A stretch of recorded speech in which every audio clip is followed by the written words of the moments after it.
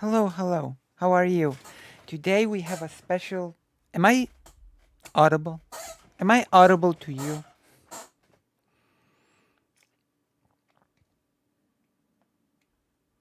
Hello, our family. Today we have a special treat. Unboxing. We're doing a special unboxing video.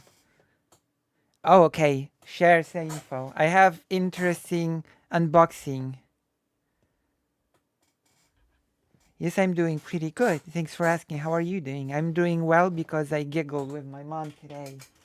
We went to a meeting which was a huge waste of time.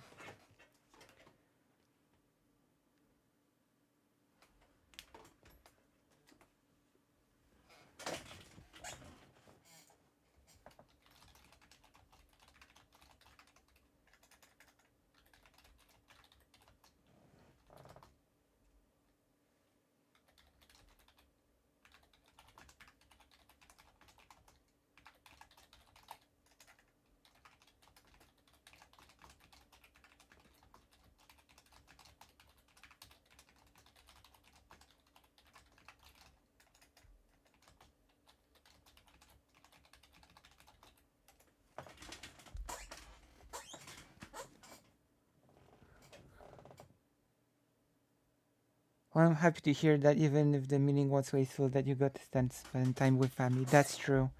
Like the meeting was about how to vote as to not waste your vote. And the answer was vote with your heart. And I was like, okay, that's nice.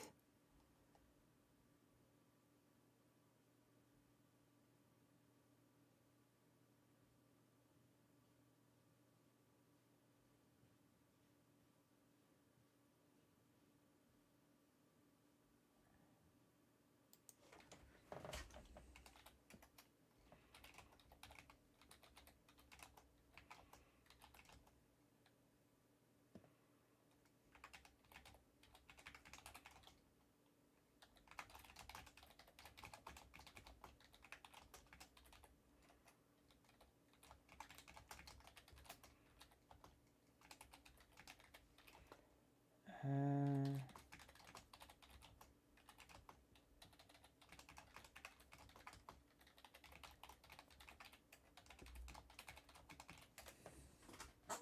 okay,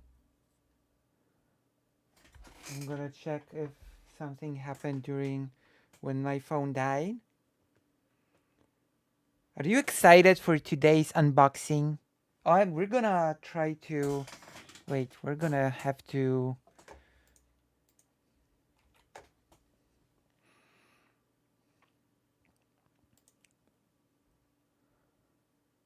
Where is the?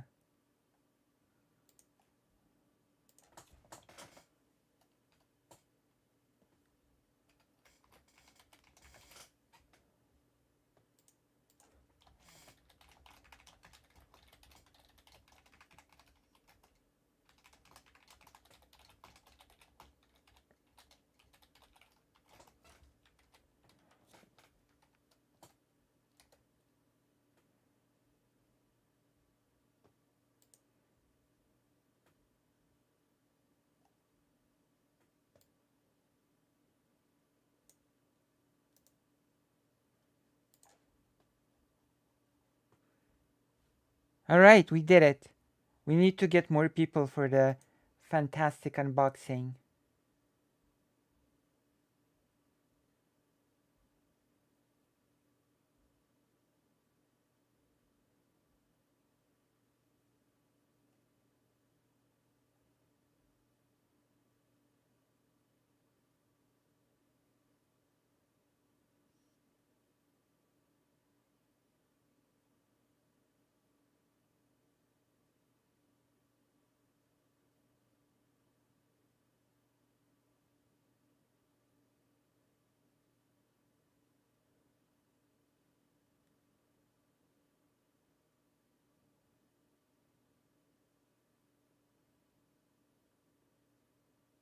All right, are you ready to begin?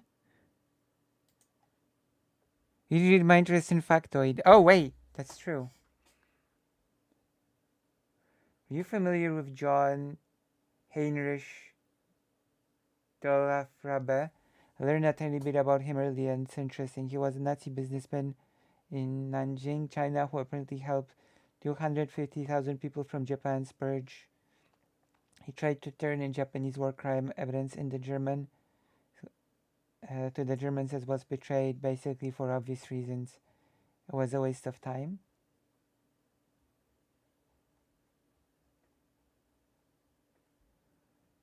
Well, I'm happy to hear that. Damn. Damn. Ever heard of the Filmosaurus language? It's recognized minority language, I think, is the term in Poland. Spoken primarily in town of Filamowice by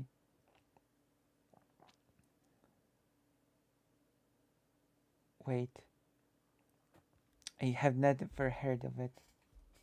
Send me a wiki link and we'll take a look. I've never heard of it. I'm a failed Polish person. Wait, I feel like a failed Polish person now.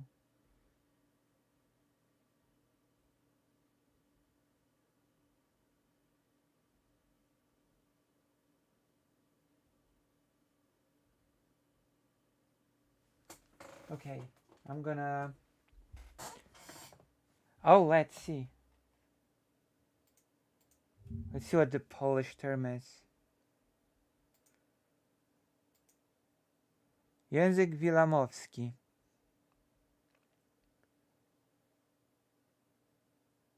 I don't know this. Okay, that makes sense.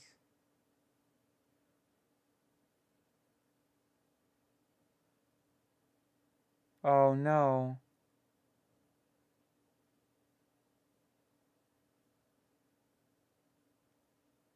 That is so sad. It's so sad to hear about languages that are just dead almost. This language is classified as seriously in danger of dying. So it's more than in danger of dying. It's seriously in danger of dying. One moment.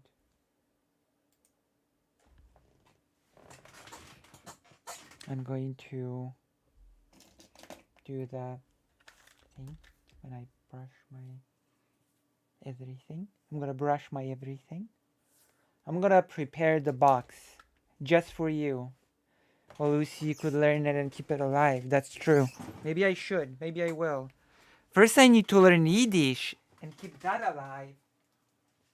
I need to learn the language of... Okay.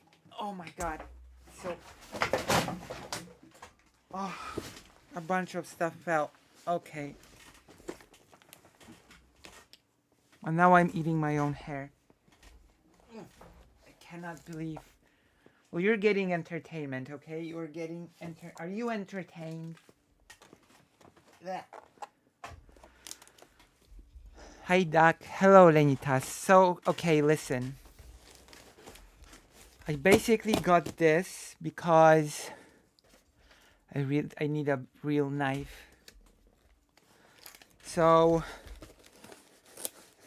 for some reason, even though my father died, he keeps being sent books. He keeps getting books post-mortem. So, we're gonna do a big...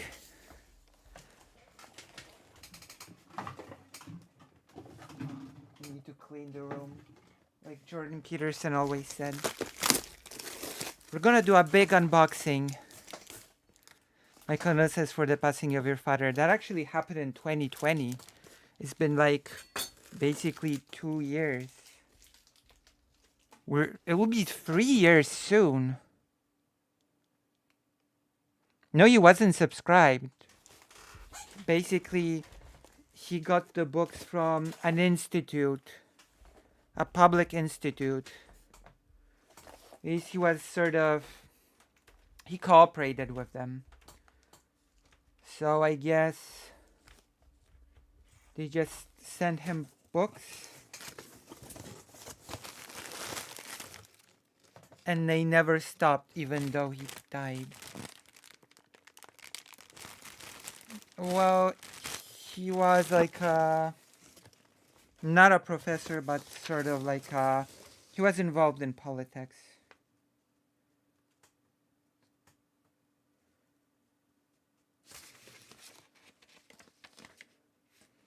Institute of National Remembrance to the Commission of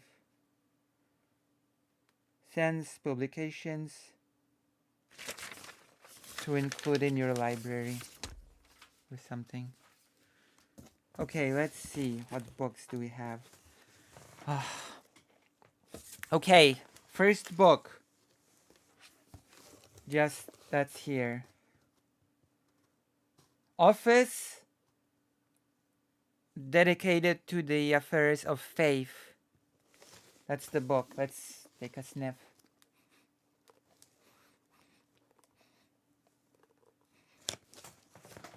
The office dedicated to the affairs of faith. We're giving to our readers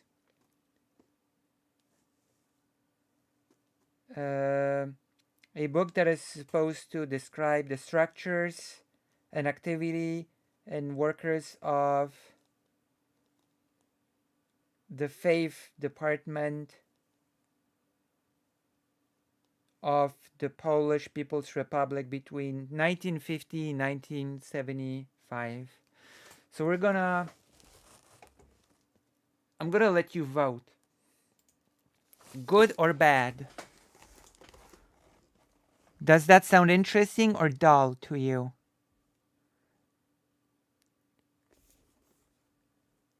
The office dedicated to the affairs of faith. Interesting or not interesting? And it's 1950, 1975. I must admit I didn't pay attention. What? Lenitas! How could you do this to me? I mean, I haven't read it yet, but I do fancy myself theology and religious history on occasion. Sounds like it could be about a lot of things. Well, it's basically how the new communist government tried to organize faith integrate faith into the government apparatus. That's basically what it's about.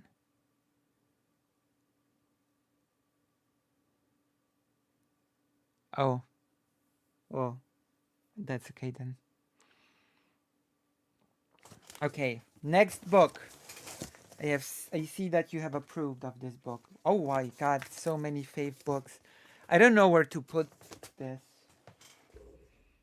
I have no space. I need to make... Oh my god, I need to clean up the room and make more space because this is getting ridiculous. I'm gonna drown. I'm gonna drown like a duck that doesn't know how to swim, and that's embarrassing. Next book.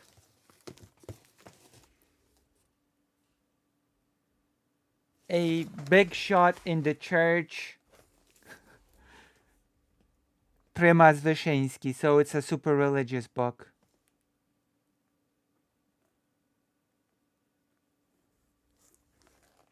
Also, we'll take a sniff. So this is another religious book.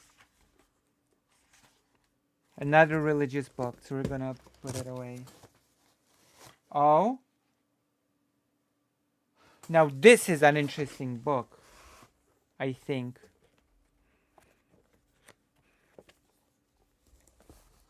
So this book is titled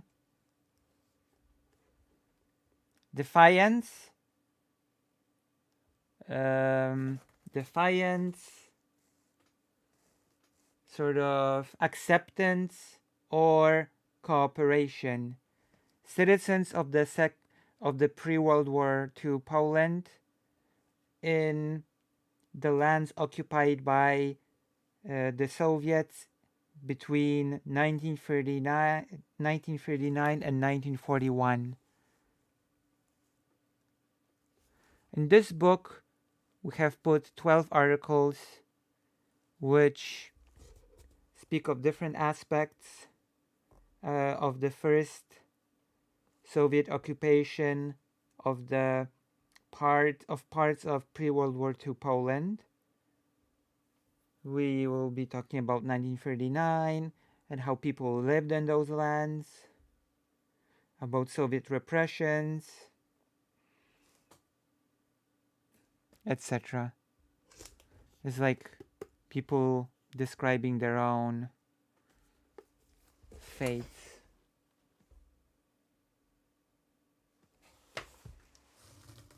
Nice?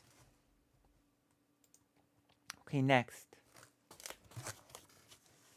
Oh.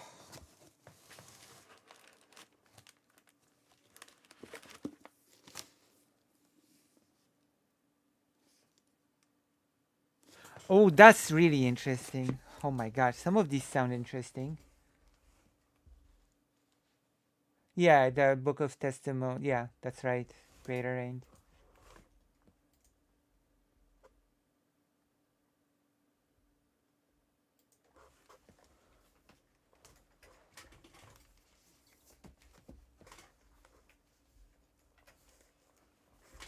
Oh my gosh.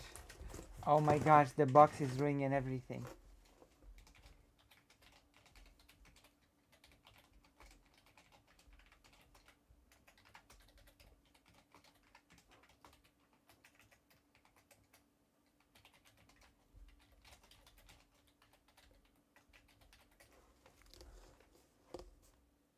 Not my thing?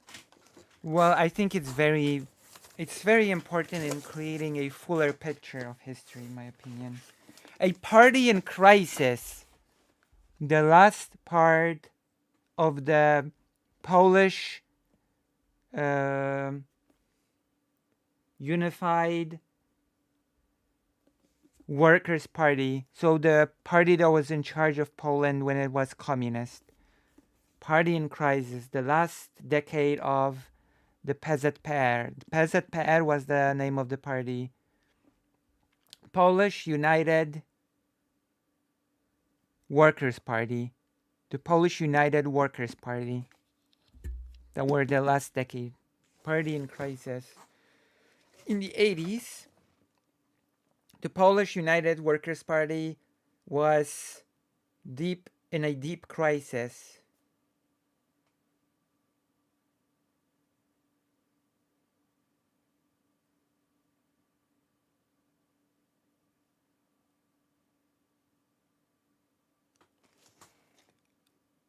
No, it was not a decent party. It was a pretty bad party. It was not good. It was not good at all. Which is why the people opposed it. And eventually led to its overthrowing. Magazines. Oh.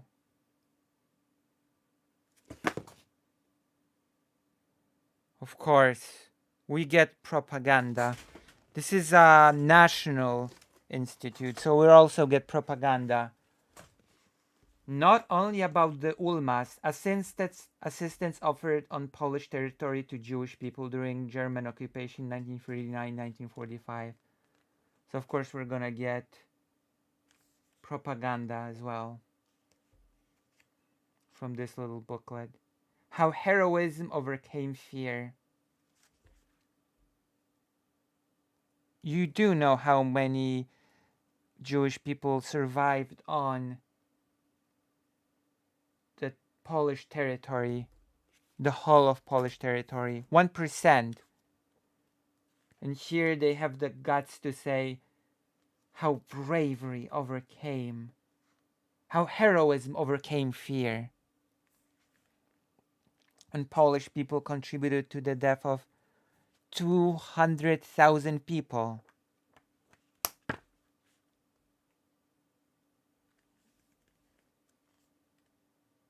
This is in English. This is meant for an international audience. Okay? This whole booklet is in English. So you know what? We might actually go through it on stream. because this is in English. This is just in English. Remembrance is a fundamental element of both Polish and Jewish national identity. It is so cringy to speak of. Oh, God. Recognition of the need to cultivate in the 21st century by Polish state institutions stems above all from the tragic experiences of World War II, namely the German and Soviet occupations. The heroic Polish people.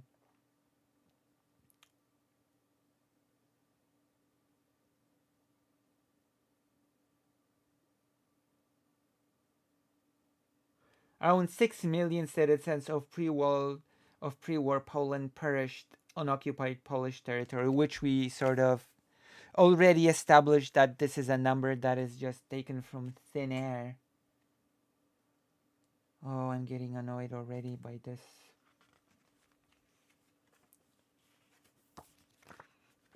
It does have a nice smell. But smell is not enough. Okay? Oh wait, there's also a Polish version of the same booklet, of course. So yeah. Amazing. Polish people trying to save Jews from the Holocaust in both an organized manner and individually.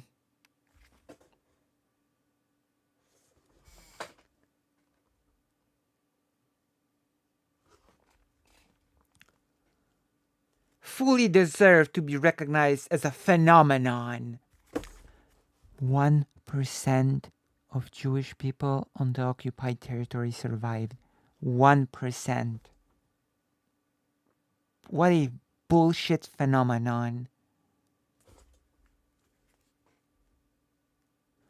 This is a part of the legacy of past generation that we Poles are proud of.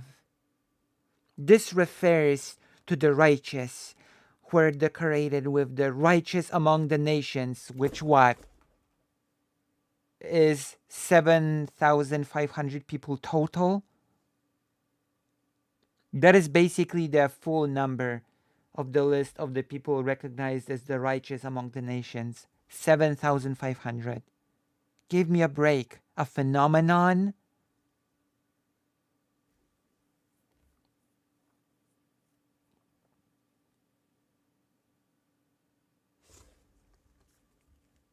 Medal, as well as to those who did not yet receive this honorary title, even though their sacrifice was just as great as that made by the recipients. Still, we can call them the Polish rescuers.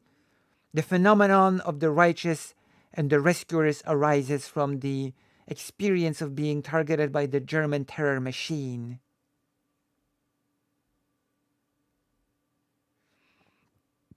Bullshit. I'm sorry. I just cannot. I just cannot with this. What's here?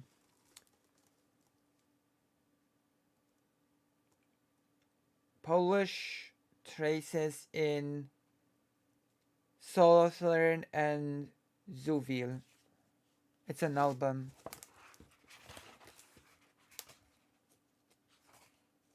This is an album. Yeah. There's an album of Polish races in a certain place. Give it a sniff.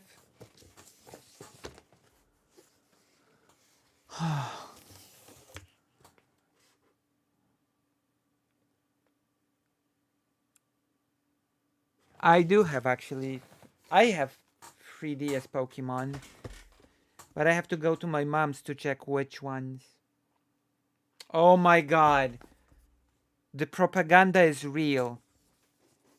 The just and their world. It's about the family that actually did save Jewish people. This is such bullshit. I mean, that particular family did deserve praise, but it's being so... It is so politicized that I just cannot. It's disgusting, actually. This is an album about them, which in itself, while interesting, is really, it just hurts that it's used for such blatant propaganda, to be quite honest. Okay. In the shadow of a sentence on a city. What is this?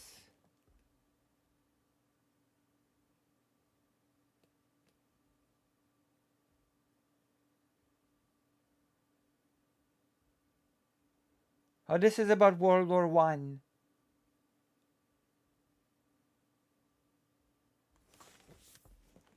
The end of World War One and Polish-Soviet War. This might be pretty interesting.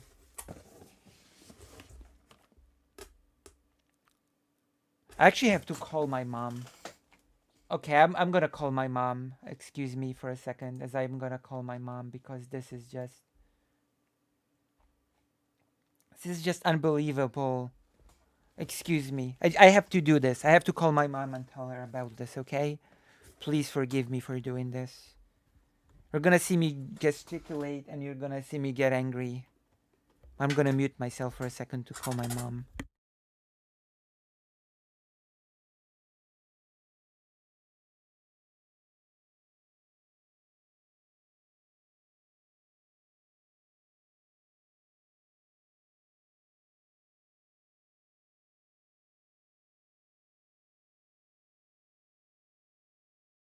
That's why I'm calling, to tell her.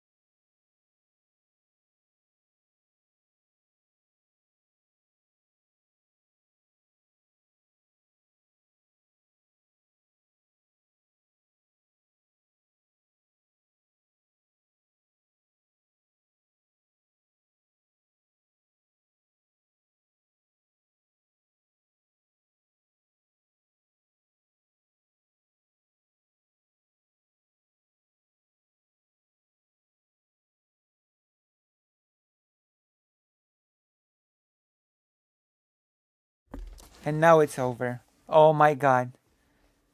My mom told that it's basically very weird megalomania. Do you agree? Is this megalomania or no? What is this?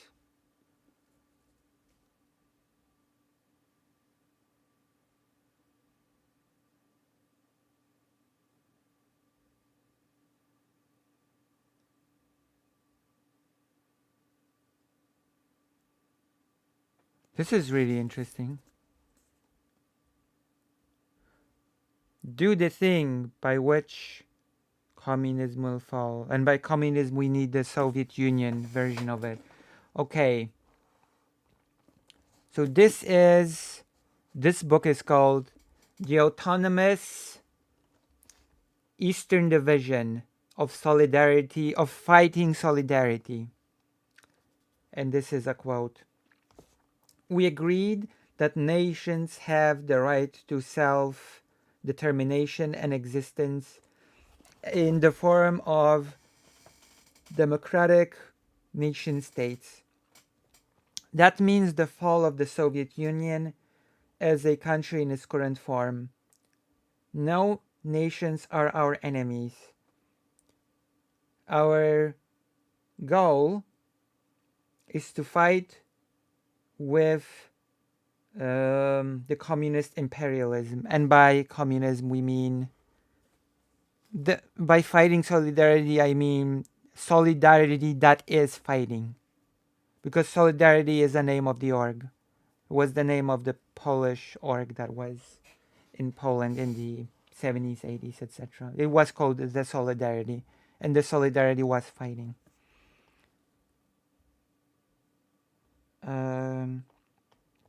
We look at things that can and should unite us in the future, and not to the things, hello Sophie, that divided us in the past. Solidarity, which fights, and also the Ukrainian main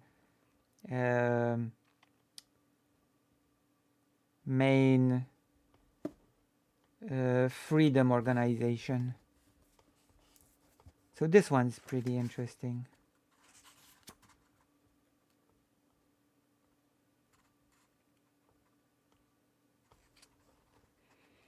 Taking a sniff, it passes the test.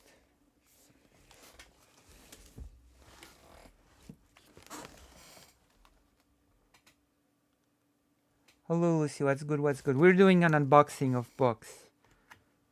We've gotten some propaganda, but we've gotten some pretty interesting books here. This is just a bulletin.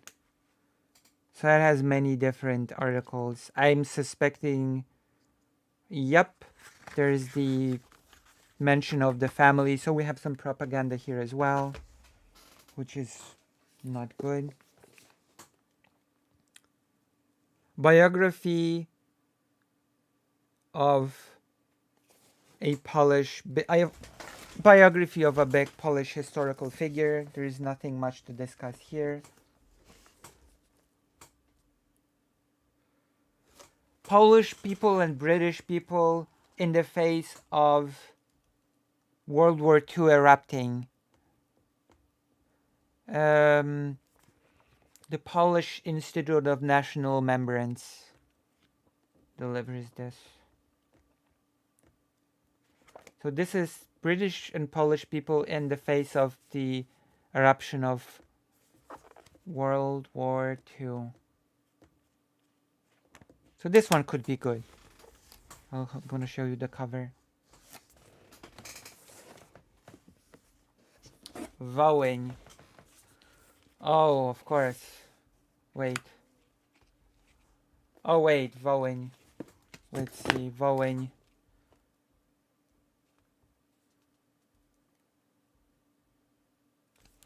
Vowing is probably about... No, this is just a bulletin. More bulletin. So that's not important. Oh!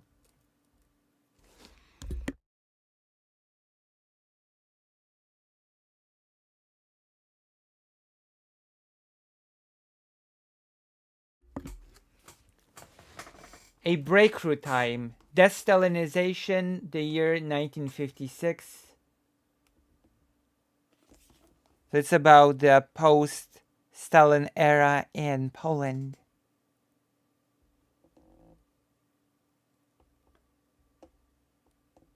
We might do a bookshelf. Right now we're doing an unboxing of a book box that I've just gotten. Okay. More propaganda. A relation of help given to Jewish people by Polish people 1939-1945, because we all know Polish people did nothing but help all the time. More books about solidarity. Yes, correct. It is a biased organization with an agenda. The Righteous and the Merciful, more books about saving?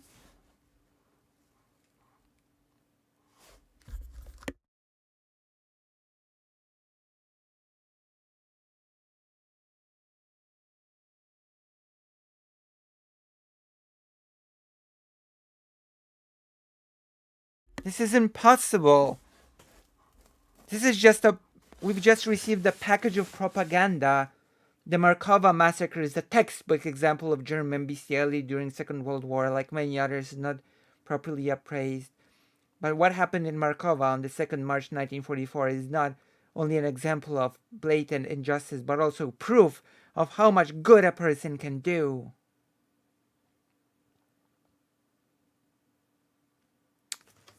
Of course. Because Polish people did nothing but help. This is about solidarity movement in the 19th, from 1980 to 1990. Well, it's not really just World War II. For example, this is the solidarity movement from 1980 to 1990. Sniff test.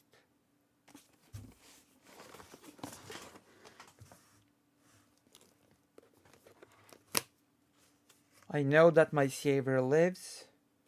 It's about a priest. 1891, 1941.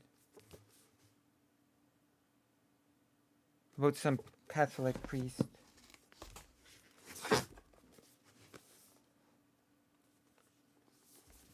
Documents of the Vowing Massacre. This is about the Vowing thing, about how the Ukrainian nationalist group murdered Polish people, which I would not be. This is actually just documents. No, this is just documents. So I guess that's pretty neutral. Although the timing feels very. The timing feels sus for the release of this. Oh my gosh, I don't know where to put the books. I'm gonna put them on the floor for now, okay? I just don't know where to put the books. Okay, they are on the floor for now. Let's see, one more. Shakespeare and Poland. The Life of Władysław Tarnowski, 1885-1951. What?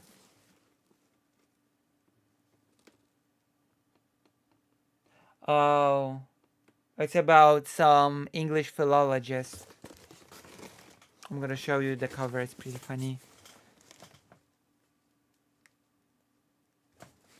Okay. We will so need to do cleaning. And the last book, a huge. This is a huge album. Like, oh my god, that's a huge album.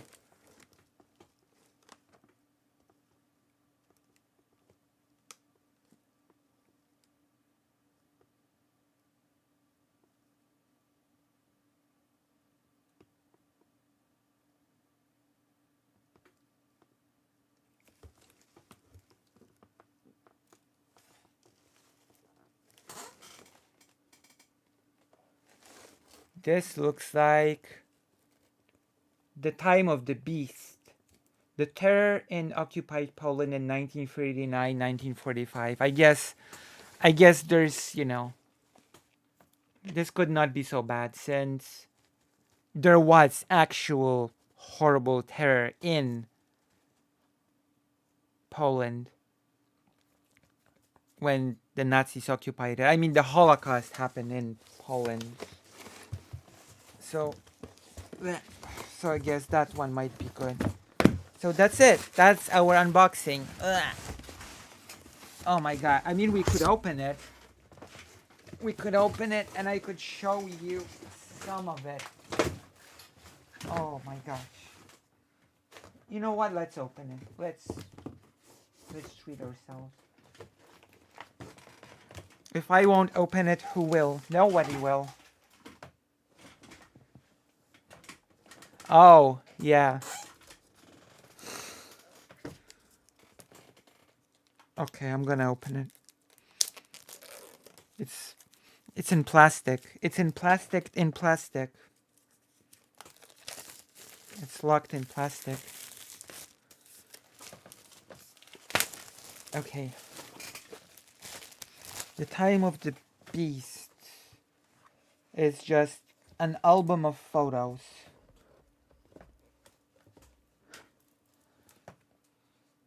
Oh, but the big nose guy is just a Polish person. So this is just photos of documents.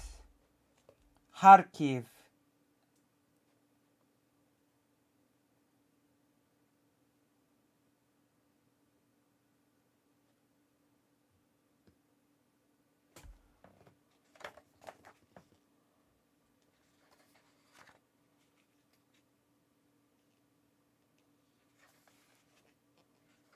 I really hate it when Polish people use the word hero because it's just so full of nationalism.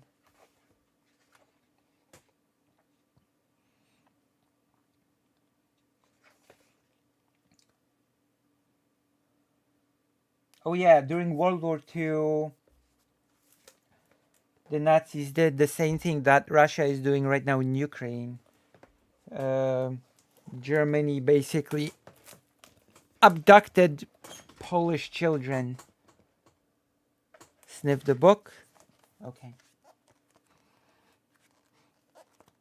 Actually, the album smells pretty nice, so I think it's. But yeah, the abduction of children. I think this album could be okay. This album could have a lot of worth.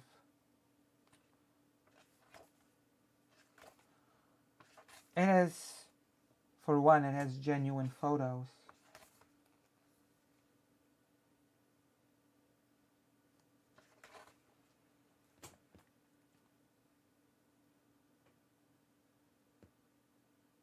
Oh my god. Starved children.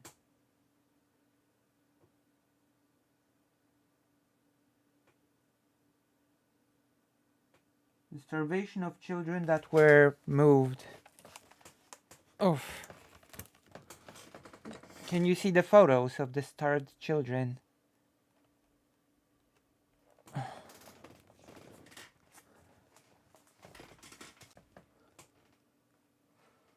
Also, it's time for my HRT. Oh my gosh. Now this is this. Oh god. This is called. I don't know how to translate this. Pumping children in Auschwitz, which means injecting children in Auschwitz.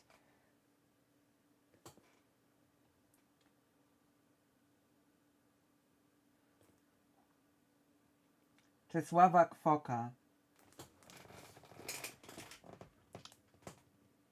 15-year-old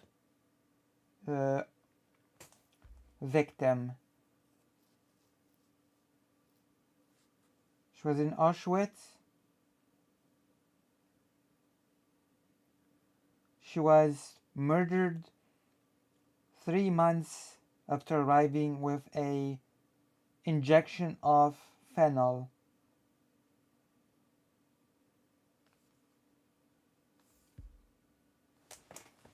Oh my goodness. We'll have to do a whole thing about this. See? Can you see it? I'm gonna see if you can see it through the OBS. Yeah, I think you can see it. The big photo is the 15-year-old girl.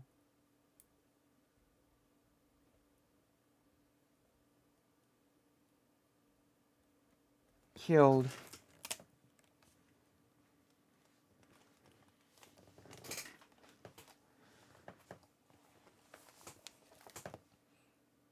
This is an album that sort of like describes the terror by the Nazis. And the medical experiments done in Auschwitz-Birkenau are very well documented.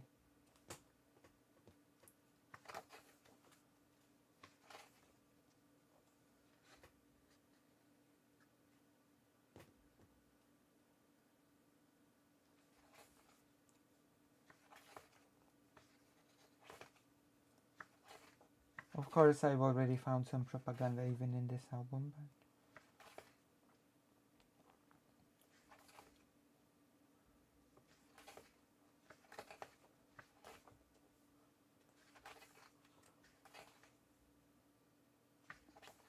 But this is, the materials themselves are worth it. The photos,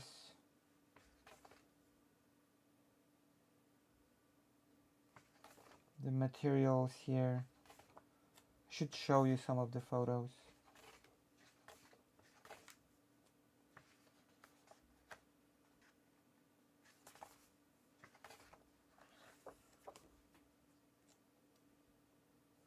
The Krakow execution. The execution in Krakow. Yeah, just proudly. Execution in Krakow. It was basically an album with photos and documents.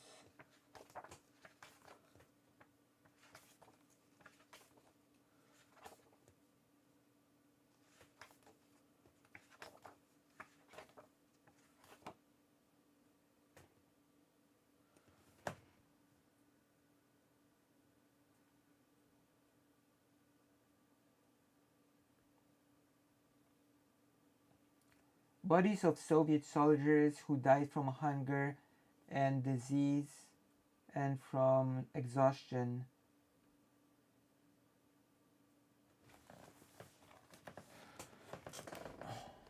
This is like the photo.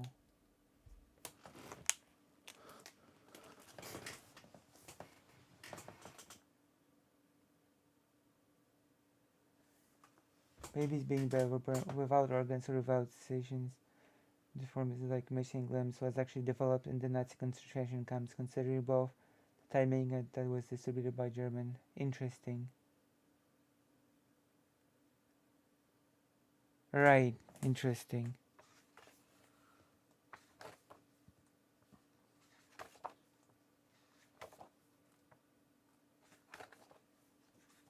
So yeah.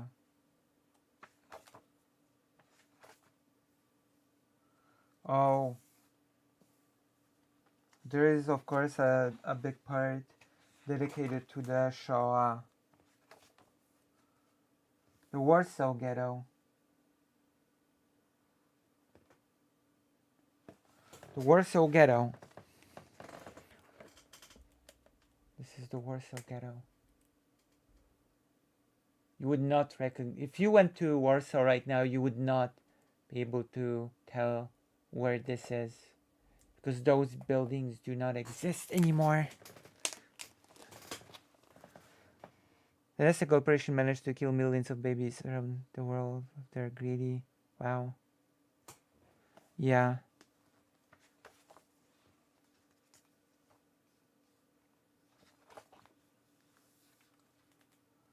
The hunger in the Warsaw Ghetto, which of course was a thing. The hunger in the Warsaw Ghetto. That's a heavy topic, as you can see.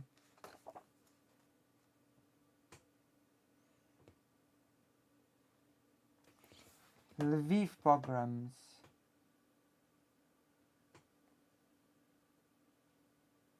The Lviv pogroms.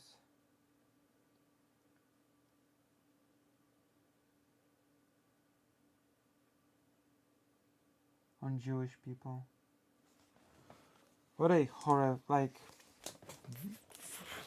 very graphic picture. Let's say like I would say that be warned of, you know, be warned. This is very graphic.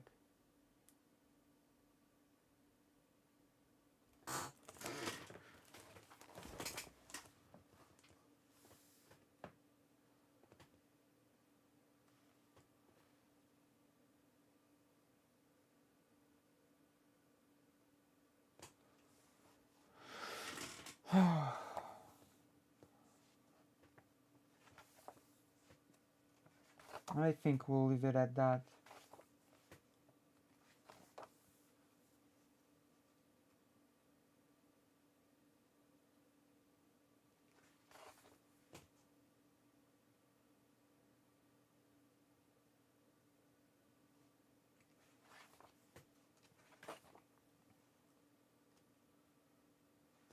We will leave it at that. What's sad is it seemed like the real guy who made the formula genuinely wanted to help families who couldn't afford wet nurses or animal milk.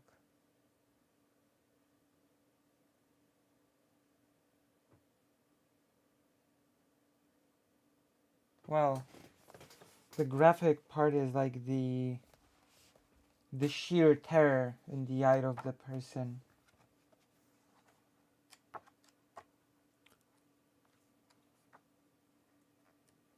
Graphicness is not just about gore. It's about depicting something really raw and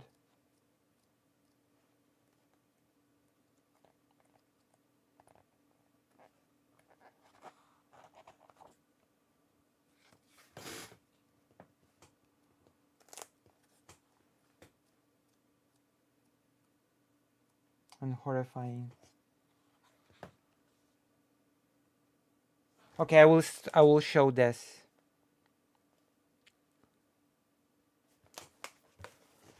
Janusz Korczak, one of the most famous people when it came to the community, the Jewish community. A person who took care of children in sort of an orphanage. Janusz Korczak, when a child laughs, the whole world laughs. This is like the famous person. The famous person. That's him. And I'm going to read about him a bit. I'm going to translate.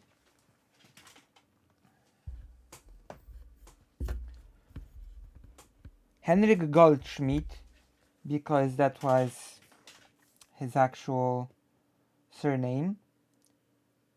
He was a very known pedagogue in Poland and writer. He wrote many famous books for children. He created an original work system. He created a very original educational system for children. He worked to broaden children's rights. So he fought for the expansion of children's rights. He popularized his ideas by using publication and short discussions in the Polish radio. He came from a Jewish family, but identified as both Jewish and Polish.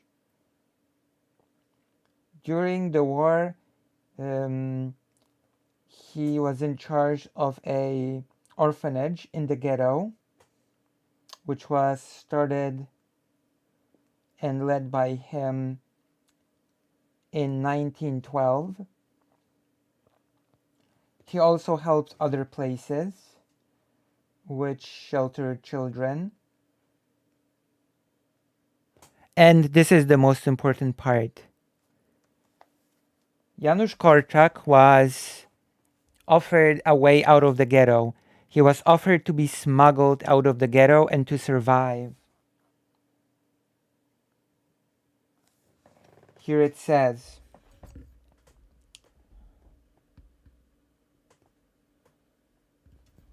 he did not use the opportunity to escape the ghetto, which his Polish friends organized for him, to go to the Aryan side of Warsaw. And along with his co-workers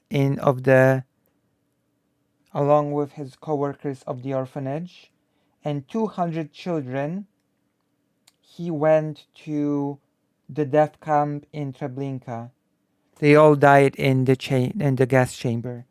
He did not take the opportunity to run to safety, to go to the Aryan side, because he refused to abandon the children that he was in charge of.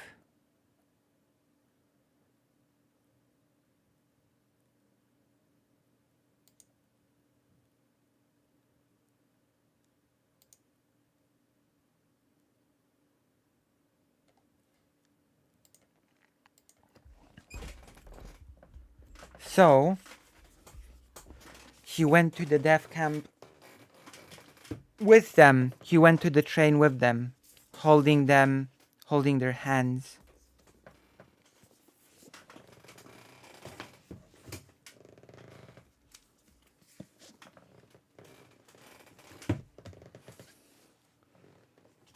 A very famous historical figure when it comes to humanity.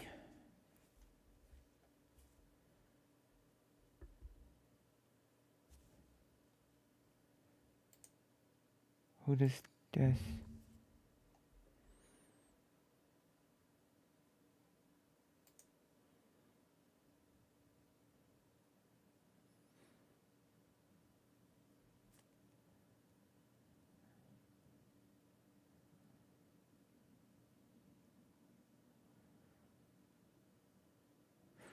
Oh, some brain dead idiot. Why am I not surprised? Oh, history thou without censorship. Idiot's entry to history. What else do we got here?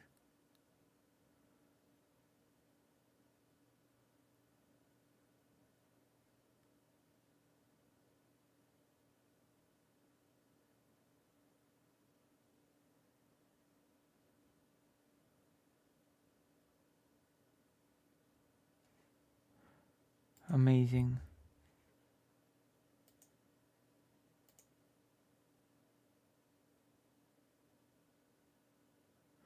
That's true. But we're all also capable of good. By the same token, we're also all capable of good. So there's that. There's also that.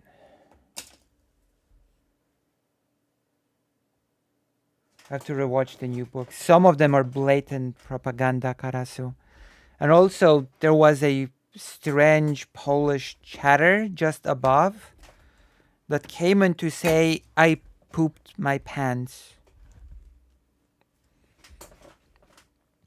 Which basically means that they mocked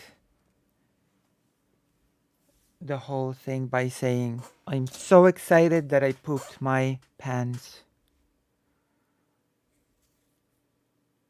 Very bizarre. But if people like doing stuff like that, then that's their prerogative, I guess. It is pretty weird. It's pretty weird timing to write something like this when discussing people like Janusz Korczak, by the way. The person that refused to go to safety from the ghetto because he decided to accompany the children to the death camp.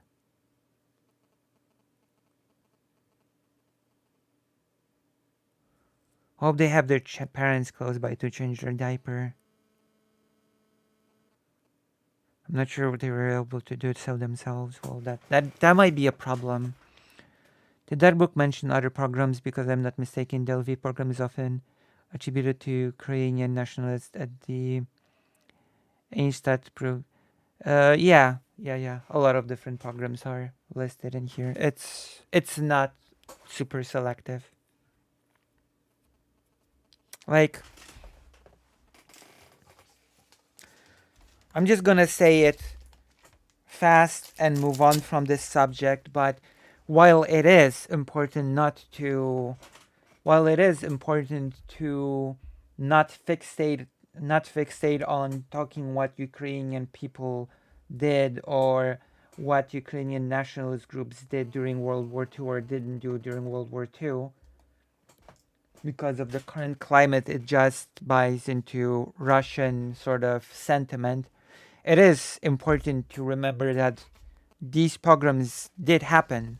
There were nationalist Ukrainian groups that did do those pogroms, you know? But it just cannot be used to judge Ukrainian society today. That's the important part. It no.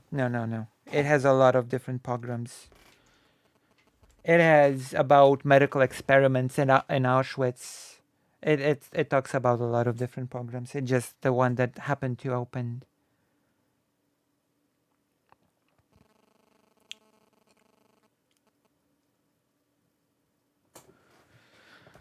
Also have to understand the scales too.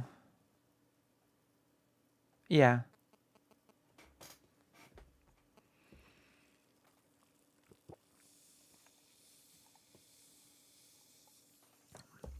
Like, I'm all for discussing these historical events. What I'm not for is discussing those historical events as an argument on whether or not Ukraine should be currently supported or not. You know?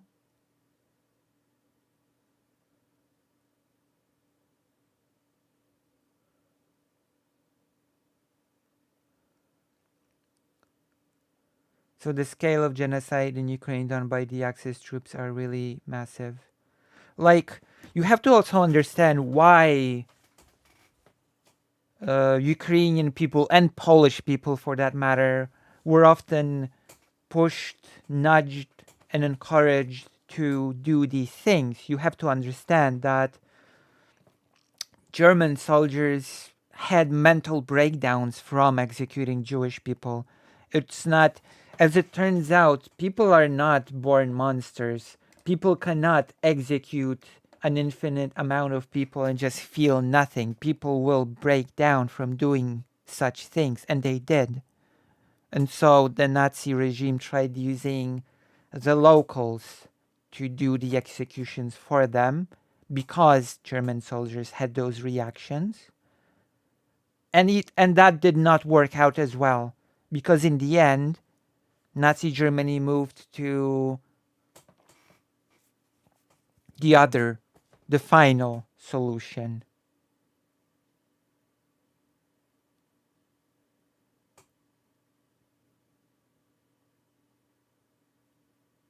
Yeah, of course. Yeah, of course. Of course they were. Yeah, of course. Naturally. I mean, naturally is a very weird word to say here, but like, for example, um,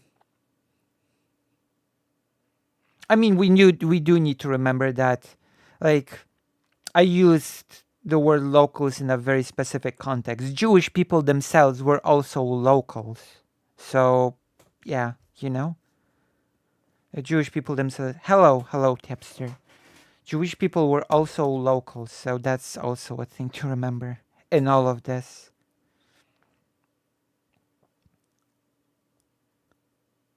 Yeah, had to try and depersonalize the killing by doing it in camps and gas chambers so people couldn't see the people in pain, terrified, clutching their children. Yeah. Well, pogroms are different than genocide. Pogroms are a bit different than genocide, though.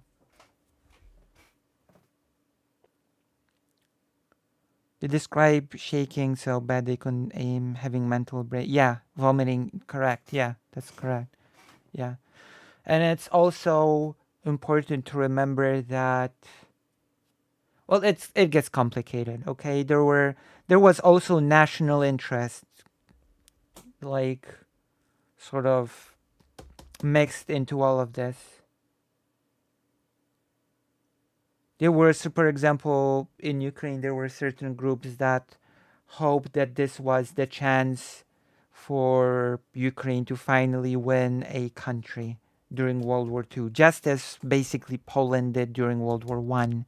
There could be a repeat of history, but this time it's Ukraine's chance to win freedom. That's one. That's also one aspect of this whole thing. What does your pin say? It says, "I love Yiddish." I love Yiddish. It says Yiddish here. In fact, at least that is what we were taught by my history teacher in high school. In fact, one of the reasons that is what the historian speculated in my high school. One of the reasons why Nazis lost so bad while invading the USSR is that they did not take advantage of the fact that actually there were Ukrainian groups that could have been potential allies, but Nazis instead just chose to kill them because they saw them as subhuman, which meant that potentially Nazi soldiers would have had local support, which would have made a huge difference, basically. And history would have went arguably in a lot worse direction. Yiddish, yeah, the best language that I will have to learn. Some did turn down the demand to do firing line and were ashamed. And there were actually groups of people that were also planning to do a rebellion in the death camps themselves. There were people who were like, there are letters that survived of people that were saying that they cannot take it anymore, and they were trying, like, planning on a rebellion themselves. Not just the captives, but even also the some of the people that kept them in captivity. Damn. This became a whole discussion.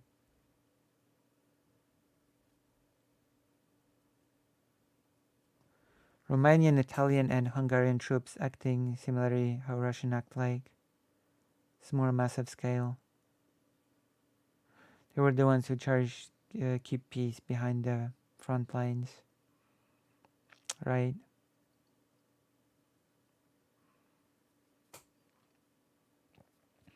It was a very tough time.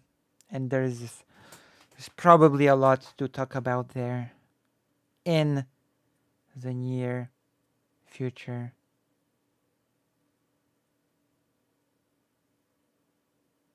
Yeah, I can get on board with the sympathy, but my family was killed, so I'm not exactly. Yeah. Members of my family died in the ghetto and ended up in the. They are in the mass grave in the Jewish cemetery. An unmarked grave where a lot of people are.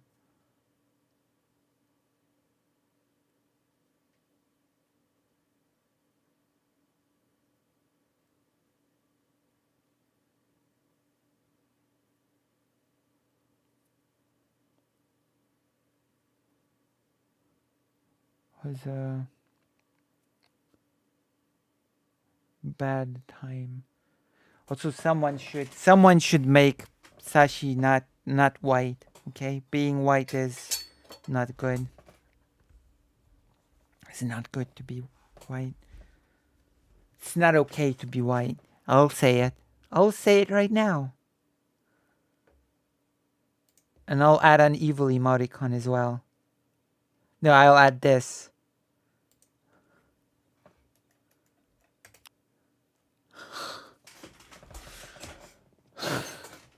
There we go. I said it. I said the thing. Now we move to the next part of our stream, which is, what does the title say actually? The unboxing has been long. Marxism-Leninism is cringe. We binge. Yeah, we're gonna now binge the whole thing with you know who. You know who we're gonna binge. Do you know a person called Benny? Is it Benny? Am I not saying the name of the person? It's Benny, isn't it? Let's go to the React thing. We're gonna turn on Warcraft because without Warcraft, I'm not sure if I'm gonna be able to go through this. Oh boy, where do we even begin? The famous person that left the Young Turks. And since then, a lot of things came out, I guess.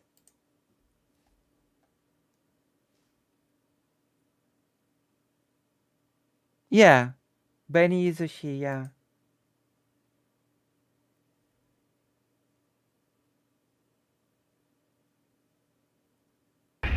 Oh, Barry! Thank you. Oh, Oh my Barry! gosh, thank you, thank you. Greater and for the tier 1 sub for. I'm a sucker for the channel this month. Here's some money. Thank you.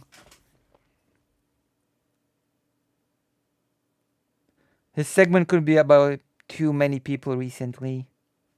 Well, we're gonna jump into it.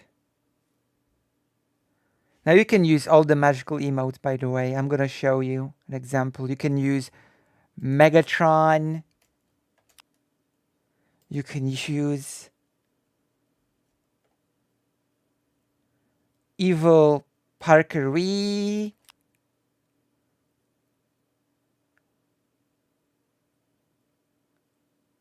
Really could. So many MOs came out of the woodwork lately. I know. You can use Embarrassed President, Zelensky Cringe, which I want to use for Poland a lot lately. I want to use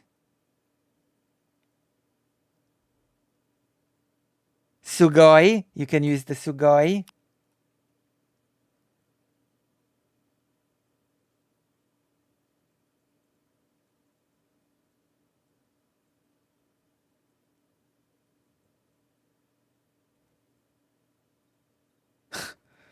Theoretically. And of course, you can use the Smirk by the Elf. Alright, let's go. Let's start with turning on Warcraft.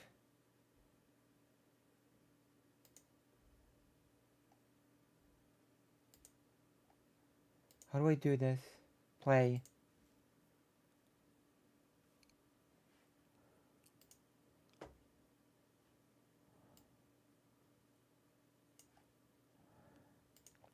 I guess we're gonna start from the beginning.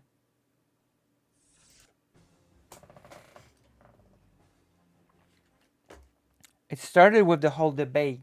I want to see the debate with Charlie Kirk. That was apparently really bad.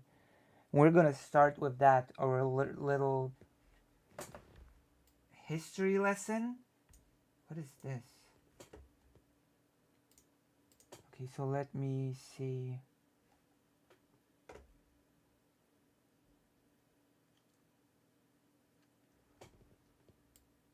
Warcraft should be on.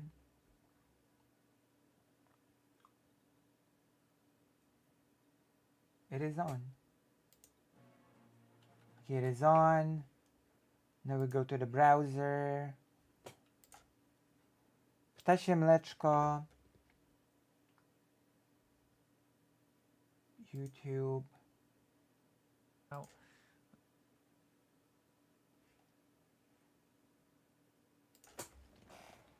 Benny. Charlie Kirk. Was there a milkshake? What does it mean, Lucy? Are you bringing all the boys in the yard? What? Why? What milkshake? What? Do you mean an emote or is there a what? I think it's a. I think the milkshake is a thing that's just present in all the. It's just a default for the page, I think.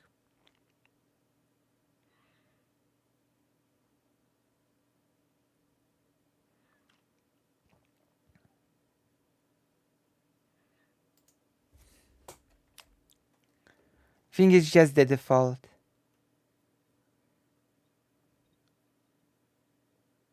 I've heard the song. Of course, I've heard the song. I'm just answering why the emote is in the page. Oh my gosh, gigglers. Okay.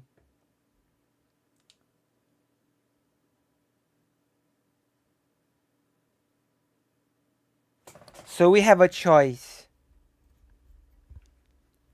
Whose coverage shall we be watching of this horrible thing? Dylan's, Heffel's, or Vosh's?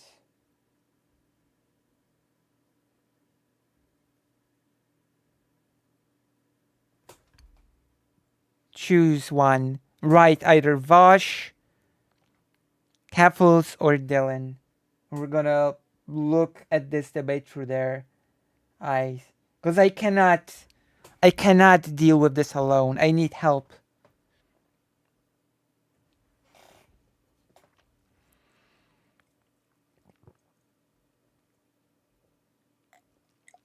Dylan.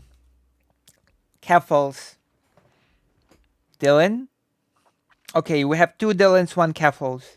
Vote. Vote harder. Elections matter on this page. I dislike Dylan's, I don't know, his mannerism or something. But that's unfortunate because we'll be talking to Dylan on Tuesday. That's right. It's already, it's happening. We're gonna be talking to Dylan on Tuesday.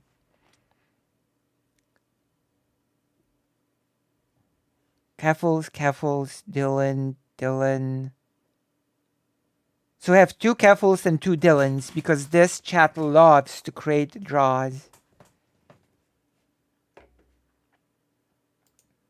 But yes, we're gonna be talking to Dylan on Tuesday. Maryland represent.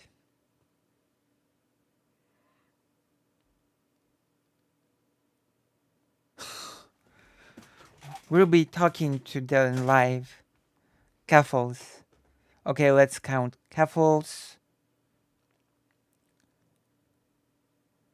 That's right. We'll be talking about Polish politics with Dylan on Tuesday. What are we unboxing? Books. But the unboxing is already over. We've unboxed all the books. We unboxed a package full of books. Some of it was propaganda cringe. Wait, we got a vote from Nerodia. Where? No, everybody just gets 1 vote. Dylan gets my vote. I've already seen Keffels. Okay, we need to we need to count. Keffels. Keffels.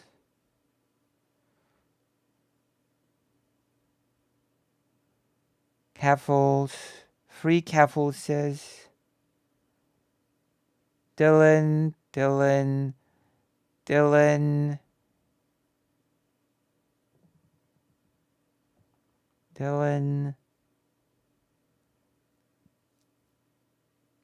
Dylan.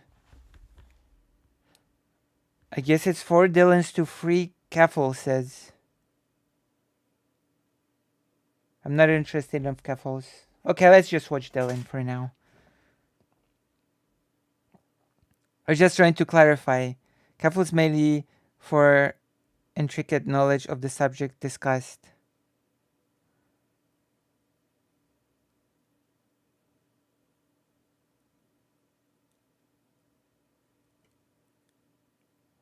God, are we gonna have to watch both?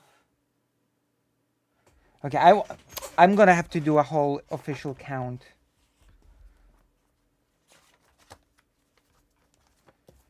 Oh my god. I have some knowledge on the topic, by the way, while we're at it. I think Kefel's expertise is more on China than on the USSR. Okay, let's me start from the get-go. Dylan. Yeah, I'm doing a very weird type of... It's not a Ukraine thing. It's a debate that a person had with Charlie Kirk. And we're deciding on whose coverage are we going with. Alright, I have Dylan with Lucy's commentary. Okay, well, let's go from the top. Yeah, false. Dylan. False.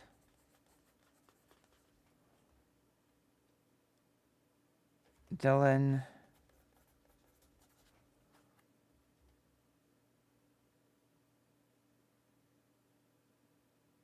False.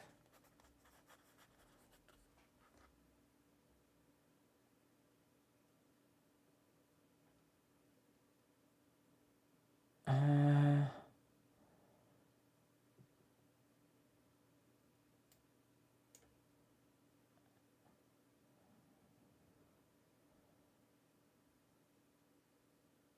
uh,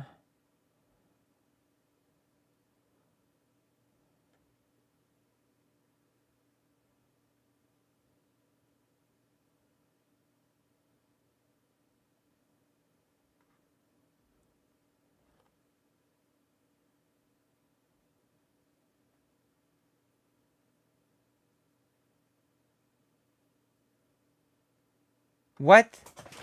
I'm not gonna debate Dylan. Listen. Dylan is nice to me. I cannot debate Dylan. I've been charmed. Okay, Dylan wins. I've been charmed by Dylan, so I cannot debate. I've been called pretty. And after the sadness of yesterday, being called pretty was like, oh yes, speaking of pretty, I have to take the HRT. At least I want to turn ugly again. HRT and then we'll start the thing. I cannot believe I've been called pretty. Can you believe this? I never expected this. I've never expected such a twist in this story. Boom. Dylan! I've been called pretty by Dylan. And I was like, that's impossible. That's not possible. That's right. The boo balls. Gold-plated fedora. Fedoras are for debating atheism anyway. Or no. Okay. Okay, now we're ready. Let's begin. Charlie Kirk's mind-numbing debate with Benny Carollo? Is it Carollo or Carollo? Okay, before we start, chat, tell me, Benny Carollo or Benny Carollo? Which one's correct? I don't know. Part of me wants to read it as Benny Carollo. You know? It's like in Castellano and not Castellano. I'm trying to read it as if it was like Spanish, Castellano.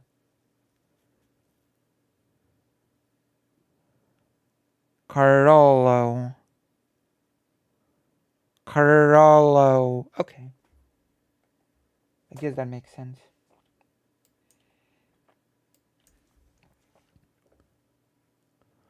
Okay, we're ready.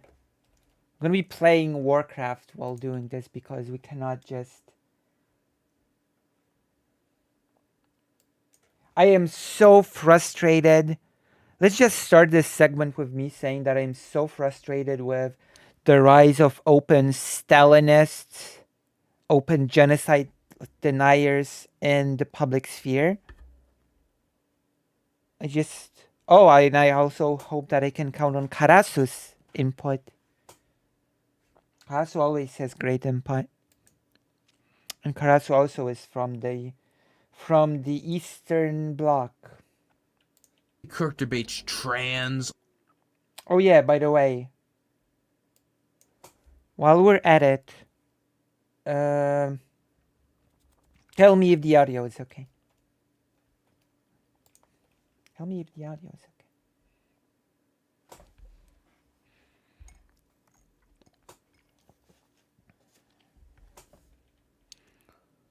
Hello, flops. Hello. I hope there won't be any flops on the stream. But got him. Okay, let's go. Tell me if the audio is okay. I hope it's okay. I'm gonna make it loud. As loud as I can. Yeah, it's Charlie Kirk versus the person that left the Young Turks. That turned out to be a full-on genocide denier. Charlie Kirk debates trans Marxist. Trans Marxist. Got both buzzwords. Apparently, Charlie Kirk paid $3,000 to come and debate him. That type of stuff concerns me. Not because I'm against taking money in that type of situation ever. But if Charlie Kirk is paying you to come on his show, that's because he thinks he can get something out of you. They're not going to pay you money unless they think they can get something out of you. Know what I mean?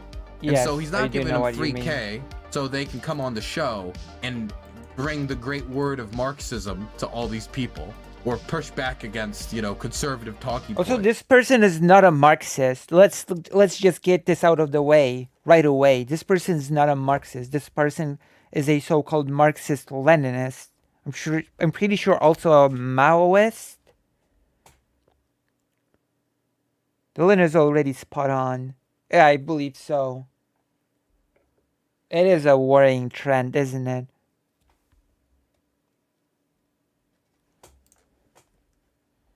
Charlie Kirk debates trans Marxist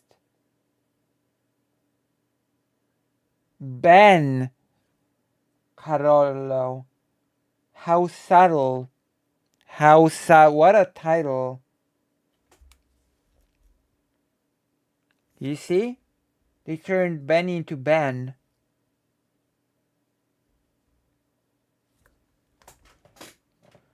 I didn't even notice this before. Marxist-Leninist Maoist with anti-the Young Turks characteristics. I didn't notice that before.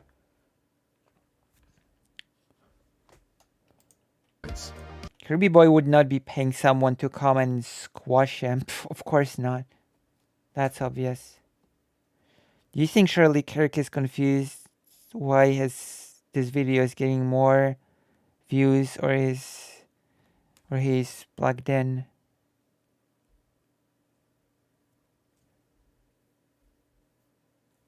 Do Charlie Kirk's views not get many video views? I'm not sure about that.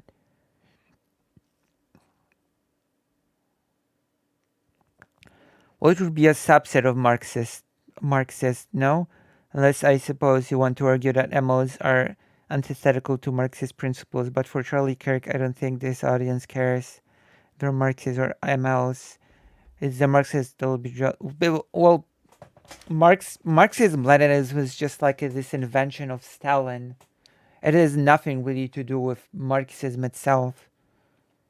And Marxism-Leninism is supposedly focusing on the Lenin part because Stalin really wanted to capitalize on how much Lenin was respected and liked. And so if he could sort of attach anything he did to a label of it being Leninist, then he could sort of, gain popularity for it. Like there was a lot of this thinking around the whole term Leninism.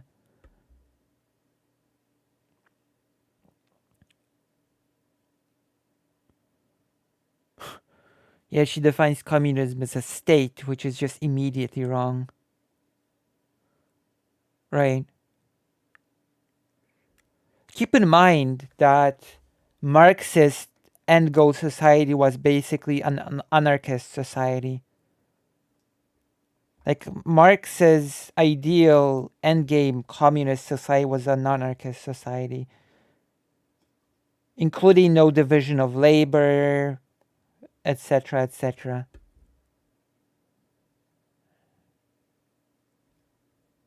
You know? They're bringing them on the show so they can make a fool of themselves, or Charlie can make a fool of them. That's the reason they're bringing them on. And so if you're going to an environment where they're paying you, you have to be really prepared. And from what I've heard about this debate, she was not prepared. She was not prepared at all. But That's I will true. be the judge of that, and we will watch it.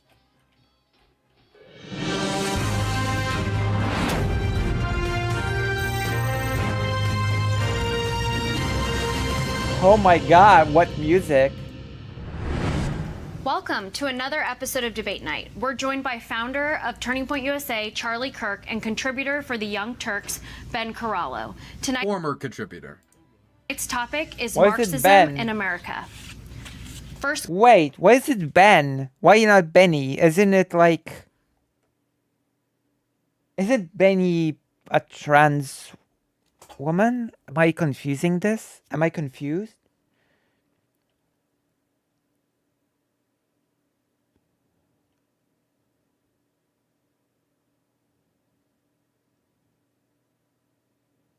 Prior? Okay. Interesting.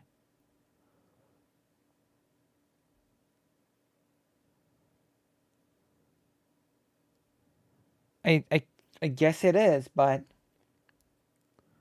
What, did it just surface now? Did people not know about it before? We have the right video, yeah.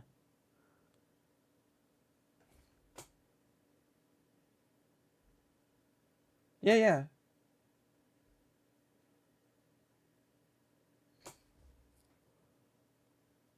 Couple sounder. question. Is it a former? I know they used to work for the Young Turks, but I don't think they work for the Young Turks anymore. Yeah, they don't. Ben, please provide your best definition of Marxism and what you believe about the topic at hand. Yeah, most definitely. So it is former, got it. See, when it comes to Marxism, a lot of people have a misunderstanding and think that it's about particular policies. But the reality is that it centers on the role of the state. The belief that the state is an institution that exists to suppress the interests of one class or another, right? Either under capitalism, that it would be the dictatorship of capital, where capital is suppress the Well, interests... not exactly. It's not about the state wanting to repress one class or the other. It's about the sort of never-ending... God, what's the word? I need my book, Homo Politicus, for this. It's like the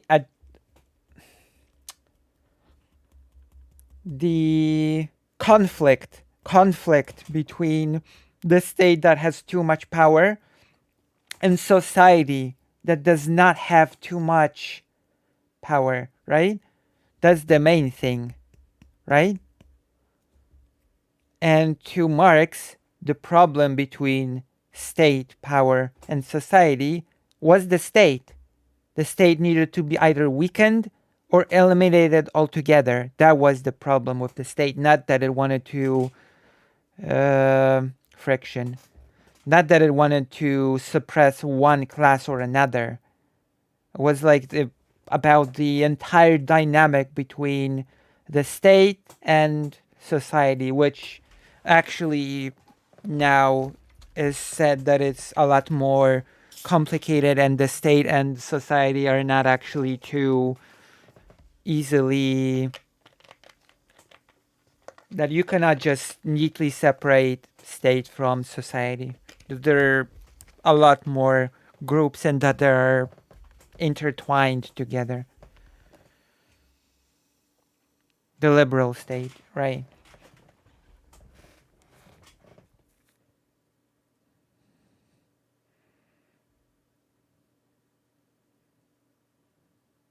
Yeah, but the class sort of struggle.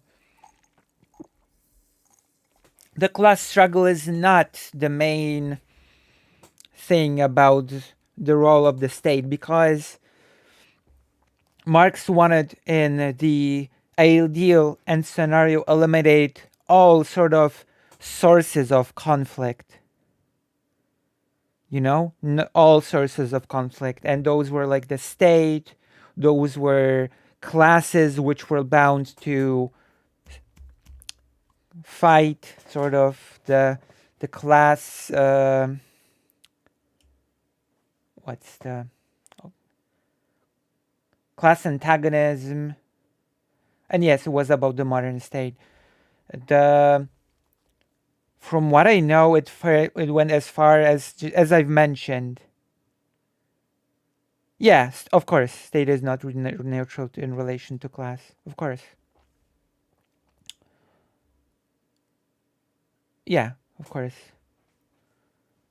And even as things like the division of labor, you know, that in I'm trying to paraphrase this, that in ideal society that would come to be, everything would be sort of worked through society, which would allow a person to fish in the morning, criticize someone who writing in the evening, and cook in the late evening, which would not make them a fisher or a writer critic or a cook in particular, but they would be able to relearn and do those roles as they see fit, if that makes sense.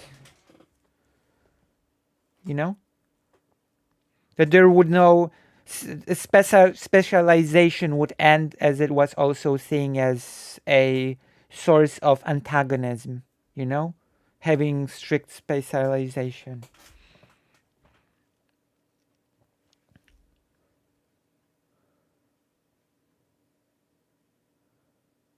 Right. Yeah. That a person could just retrain themselves to do what they wanted to do at the time.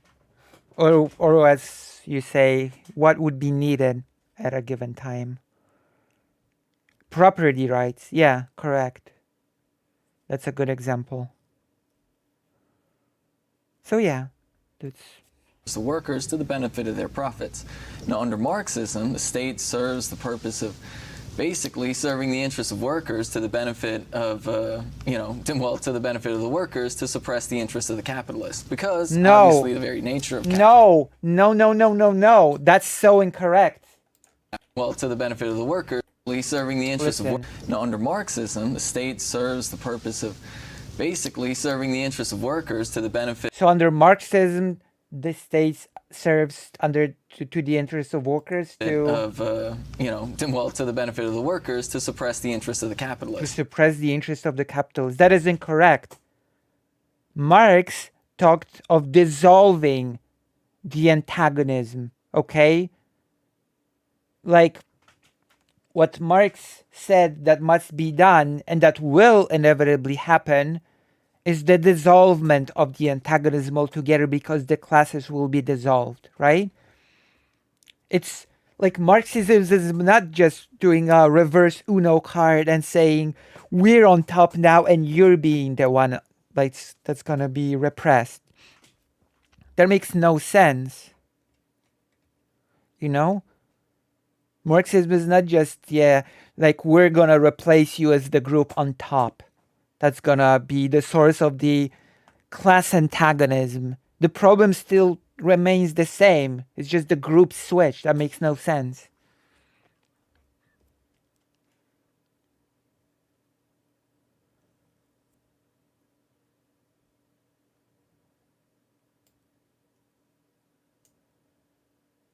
Like,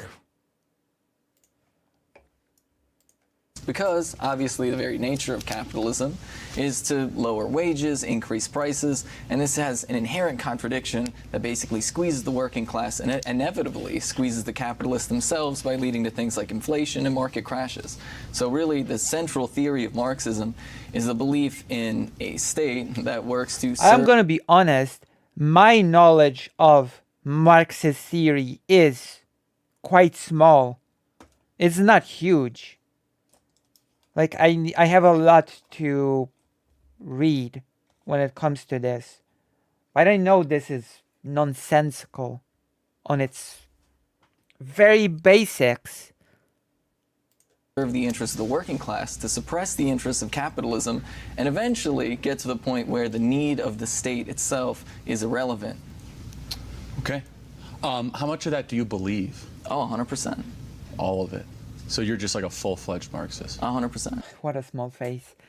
I mean, the better question would be if that was like a better conversation with a better person. Not how much of this do you believe, but how much of this do you actually understand? This is going to be awful, isn't it? So everything Marx wrote? I mean, not necessarily every single word. for word. Does Charlie Kirk even know what Marx wrote and what he didn't wrote? What a strange question.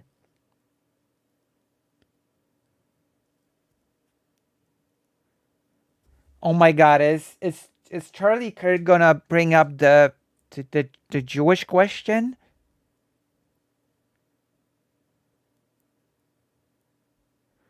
She likes this definition because it fits with Marxism-Leninism.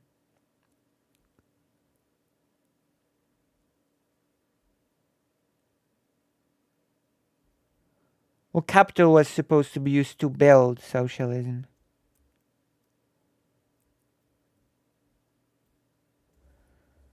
You know that one of the famous works written by Marx and Engels was, they wrote several pieces about Poland and how Polish independence is crucial to international revolution. Did you know that? Did you know that about Marx? I bet none of you read this part of theory. Just Especially Marxist-Leninists.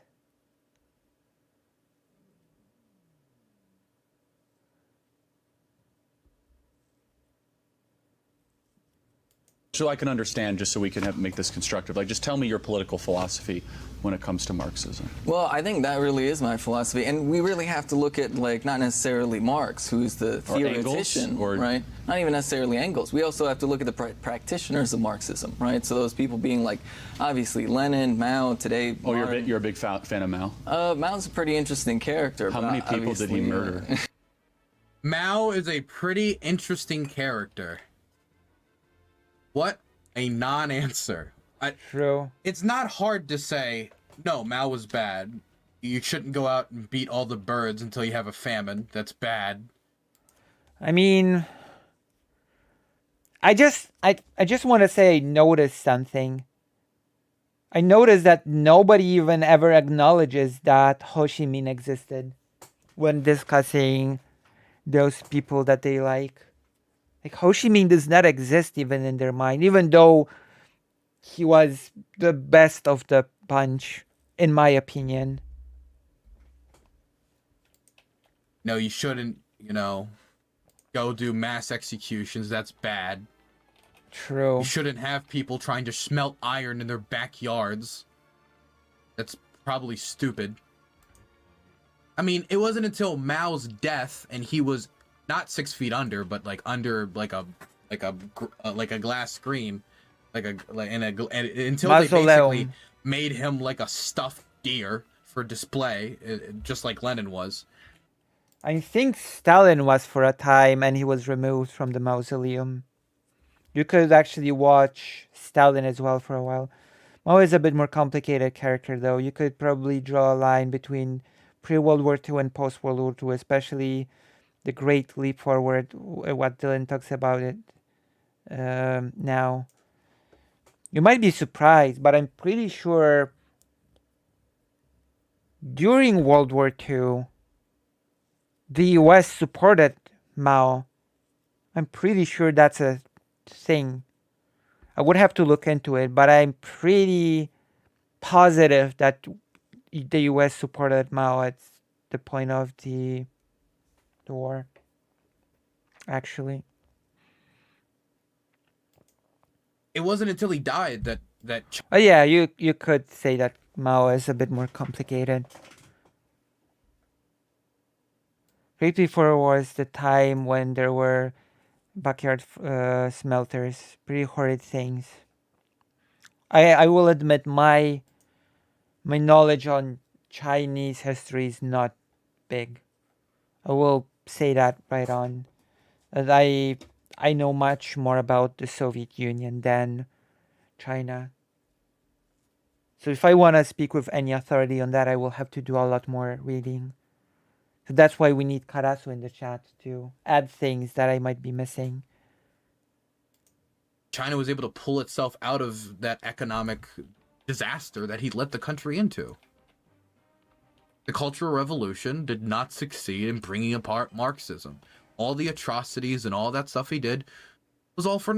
I know that the Cultural Revolution was a pretty bad thing.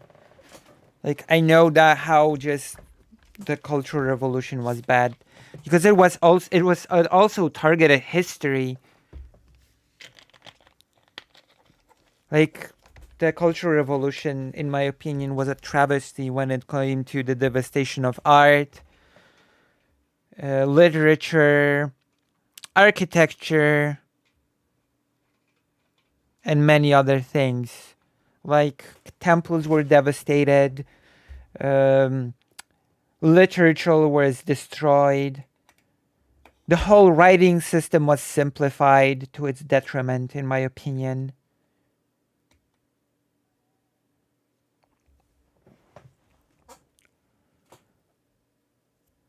Also, there's a movie Chinese that was worth watching, Qin, like Emperor and the Assassin.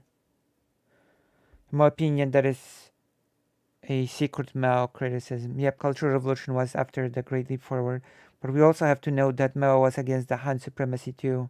So unlike today's China, where there is an explicit Han preference, Mao was not that. Yeah, but a lot of destruction of history happened under the Cultural Revolution, in my opinion.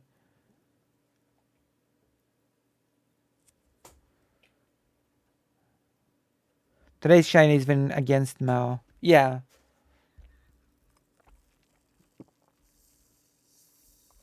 I mean, today's China is basically capitalist at this point. So, I mean, I guess, of course, they would go against them.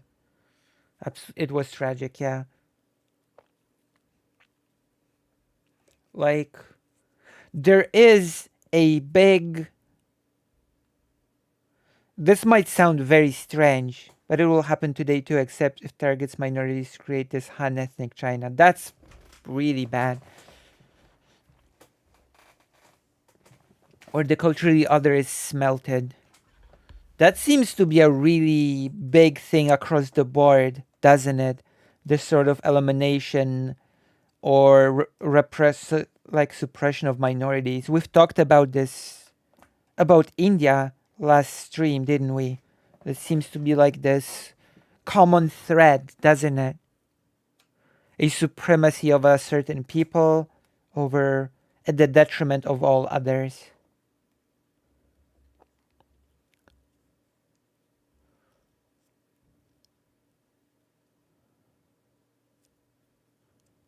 And there we will see people that will say that, but it's good for us, whatever actually the us means.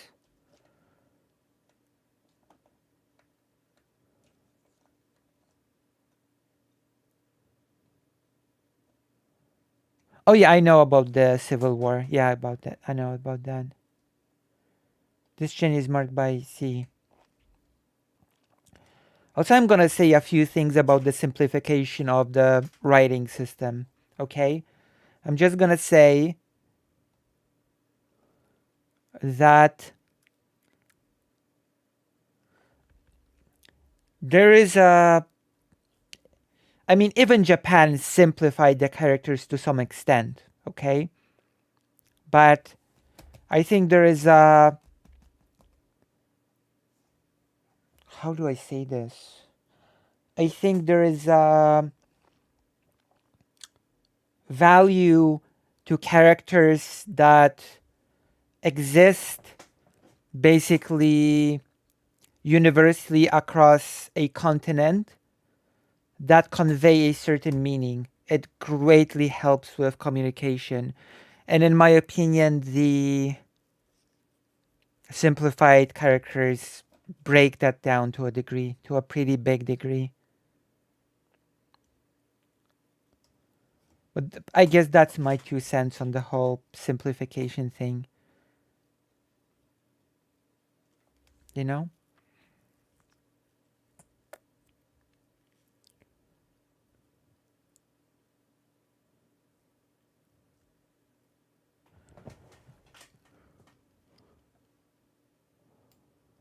Was not a universally bad move. Well, I'm not. I'm really not so sure about that.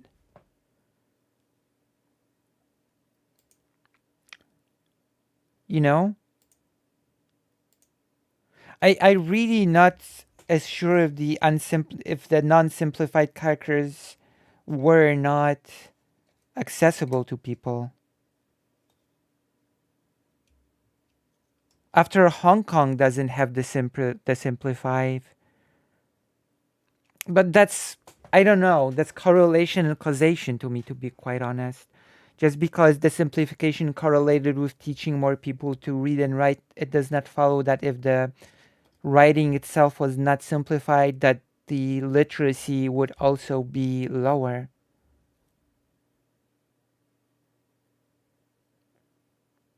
Like, after all, Hong Kong has the non-simplified characters.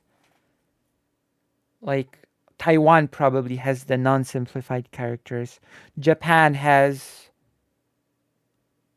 a much less simplified characters.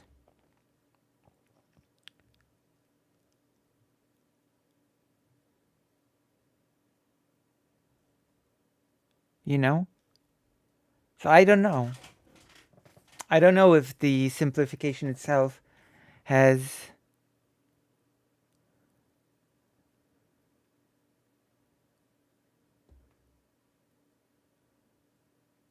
and keep in mind when I say simplified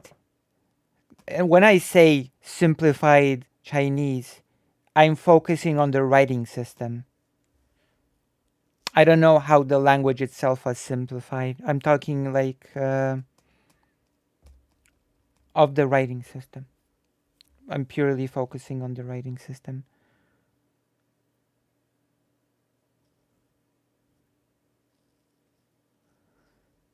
Well, hiragana is sort of like a complementary thing to kanji.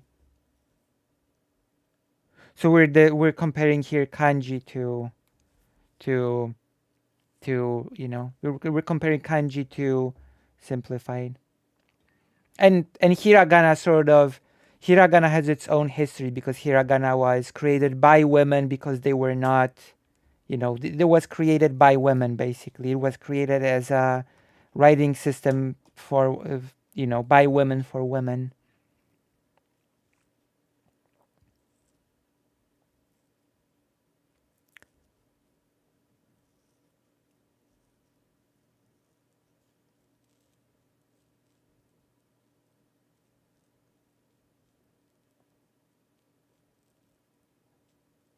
But I guess I would have to look into it more.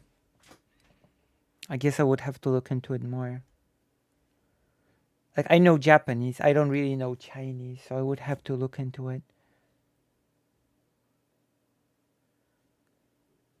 Yeah, I suspect grammar mainly remain the same.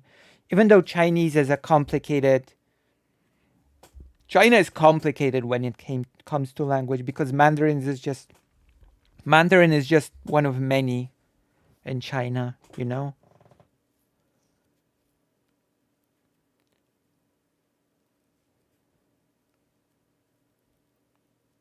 Like, for example, Mm,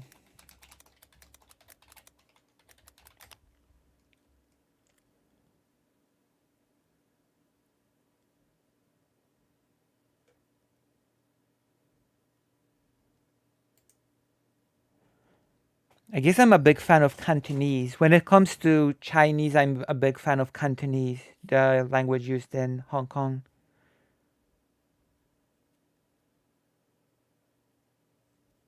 Okay, if the change is not that massive, then I guess that's all fine.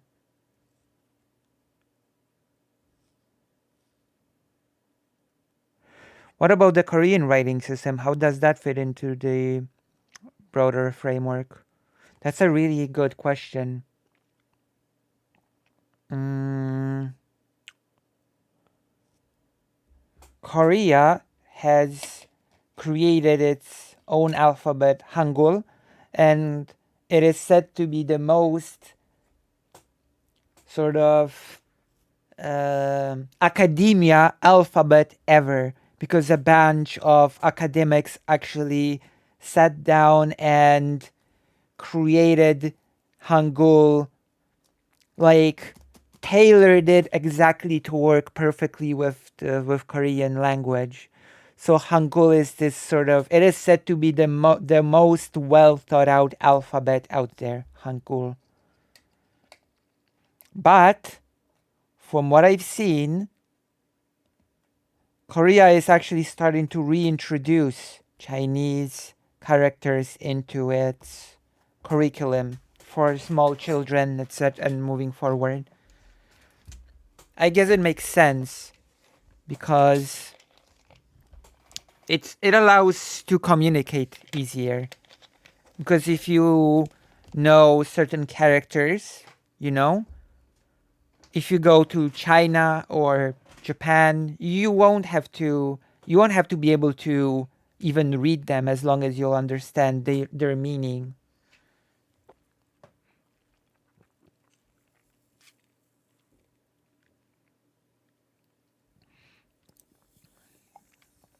Oh, some African languages use Hangul. That is so cool. Wait a minute. I'll be right back because I've got a really good thing about it. Don't go away. I've got a really good thing. I've gotten it as a gift from a Korean girl that came and coach surfed in our house.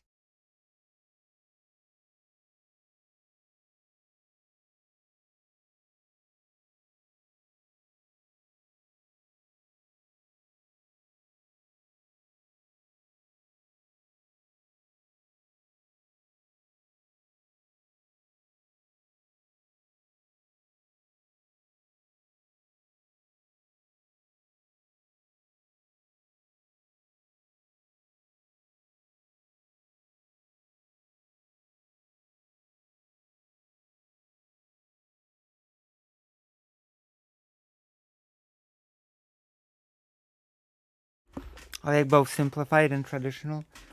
I'm a bit closer to traditional because what you learn when learning Japanese is much closer to the original, but maybe I just grow to like it if I started learning how to write them. Okay, so this is a book by the Seoul University. It's for, as you can see, it's for learning Korean. Hangul. Hangul.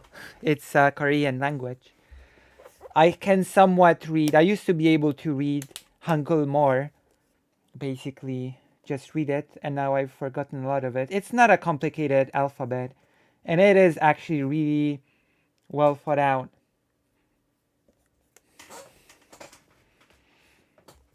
And you got here Hangul.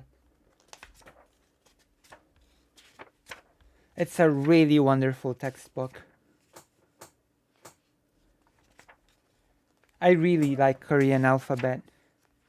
I think it's really elegant. I actually really like learning alphabets in general, so maybe I would like the simplified Chinese after all. This is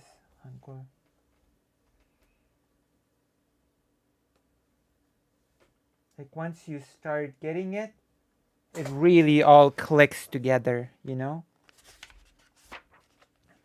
It sort of makes me happy that African languages are using this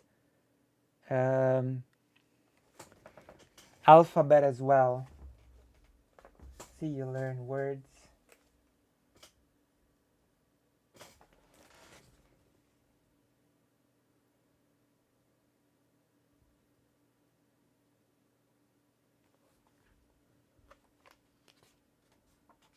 Yeah, it's a very nice alphabet. So the fact that more languages use it is, it's a delight to hear. You know?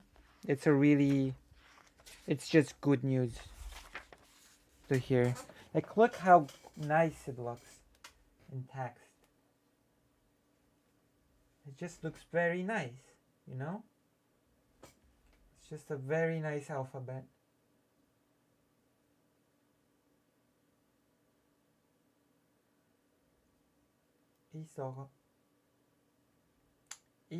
이것은 무엇입니까? I remember some. I can read some. 이것은 무엇입니까? What's that over there? You basically learn the term to say here.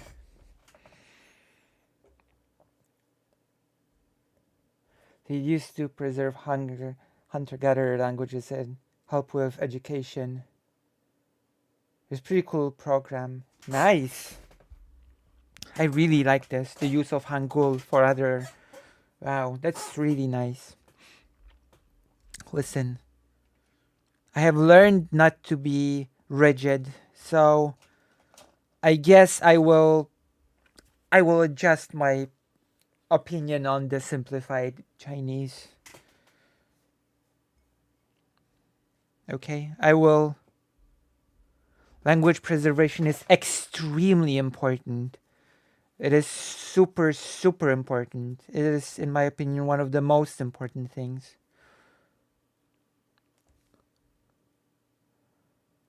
It is. It is very intuitive and nice. It is one of the... This is why I have this. Okay? This is why I have this. I love Yiddish. Because Yiddish is endangered.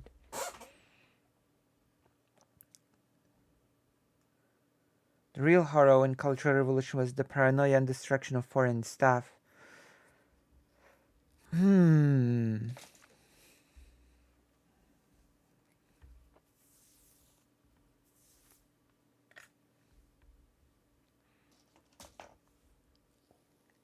Interesting.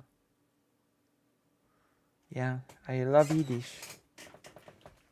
Alright, let's listen to some Dylan, because it seems we've gotten into a really long discussion about language, and it's just been 4 minutes of the video. We've just started watching, and we've just been discussing language, but I do promise to not try to have a stiff, rigid view on simplified Chinese writing.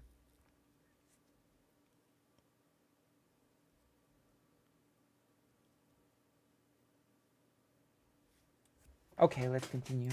Or not.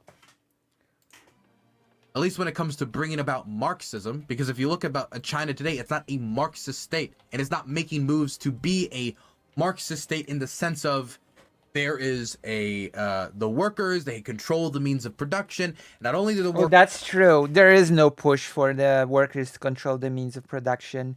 That is definitely true in China. In fact, doesn't it have a lot of billionaires?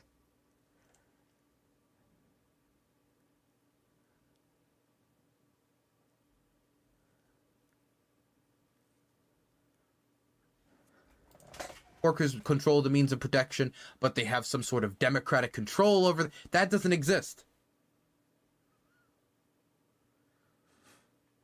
It's not hard to just say, no, I don't like Mao. You can be like, look, he had this achievement or that achievement. You want to name specific achievements that Mao might have had. It's like, hey, Mao didn't hate women, but they did kind of force him to have abortions. But I mean, he didn't completely hate women. You can talk about that, but if you're an American and you're trying to convince America, I mean, God, that becomes very complicated very quick. Even talking about people by their individual achievements, you know? That becomes... What? Oh, sorry. You're right. That becomes difficult. That becomes difficult because sort of... I guess I'm gonna switch to myself when talking. I should learn to switch to fuller screen when talking about things, when discussing. Oh yeah, China today is also engaging in colonization exploitation. Like you really wanna throw a wrench in a person like Benny. You really wanna throw a wrench? Make them explain to you the relationship between China and Vietnam. That will throw a wrench, you know? Or they will just start bullshitting you. Because the relationship between Vietnam and China is not good, even though they're theoretically speaking both socialist countries, right? And there has been a lot of like conflict between, yeah. So it's like, what are we even talking about? Isn't socialism supposed to be about international socialist solidarity? And here China is trying to take land away from Vietnam for itself. That's just a bad comedy. Yeah, but like China, like Africa does not have this status of being socialist. Like what I'm talking about more like is the, like you have Ho Chi Minh, you have Mao, you have those both countries are neighbors and technically speaking socialists. So they're on paper they should be best of friends, no? But they aren't. And I would ask Benny, why is that? Why isn't Vietnam in super friendly relations with China? What's happening? What seems to be the problem?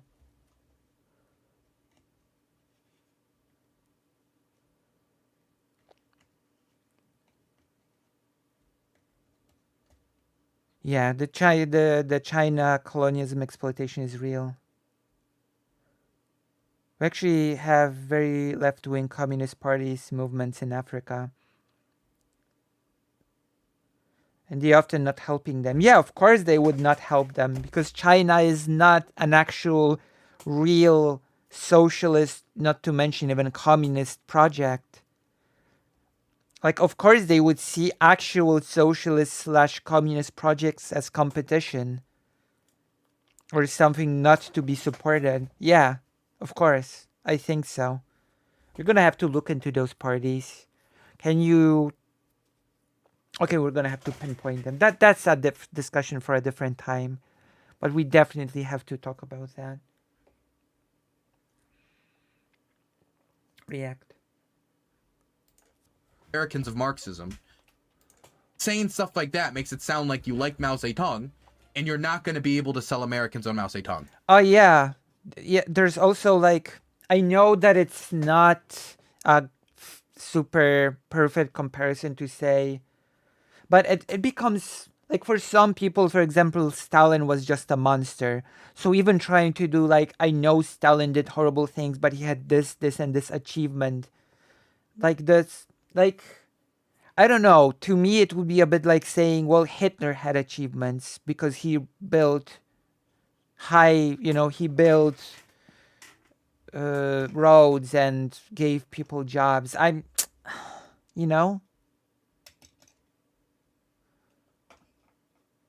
one has to be very careful about speaking of achievements of people and weighing them against their, I guess, bigger body, holistic body of work.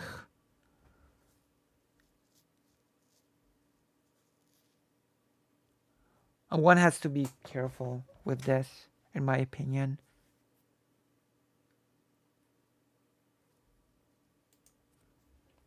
It's connecting your movement to people like that in history is just like pointlessly bad PR. I am not a Marxist, so I don't share the same necessary political goals as Ben. I'm sure we agree on some things, like we want more unionization. We believe that our healthcare system is fundamentally broken. There's certain things we probably will agree on, but I don't have the same end goals as them. How many people did he murder? I mean, how many people do you think he murdered? How many people did George 45 Bush million, murder? more or less. And what are you getting that number from? How about the Chinese people themselves? Why is she laughing at that? Why is this funny? The death of millions is funny. This is what I hate the most about these sort of things. These sort of advocates for socialism. When they actually forget what the socialism is supposed to be too. And I've actually met people, I've spoken to people that are pro-socialism. When they say they are pro the people, they mean a very specific type of person. They mean the proletariat, which for them is specifically wage workers for a company, factory, or whatever. Which is why I heard a Marxist-Leninist say that all of the peasants are just enemies and should be, I don't know, rounded up or something. Because they're not the real pros. They're like very conservative and reactionary, and they should just be, dealt with. Like, come on. Are we being serious here? Historically, the most oppressed group should be dealt with.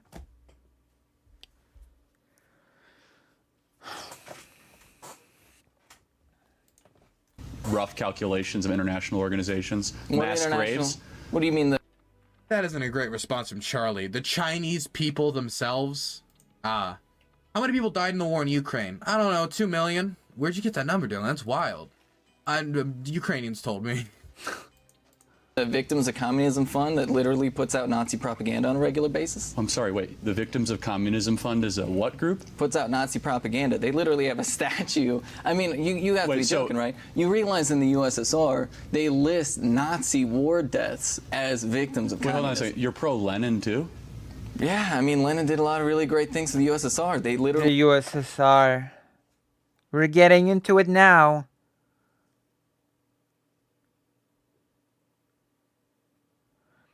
See, these same people, whether Marxist, Leninist, or socialist, populist, also mean white men when they say working class. really broad. Wait, so Mao is an interesting person, but she is openly pro-Lenin. Okay. So what's the difference between Mao and Lenin that makes her openly pro-Lenin but not openly pro-Mao, but kind of like finicky on Mao, or maybe privately pro-Mao but not wanting to be openly pro-Mao in front of Charlie? I don't know whatever. What was a feudal peasant society to be a major world superpower. How about the Ukrainian famine? How was that? What about the Ukrainian famine? Like the 6 million people Lenin intentionally killed through forced starvation and famine? I mean, it's pretty ridiculous to frame that as intentional, right? Like, let's be real. Yeah, it was intentional. Oh God, I don't want to go into this. I'm gonna talk about, as Karasu has advised, I'm actually getting in touch with Hetman to talk about it. I'm preparing a whole big thing about it in my own spare time. It was intentional. Like, don't say it was not intentional.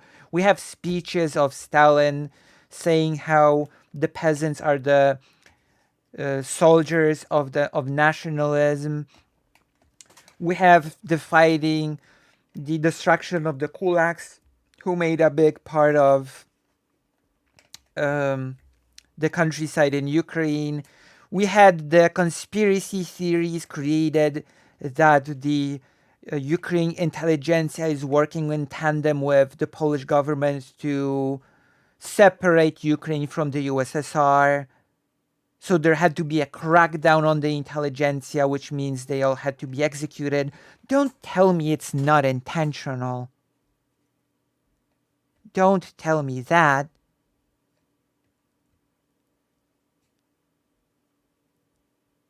And yes, it was Stalin who committed the Holodomor, not Lenin.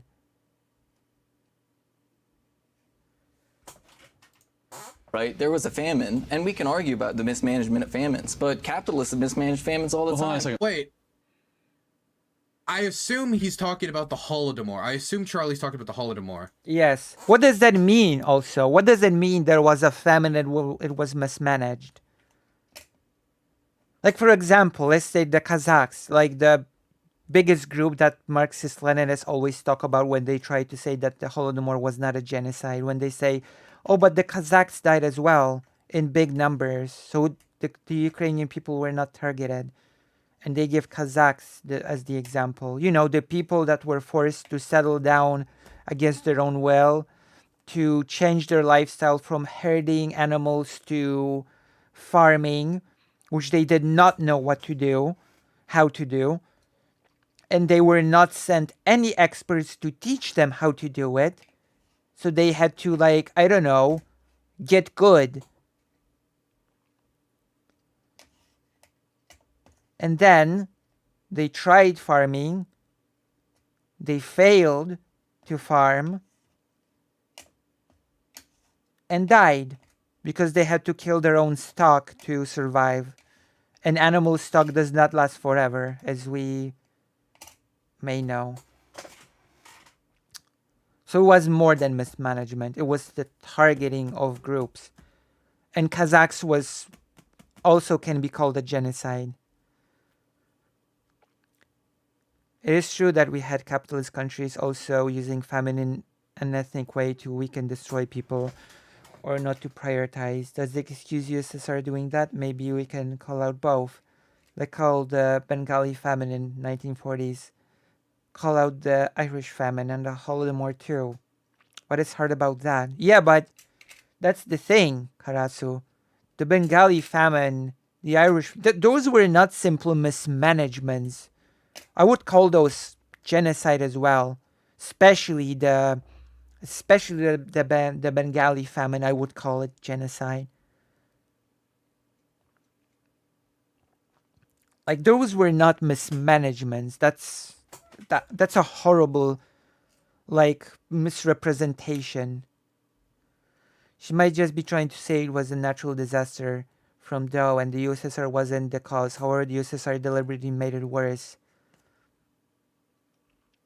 Yeah, but listen, I just talked about the Kazakhs like a few minutes ago. The cause of their death was not related to any drought at all. It had nothing to do with it.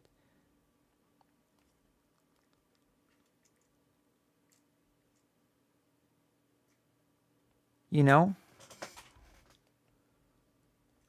Like, the Kazakhs were explicitly forced to change their lifestyle that had nothing to do with farming, you know, and had to do with moving to place, nomadic lifestyle with herding of animals. And they were forced to settle down in one place and start farming food. Like, it had nothing to do with, you know, a natural disaster like a drought. It was a targeting of a people. So we have to, like, people love to use the Kazakhs as an example, but it's actually the opposite of what they're trying to say, because either they omit the details of what happened to the Kazakhs, or they just don't know and use it as an example because they think all people died because of the drought. Like, people that defend Stalin, they all think that it was a giant drought and everybody died of the same reasons. No, that's not the case. It was policy that killed many people, not the drought or lack of food. Setting that Yupik both suffered during the USSR and then 19s with neoliberal structures. Oh, that is a story that is... I guess that's a story of the Roma people in many countries as well. Suffered under the Polish People's Republic and then suffered after the Polish People's Republic. That's like that's the story of the Roma people.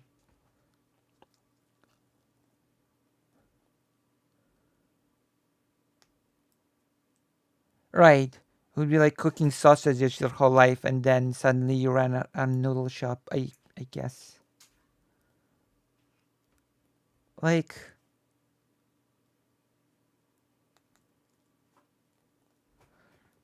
that's the folk culture genocide part.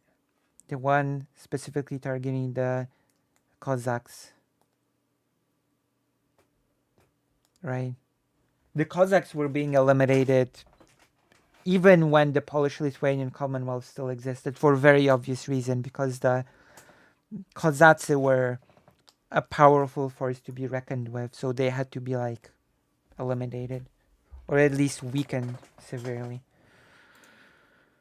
Lenin didn't do Like they were really literally a free people of warriors, so you know Russia and later the USSR would definitely not want that, right? the Holodomor. Lenin was dead by the time the Holodomor happened. The Holodomor True. happened in the 30s. True. That was under Stalin's regime. And some Maybe they're thinking of the famine because there was also a famine in the 20s, right after like the Russian Civil War. You had a famine after that, which was caused by the devastation of the Civil War, etc., etc. That's a whole separate famine, and we could have a discussion about that one as well in the future.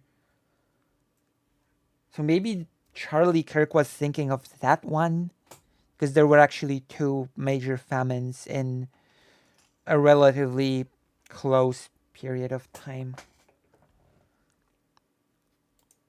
Okay, so on one level, Charlie just kind of embarrassed himself, got the wrong person who did that atrocity while trying to like reference it. That's embarrassing. But also, Ben didn't catch that, but is also now going to try to defend it. So Ben doesn't even know who did the Holodomor, but is now going to try to defend it. Okay.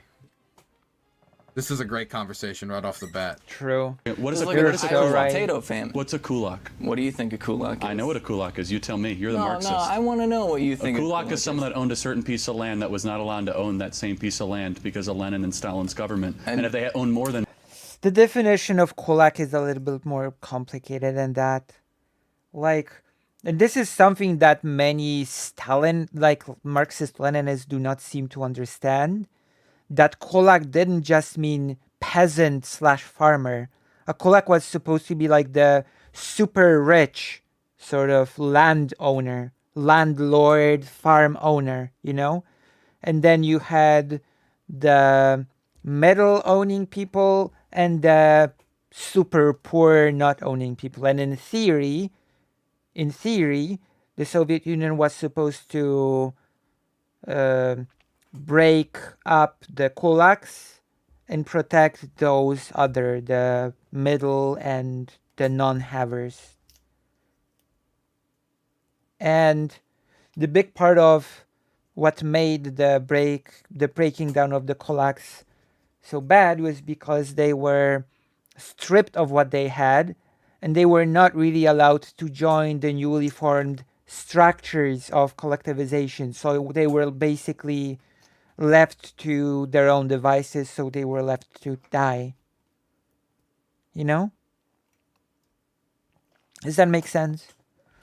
And this was actually a big part of policy in Ukraine, because apparently kulaks were a pretty big part of the farming sector in Ukraine. what happened to them. And do you know what? Okay, let's. No, just answer the question. I'm curious. What did happen to them? They went Well, to a let's- gulag. Do you believe those exist? Yeah, 100% gulag. How many people died in the gulag? Do you know what a No, just gulag like more or is? less. I just want to know. Do you know what a gulag is? Yeah, a forced labor camp, or it could be a forced death You mean camp. like the forced labor camps we have in the United States of America, which, by the way, the United States has more people in a forced labor. This is so stupid. This is a non-argument. Even if it was like, this is a non-argument. What about America? What about some other country? That's a non-argument. Wait, Jeff killed 20 people. What about Billy? He killed people too. That's Safer than any other country. it would be just so easy to say, but we're not talking about America. We're talking about the USSR. What then? Ben slipped that up. I don't know why Ben would slip that up. Yes, you had the internment camps for Japanese. Is that an? It isn't. I mean, that's a separate topic of discussion. But like, what if is Penny saying that if a different country is doing something bad, then it's carte blanche for the country that she likes to do the bad thing as well? That's I don't get this logic. Like a true socialist project country is supposed to do better, no?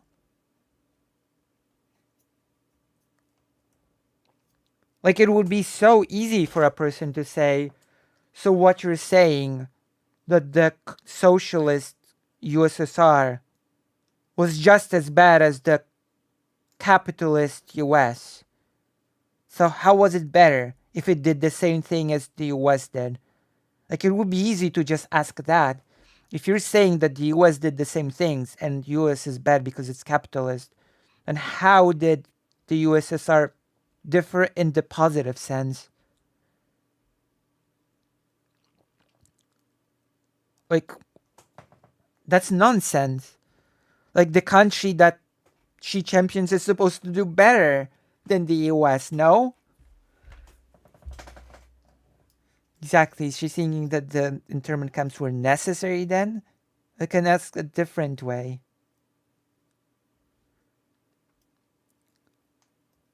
There's no logic. It's just that she's an ML and therefore will defend anything that the authoritarian state if it happens to fire a red flag.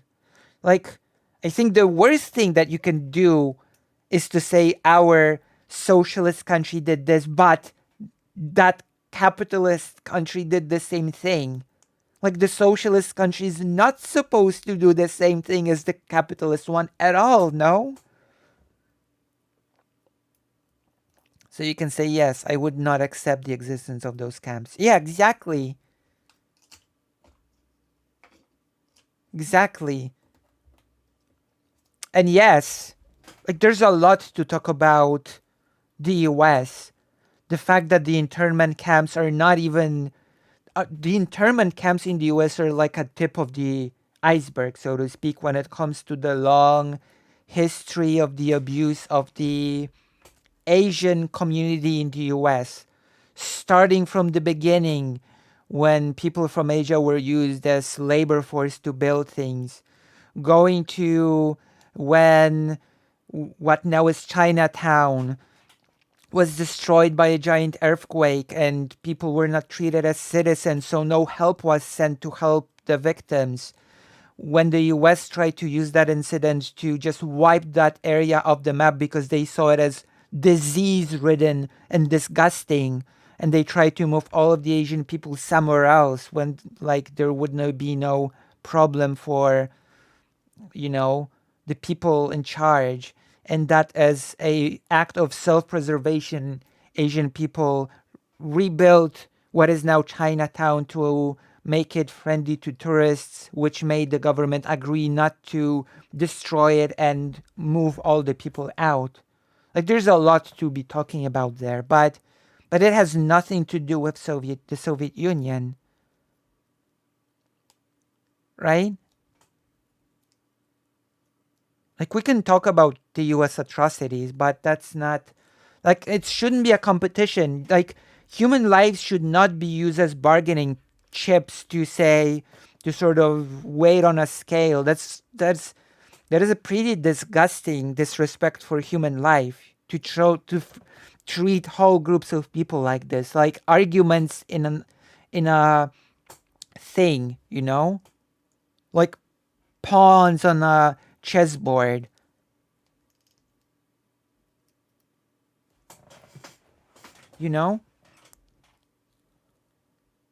Oh, my team did this atrocity.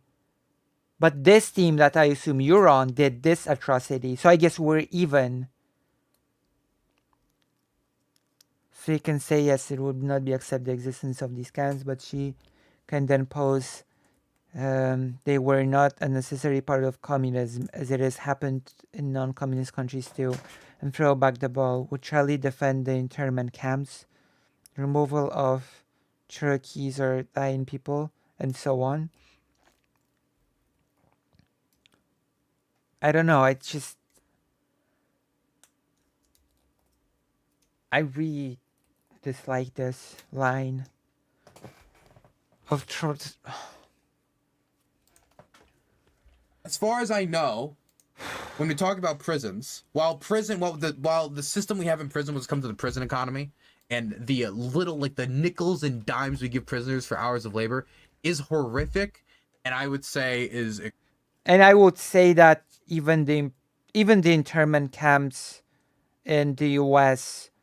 did not produce quite as big enough of victims as the gulags did. But I would have to seriously engage with it to actually make a... See, but this argument could have been actually on point if she did it well. Denounced the stuff USSR did, and then showed that Charlie doesn't actually object to any of those atrocities in the US. Yeah, but she would have to denounce the USSR, and that's impossible because the USSR never did anything wrong, now did it? Exploitative, and I could even say that it's unbelievably wrong, and I think it needs to be reformed. They need to be paid better wages.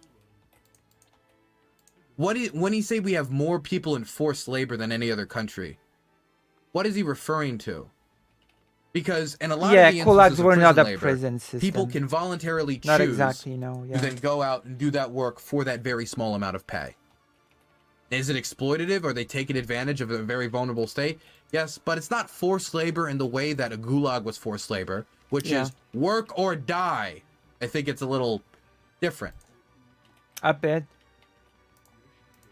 In some subtle ways. Now, I'm not saying that the American system is good, but the American prison system is not worse than the gulag. True. Where? In our federal prison system. How'd they get and our state wait, hold on. prison How'd they get to system. prison? They committed crimes. Oh, And okay, so it's not forced. They made a choice. Are you familiar with the... Well, no, that's a phenomenal red herring argument you made. I'm just curious. it's not just, That is an idiotic argument considering how people get arrested in the US for non-violent crimes, etc. That's, of course, a whole different... Comparing the prison system to the gulags is idiotic in and within itself, but saying that they made a choice is so stupid. Both sides of this discussion are stupid. That's the worst part. You cannot root for anyone. We can root for Dylan. Especially after today. We're gonna root for Dylan, but in general, we cannot root for any of these two people. Yes.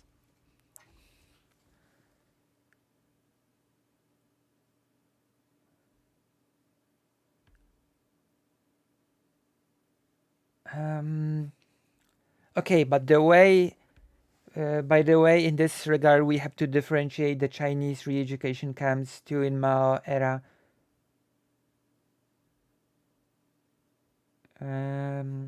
It was horrid, but it had an end to it.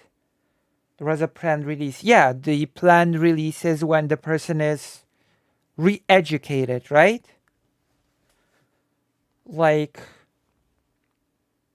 I assume, right? Once a person is re-educated, they're sort of let out, right? It's not due re-education, I guess, is not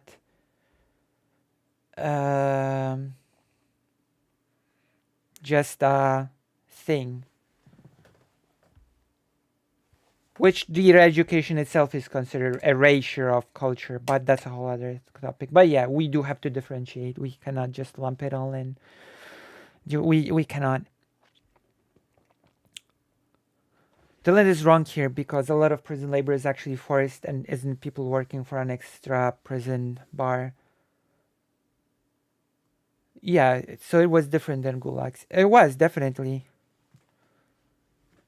Like gulags were basically a, I don't know, maybe I'm over exaggerating, but gulags themselves were a death sentence often, because people, it wasn't even work or die, it was work till you die. Actually, in the gulags, from my familiarity of how the system worked, it was work until you die, or work more.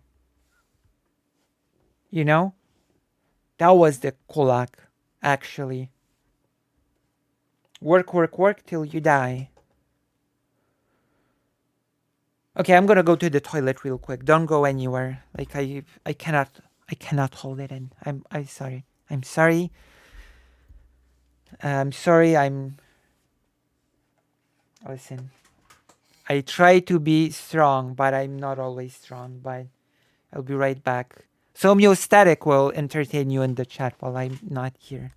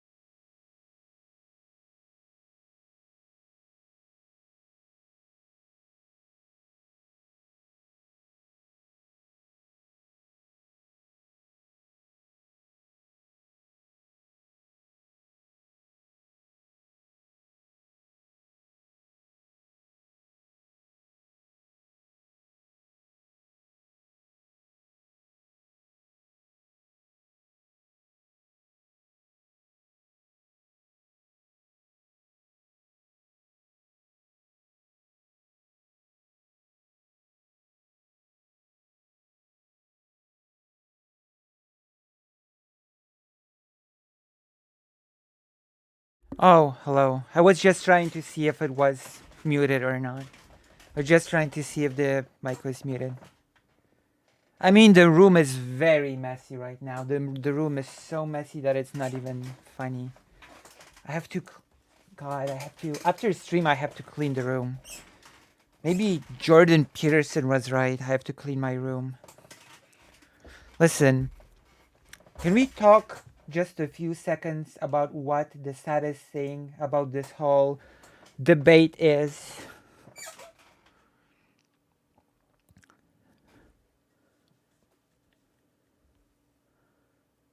Wait, you don't believe me about what?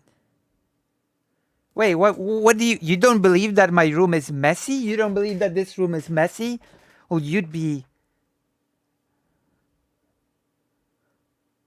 well, this is the wrong type of organic mess, okay? I do at least have to get rid of the bottles, okay? I have a lot of empty bottles in this room. Like, the rest is not that bad, but the bottles are bad. I have to get rid of the bottles, okay? I have too many bottles. There are no socks, they're bottles. It's just clogged with bottles. And books. It's bottles and books.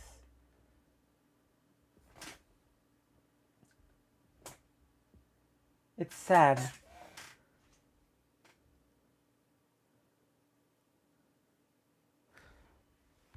There are actually no plates. There's only this. There's only this bowl. There is no plate.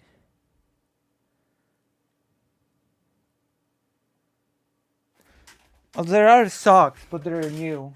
These are new socks. So do new socks count? Do new socks count? They're unused. They're not old. They're new fresh socks. I mean, technically speaking, that still means there are socks here. So yes, there are socks, but they're unused. They're newly bought socks. My lunch? I already had lunch. There is no lunch here. Okay, so that counts.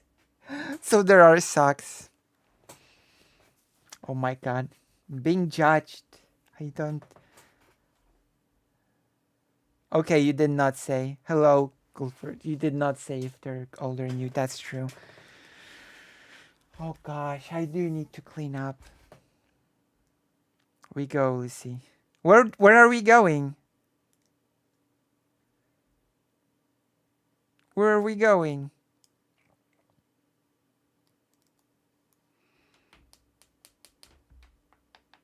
Oh my god.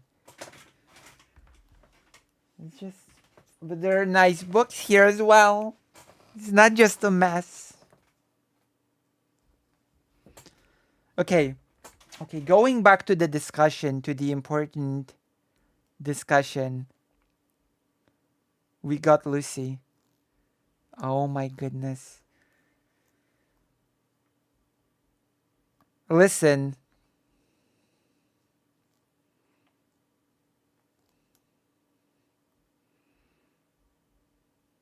We cut her socks. That's true. Did cut my socks. I need cuter socks. So if you want me to have cuter socks and cuter anything, if you want me to wear anything than this, which is actually my mom's, I'm wearing my mom's thing right now.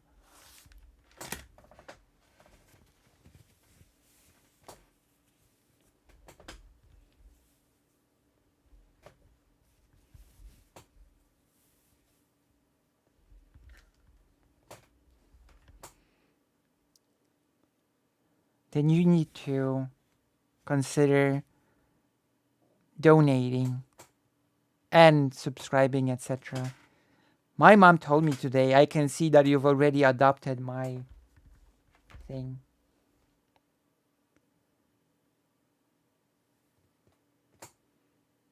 You've already adopted my thing. Oh.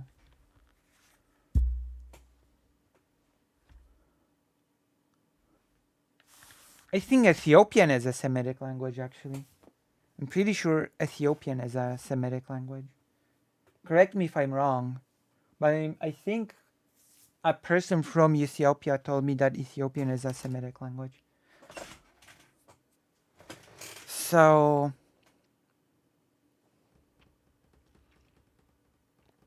Anyway. Do you know what makes me sad about this whole debate? Like, truly sad.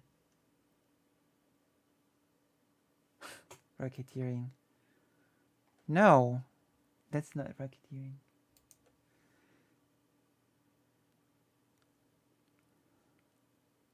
Listen, the thing that makes me sad about this whole debate is that I feel like none of these people, Benny and Charlie Kirk, don't really care about anything.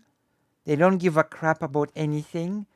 And this whole debate is just a contest of trying to out bullshit one another.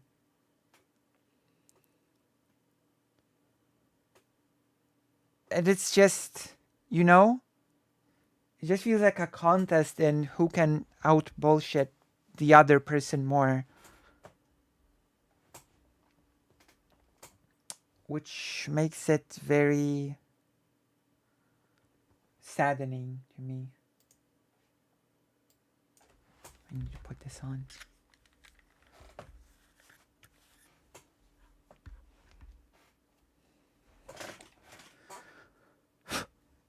Continue. I just want to know how many people. This is forced. I'm trying to think of the forced labor thing he's talking about, because how many prisoners are legitimately, you don't have an option, you have to work, you have to do this job? Let me actually Google that right now. Died in the gulags? No, More or less. I'm just curious. How many people die in American prisons? Hold on a second. I'm just curious. Gulags. Much less than in the gulag. Does What? actually look like How would bullshit you off. use that argument? Whatever. How many people died? I'm just curious. Give me a number. 10 million, 15, 20, 25 million, 30 million? You know, there's this really amazing anecdote. It's really interesting. You see, and 100,000? No, just I want a number, no, like listen, more or less. Listen, because let's talk about how they get these numbers. In Ethiopia, there is no one language. Amharic is indeed a Semitic language. Oh, I think that is the person might have, because the person that I met said that their language that they are using is, that their language is Semitic. Okay, so I said, oh wow, that's like Hebrew. And they said, yeah. And then they said, would you like to try some genuine Ethiopian coffee? And I said, do I? And they brewed it in a special brewer. And I tasted it and I say, wow, this is really nice coffee. And then they said, did you know that coffee comes from the Ethiopian place called Kaffa? And then they told me about the story about how animals ate the coffee beans and how they became very excited and how people saw it and they were like, oh wow, this is something we could probably use. And this is how coffee was born. And I was excited to learn it. They were probably speaking Amharic. No, the poop coffee is from Vietnam. I'm talking just regular coffee. The poop coffee you're referring to is the weasel coffee, and that coffee is from Vietnam.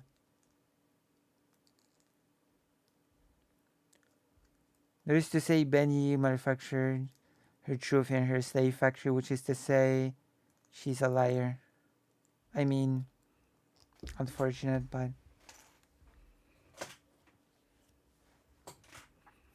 poop coffee is, believe it or not, actually pretty tasty. I actually drank it, but it also, which I've been informed by Huen, the poop coffee is also not good because it's created by huge suffering of animals. Like the way the weasels are forced to, with the whole process is not good for them. So my appreciation for the poop coffee has dropped significantly because of that.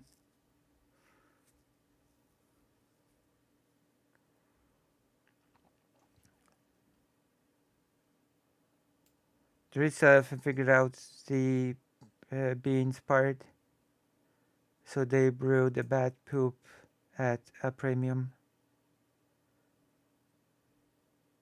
Yeah, they feed the beans to cats, the weasels. It's called the weasel coffee. We can actually look it up, why not?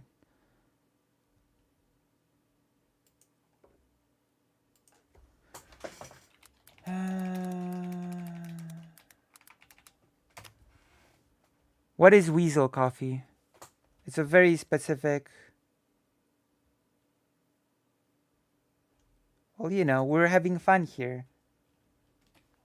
Listen, the stream has to be nice from time to time. It's not at all just about suffering. It's also about us vibing and having a good time. This is why you like my streams, because I don't just deliver pain. I also deliver good times sometimes. What is weasel coffee? I did drink it. What is weasel coffee? There will be a few people who have never heard of the coffee. Though today's article, the Green Department will share with you what kind of weasel coffee is, how to make delicious weasel coffee.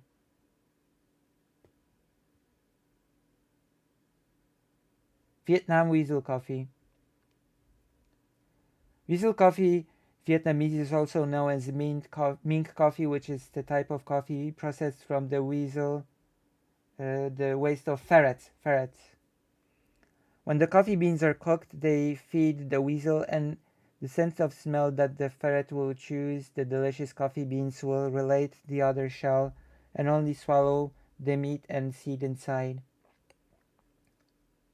The coffee beans are indigestible, so that you will be released along with their feces, and it is the fermentation process thanks to enzymes in the stomach before being discharged that helps the coffee beans after roasting harder and crunchier, less protein, and have a delicious taste. It's a more common coffee.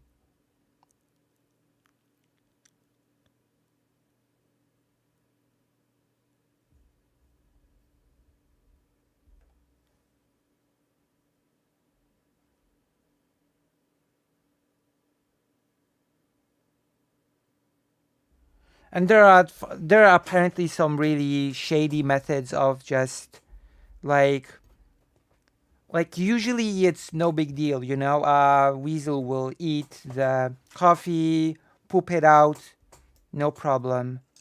But it becomes apparently a problem where, as always, processes are used to speed up the process, to feed them more, to force them to, when it becomes a process to quicker create more en masse of the coffee, it becomes a very unethical process, apparently. How cute. So Huan has warned me that there is a lot of bad stuff related to the creation of this coffee, apparently, and a lot of animal suffering.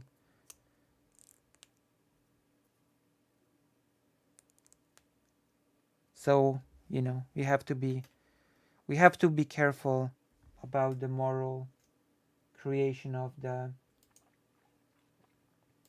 weasel coffee.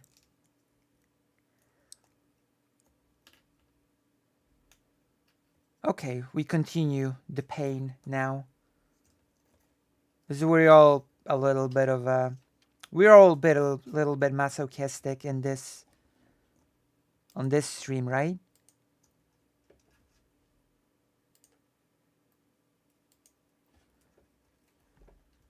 Time for pain. And we're not talking the cool pain from Naruto. We're talking the bad sort of pain.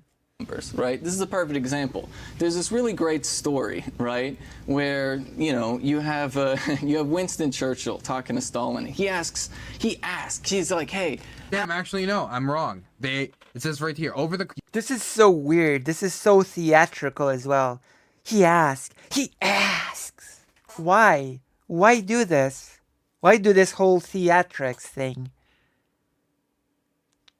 Churchill talks to Stalin. He asks. I don't know. It just feels ridiculous to me.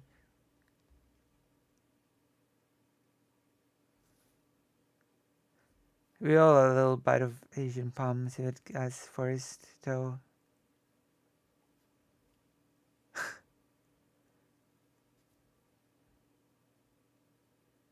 What if we fed the Weasley little dudes coffee? Two genocidal leaders have a discussion. Nice. It's so long of an intro, I think, because she's nervous.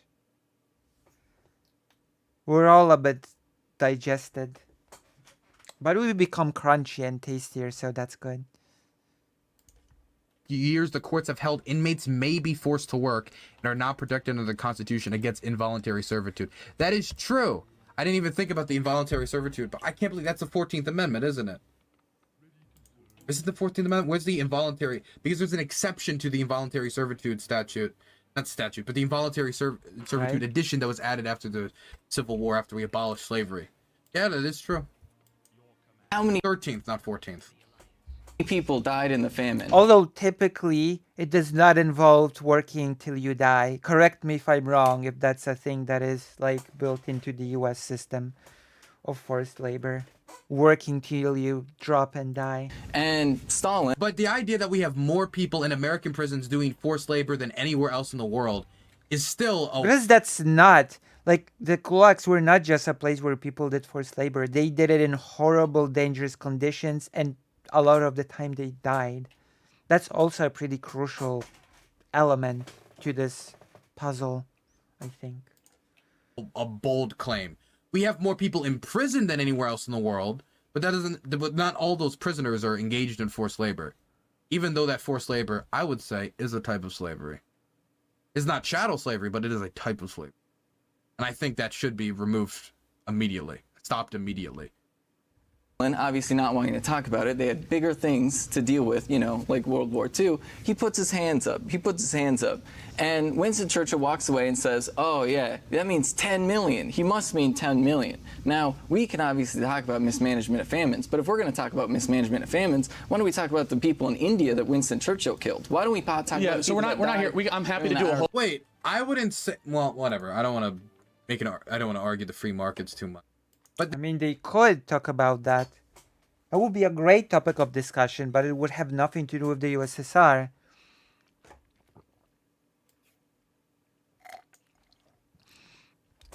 Gulaghistory.org. Looks like a nice page. The Great Replacement. Oh my goodness. Living in the Gulag sounds like a delight.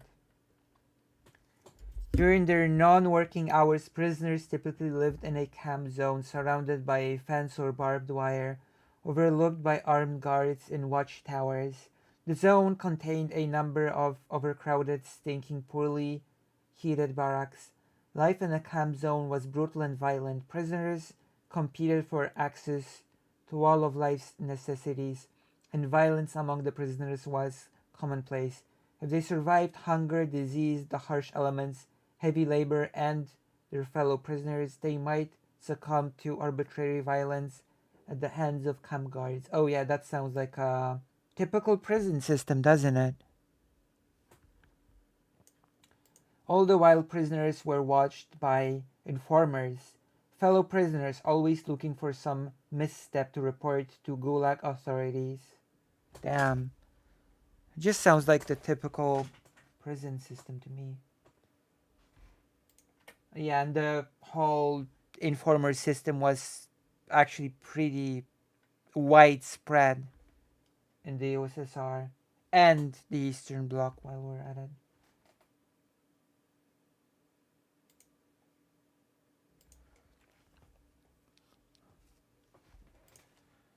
Charlie's response to the Winston Churchill thing, I think would. By the way, I don't like Charlie. I want Charlie to look like a clown, but I honestly I kind of want both of these people to look like clowns. To be completely blunt with you. Well said, Dylan.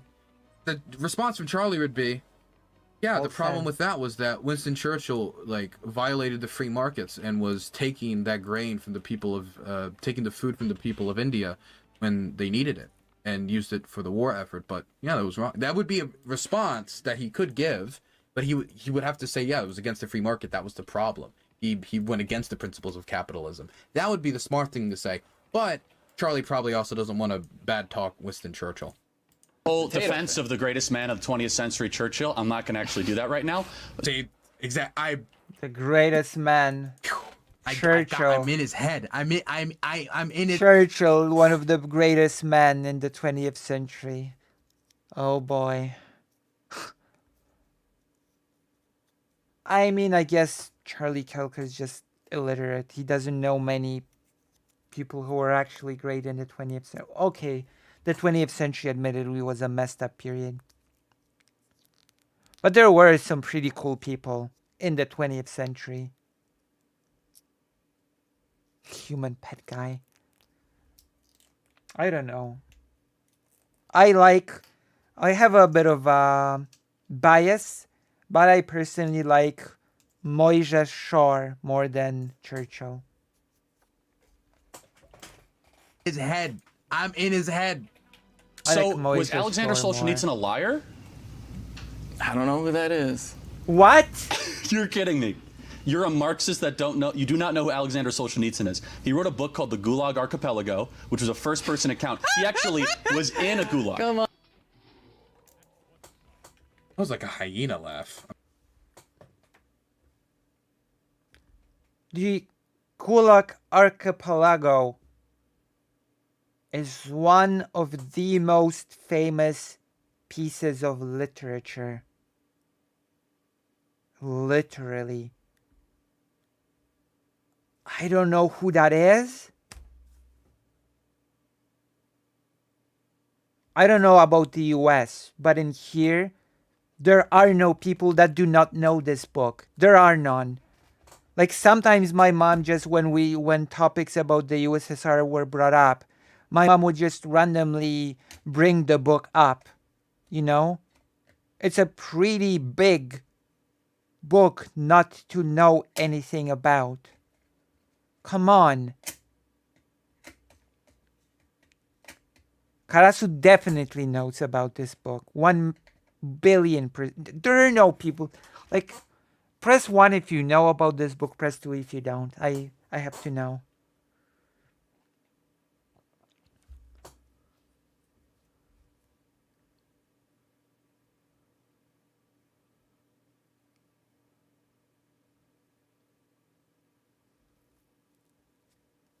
One is no, 2 is don't. When is I be caught off guard, but specific fumble pronouncing? I mean, many English speakers fumble a bit pronouncing Eastern European surnames, so I'm not gonna be angry about that. It's a common thing. He's one of the writers. Yeah, he is one of the writers, unironically. Yeah.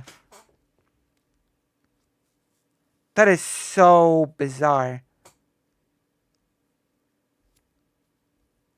Too, because I'm America brained. I know. I'm sorry. I don't mean to be. I'm not being mean. I can have a goofy laugh too. Sometimes I snort, but that was a hyena laugh. So that was like straight out of the Lion King. 1 second. Wait. Oh my Actually, god. Dylan. Lion King hyena laugh. This is why she's not serious. She should know. That's ridiculous. This is so ridiculous. Not only did she not know who that was, but now she laughed. That is about a person from the... How can you laugh at someone that you do not know who they are? How is that even possible?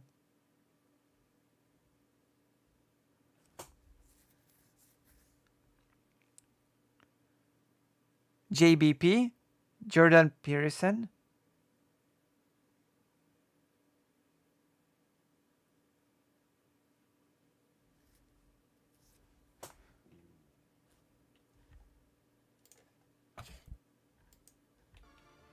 Gulag Archipelago, which was a first-person account. Okay. Man, that lousy Mufasa. It's not funny, Ed. He actually was in a gulag. I'm sorry. Come on. That's so And mean. you don't even know who he is. You know that people that worked on that. Oh, that's so mean, Dylan. But after today, I forgive you everything and anything. You're forgiven. It's okay.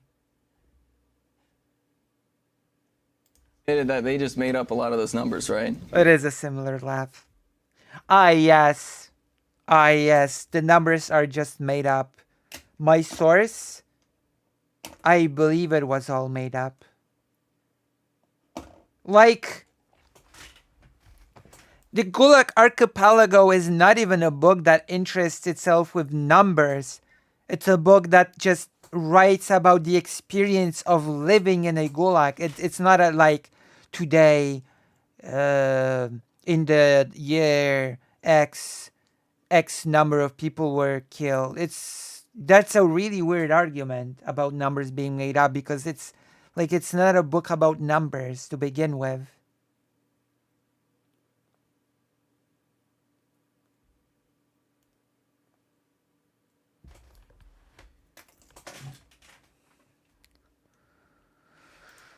Well, he lived in one, my friend.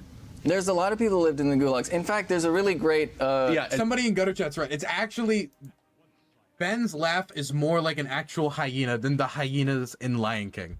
so they're liars? I mean, yeah, there's a lot of Okay, people. so, who lie yeah. about so this on a let me daily get this right. basis. Let me get this right. So the pastor who spent a decade in a forced labor camp with 1 hour of sunshine a day, Joseph Bondarenko, he lied about that I mean, because he wanted to just spread the gospel. This is just really annoying, you know? I mean, yeah, I don't know anything about this person. I don't know anything about what they wrote, but yeah, they're a liar. I'm just gonna say they're a liar, yeah. Yeah.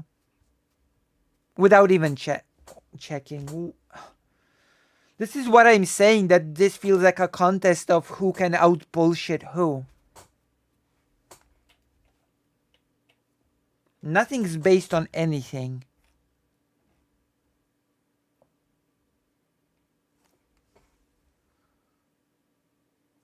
Like, nobody cares about anything. I'm curious, just kind of like what your belief is on gulags, so we can just have like a similar. okay, I'll tell you. I'll give you Yeah. a really great example, right? And you see, the CIA actually ran numbers on this. This is really interesting. So somewhere around 10% of the people, right, that like They were in were the all gulags during their liars. peak, which by the way was after a civil war in Russia, right? Obviously with the white army that they had to deal with, right? And then the World War II with Nazi Germany, right? Were political prisoners, but And also a lot of political repression. Also, kulaks started happening before World War II. Just, I don't know why the World War II thing. I don't know why the World War II insert even. Against like national minority groups and like civil activists, different flavors of Marxists and socialists or social democrats. But yeah, also that. this is really interesting, right? I Is believe it was it? in the Gorbachev years. They Also the Stalin purge. tried to do a big reformation and granted a huge amount of amnesty. Granted a huge amount of amnesty to like tons and tons of people that were in those gulags. And do you know what happened, Charlie? Do you know what happened after that? This is something that the After Gorbachev? CIA documents literally You mean after the reported on. liberalization of the USSR? No, no, or no. what? What happened? What happened to the people that were let out of those gulags? They wrote books like the Gulag Archipelago that No. brought down the Most of USSR. them, most of them actually ended up right back in those same gulags because this is to be very, very clear. That's their normal prison system. That is the normal prison system that they had. Just to be clear, because who do you? That's not a good thing. That's bad. That'd be like when we're talking about, for example, the 13th Amendment, and we're talking about the This problem is- we have in the United States with our I don't prisons. even And know you go, what yeah, to but that's say to just this. our prison system. That's just not a defense. think set up the gulags? What It just means you have a very brutal Oh. prison system. so you're trying to tell me that No, the no. people that were put in the prisons were not political prisoners? No, no. So what happened to the Mensheviks? Most of the people. Yeah, forced what did happen imprisonment of to the the- Mensheviks? So tell me Most what of the people. how did What Trump did happen to the Miensheviks? Yeah, what did happen to them? That's... Oh, God.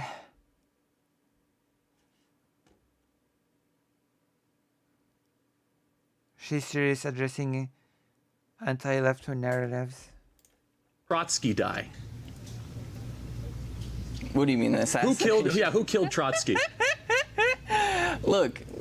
No, tell me who killed Trotsky? Why Are we the gonna laugh? talk about economic theories? We or are will. gonna No, talk but no, about I'm just Lance curious, specific just event? like because I'm just trying to understand.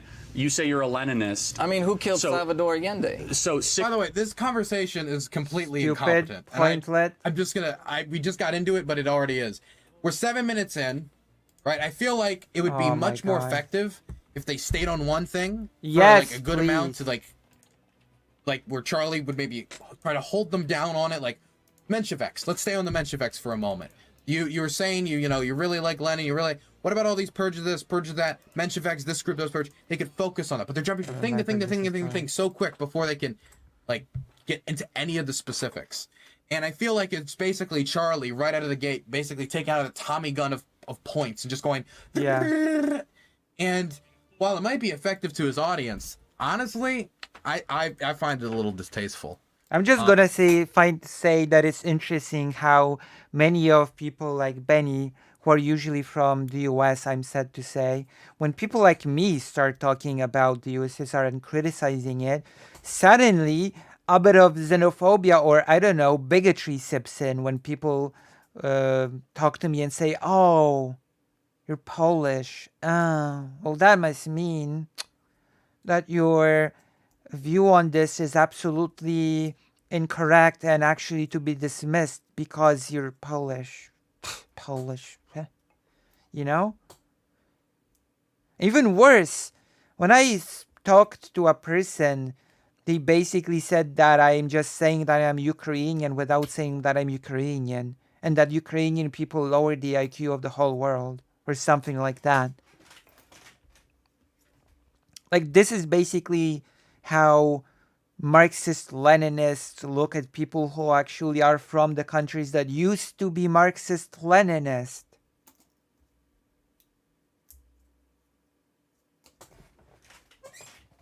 It's ridiculous. Then again, I don't also care that much because Ben is dealing with it very, very horribly and is just kind of like laughing at like, but what about all these people who got imprisoned? Yeah. 66 million people died in the gulags, rough estimation. Does that not concern you? I mean, most of those numbers are inflated. Like, you gotta really understand this. Like, Inflated. the reality is that was their normal prison system. If you look at the mortality rate in the gulags compared to the mortality rate in American prisons at the same exact So time. let me ask you this. So like- how many people died in the Holocaust, would you say? I don't know, I'm not a Holocaust expert. What? I'm sorry, you cannot answer that. You cannot answer that. You don't even know the official number. I do realize that the number is changing. I am familiar with the fact that now the number is actually estimated at more than 6. I do know that the absolute number is that is estimated, that new evidence is coming out, new data is coming out. It's actually apparently more than 6, much more than 6. But the official number still exists as 6. You should know how to answer this.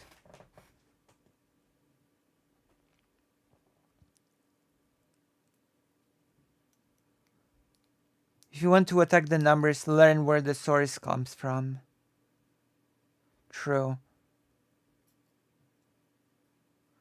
Well, actually, apparently, a lot more just Jewish people died, but that's a whole other thing. Apparently, new information is coming out, and there were apparently 6 million is a pretty of killed Jewish people is a pretty conservative estimate. But that's a topic for another day, you know. But you still should know the conservative estimate of 6 million. You absolutely should know it. I don't know how to respond to someone saying, I don't know how many people died in the Holocaust because I'm not a Holocaust scholar.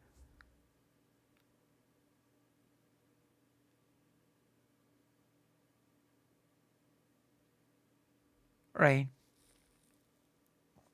Like, come on. You don't have to be a scholar to know anything. Yeah, they say at least 6 million. Right. Jesus. It's just... it's so painful.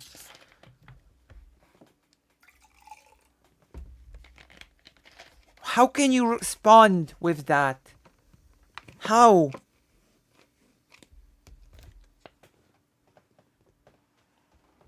How can you do this?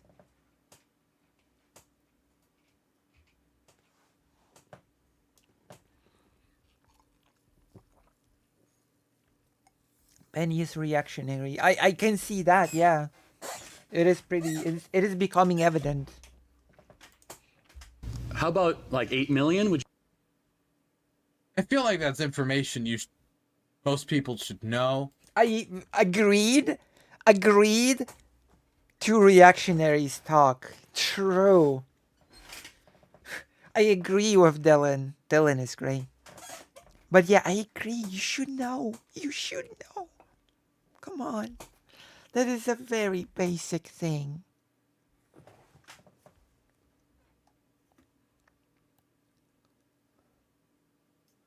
Although admittedly there are a lot of basic things that I think I should know, but I don't know. But I would never respond if there was something obvious that is very big I should know, you know? The last thing I would say is, oh, I don't know because I'm not a scholar of that thing. No, I would say that I should know it, but I don't, unfortunately. There are certain things that I know that I should probably know, but I don't. But like, you can call yourself any kind of political educator and not have any idea of how many people died in the. Wait, Benny frames herself as a political educator? That cannot be. That can't be. Really? Political educator? That's not right. That's impossible. Especially someone who's politically Hello. inclined. Definitely like someone who would, I assume, could describe themselves as an anti-fascist. Whatever, you know, we might not all know the exact numbers on these things. I mean, of course, like, we don't have the exact amount of people who died in the Holocaust. We don't know the exact number. We don't, but we have some fair? estimates. So I know at a minimum. I mean, you can at least just throw like the 6 million number, and it's not like accurate. And I don't mean that like, oh, it's an overcount. I mean like it's an undercount, an immense undercount. It's just talking about the Jews, but like, even just throwing out. Dylan actually knows his stuff. Yeah, it is a big undercount. Yeah. Hello, sodium valproate.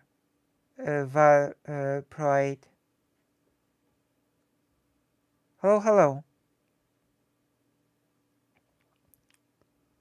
I'm looking forward to the discussion we're gonna have on Tuesday. You should all come. We're gonna have a discussion with Dylan on Tuesday. It's gonna be great. Dylan is extremely nice.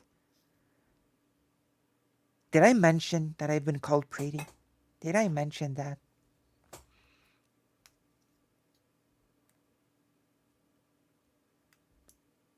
I think Charlie mistake the one they assigned to China, which in the book was 65 million.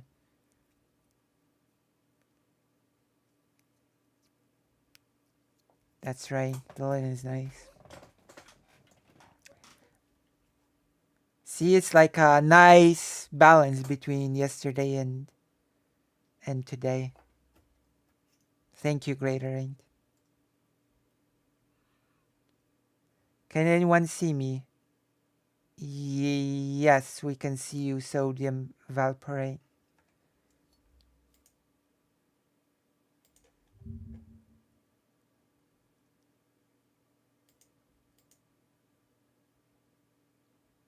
We can see you, yeah.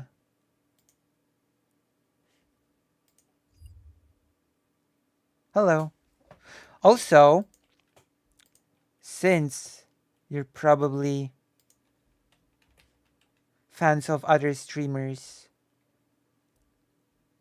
you should probably join the page. You know, a White Forest page that I've got. Join the page, become White Forest gigglers. That's impossible. That's impossible.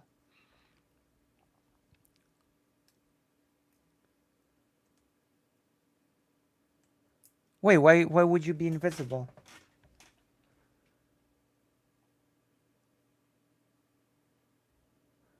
The 6 million says you say there are significant count of Jewish people alone. Yeah. White Forest Gang, true. And then consider subscribing. That number would look better than saying, I don't know. True. 6 million Jews that Okay, died. so why are right? those numbers Oh, there we go. Okay. accurate, yet the Gulag ones aren't? Well, it's very interesting that you Well, okay. That's okay. That's better. Wait. Numbers. Oh, there we go. Okay. I want to Saying, I hear don't the know. question. 6 million Jews that Okay, died. so why are right? those numbers Oh, there we go. Okay. accurate, yet the Gulag ones aren't? Those numbers aren't accurate. Charlie Kirk is an idiot. Those numbers are an estimations. They're not accurate. What?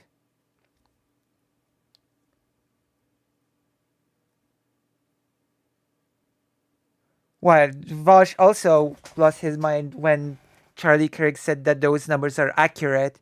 How can you say those are accurate? Who was there to measure it? Idiota. Actually, it's very similar. Idiota.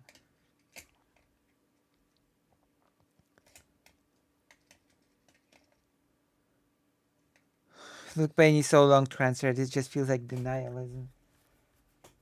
Like, none of these numbers are ever accurate. They are estimates.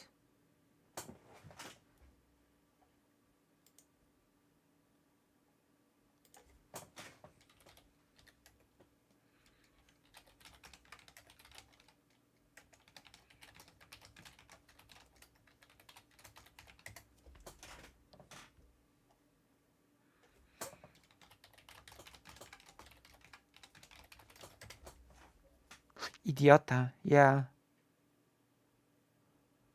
Like, how would you get accurate numbers for any of that stuff? Well, You it's can get approximated numbers, but accurate okay. very interesting that you bring that up because the truth of the matter is, It is very interesting. There is no way they could ever be accurate. So much was hidden, so much was destroyed. And what about executions that just, that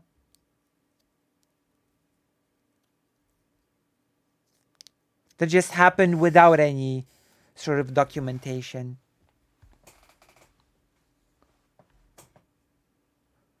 True. It makes me lose brain cells as well.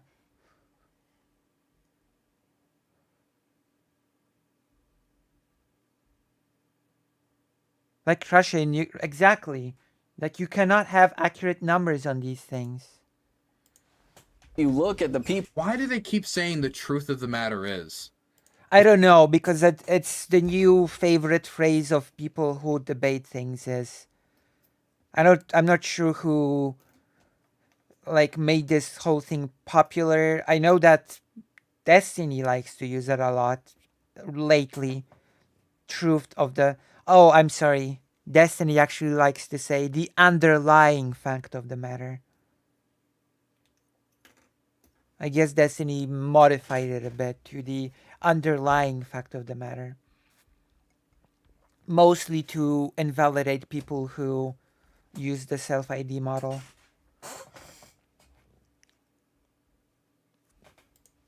We've said that 3 times and we're 8 minutes in. Is that like a catchphrase that Ben has? Wow. Well, the truth of the matter about the... Dylan, can you make your face unnaturally tiny for the thumbnail? Actually, that'd be funny if you edited my face to be tiny for the Charlie Kirk thumbnail. Can we do that? They did. Spoilers. They did. They what did face do should that. I make while being tiny? I don't know.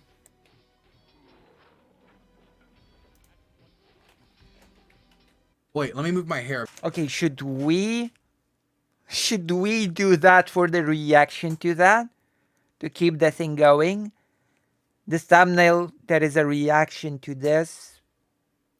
Yeah, the thumbnail does have a tiny face, Dylan. The only person that does not have a tiny face is Benny on this.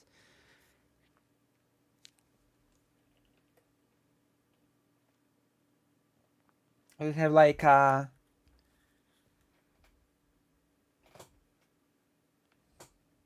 you know, of me going like, I'm having a small face.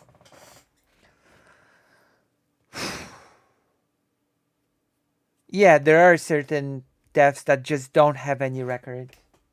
This is ridiculous. Accurate numbers. This is just silly.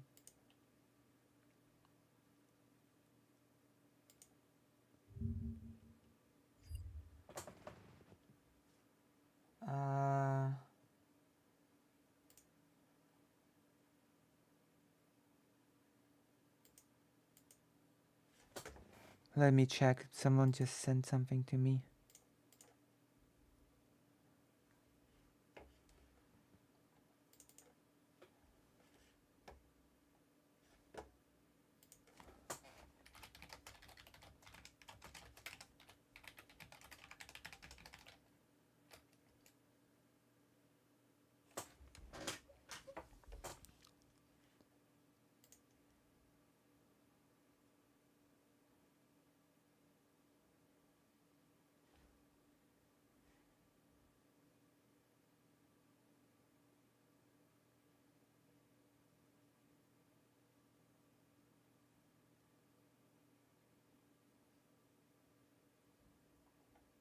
Okay, let's continue. I just sent a thing. Let's continue. Damn. Because it'll be harder to edit it if the hair's in the way. Here we go. What is that, Greater Rain? Oh my god. That's a nightmare. People, right? If you look at the denazification It's some biology underlying fact of the matter. I don't know. of Western Europe, what you end up having is you have a lot of people like, for example. Wait, actually, I got a better one. I feel like this is more of a cringe debate. 1 second.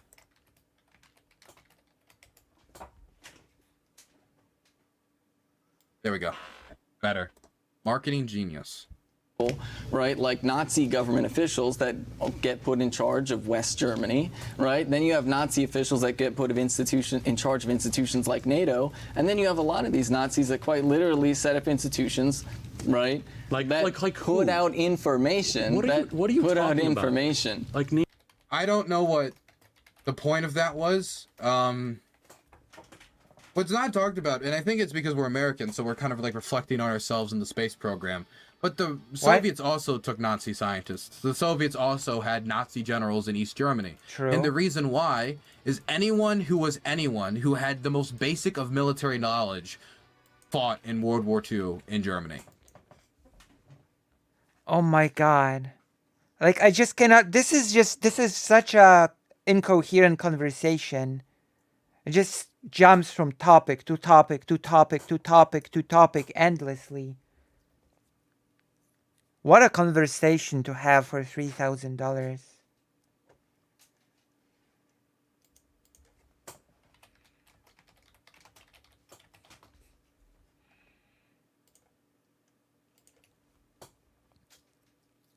War of talking points. True.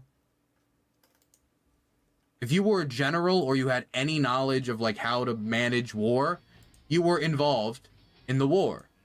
And so when the war was over, and eventually there had to be made a German army in both East Germany, and there had to be made a German army in West Germany, the West Germans were pretty terrified. I think now, to be paid fair, I know more to about come the to West it. German story than the East German story, so I can speak to that more. I think Benny The was West paid Germans and the $3,000 allies of to them pay were scared of the to come to it. idea of having a foreign general in charge of the German army, because that looks like an occupation force.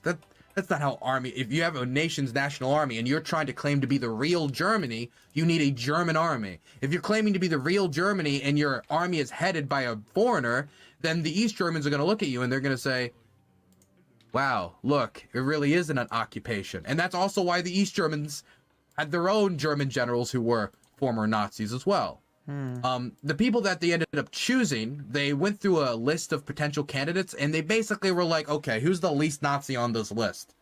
And so they ended up picking people who were involved in the like July 20th plot to like assassinate Hitler. Not all of them were squeaky clean. It's impossible. A lot of them were not clean at all. serving in the German army at that time. But out of the options, they chose the least Nazi. God, what was his name? What was his name? He was the person, he was the only survivor of the July 20th plot. 1 second. What was his name? Yeah, Hans Spiedel. Like, I'm not particularly miffed about Hans Spiedel. If he tried to kill Hitler, right? If you're gonna choose out of all of the German generals who to lead the German army, I think choosing somebody who tried to kill Hitler is probably like one of the better options given the circumstances. But this nuance is never talked. It was a big, maybe this is the assassination attempt. It was a big assassination attempt on Hitler in a Polish forest, and Hitler was just saved by the fact that the table at which he sat covered the explosion. I can't keep track of the debate. Well, it doesn't have a coherent track.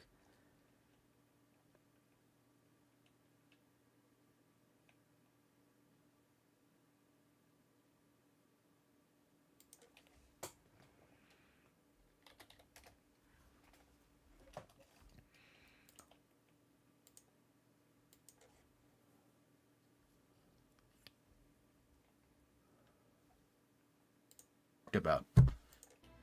There's a reason why like de-Ba'athification was a failure in Iraq. You can't just completely be like, okay, the whole structure of your government was made around Baathism. All of you now buy.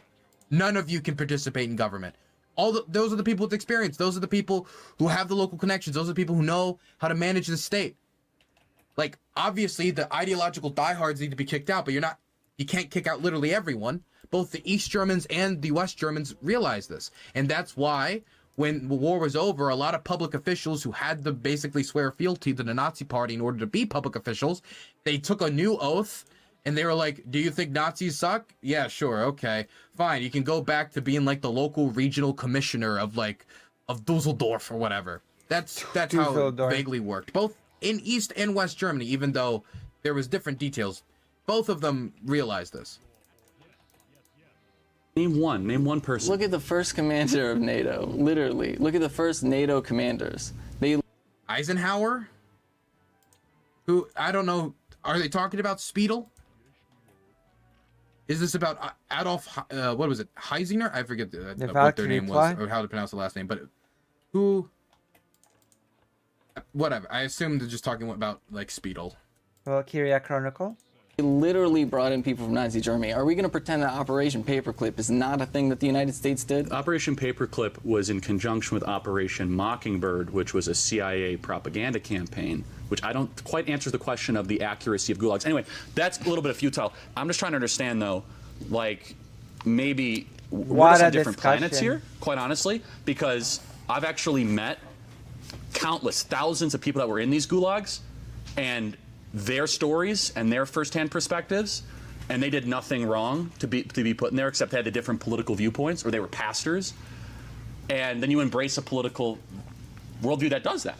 Well, let's take this for example. Let's imagine that you're a serial murderer in the USSR, right? Let's imagine, and then you go to the Gulag. Press right? X to doubt. No, I'm not imagining. I'm talking about pastors. I'm talking about no. people that this is the reality. Because like if you want to talk about, it's not the reality. There's plenty of documentaries. Like, look, for example, right? For example, okay. So I think he's sorry. She's probably talking about Adolf Heisinger. I believe that's how you pronounce the last name. I'm looking specifically. They were the chairman of NATO, the military commission from 1961 to 1964. Maybe that's what they're talking about. They're also head of the German military before that.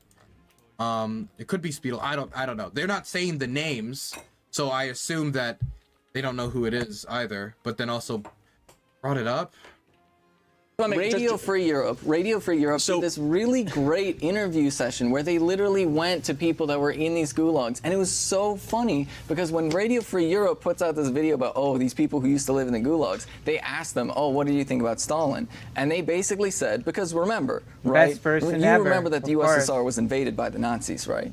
And you also yes, remember and then that they deterred the invasion. you but what also happened remember before that the USSR they wiped out, had they a almost wiped out civil war, all right? of Ukraine. You also realize wait, they hold had on. a civil war, The civil right? war was between the Bolsheviks and the Mensheviks because they couldn't determine what blend of communism they wanted. Okay, After they you know- overthrew the Romanov dynasty, right? But It you was also have the White Army. Do you know what the White Army is? I'm very familiar with the White Army. You know the royalists, the people that were Yes, trying to. of course, but Okay. I'm like, just. So we'll hold up. close So on if this you have topic. a civil war, but are you going to put I just people want to in reinforce jail for the audience here, if they start which a civil is war in your country? you. I know the problem is a lot of the people that were put in jail did not deserve to be in jail. True. I don't think like Ukrainian writers and civil activists deserve to be put in prison.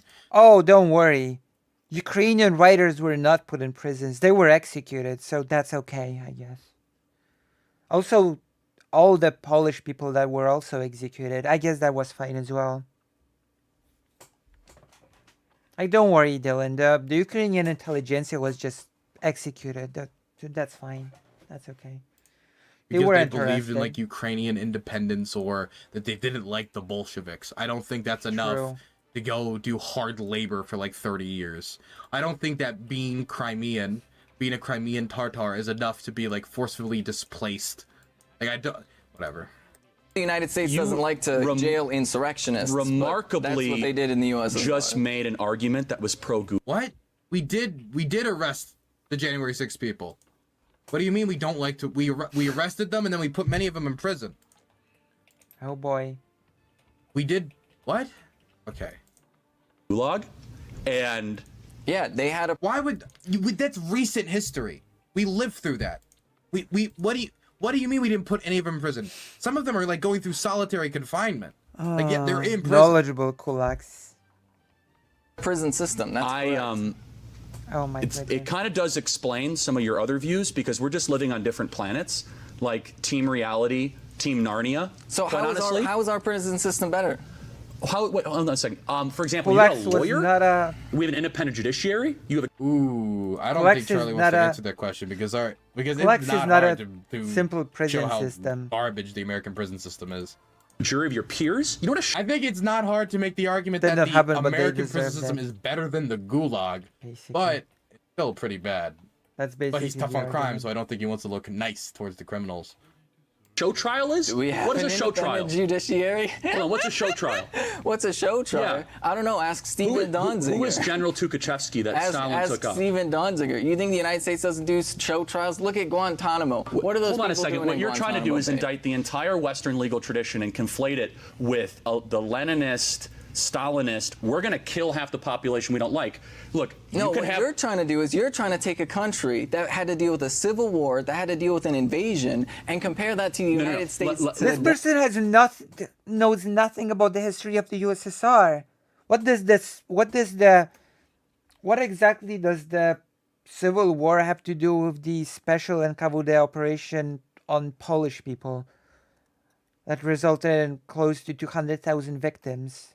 How is that related?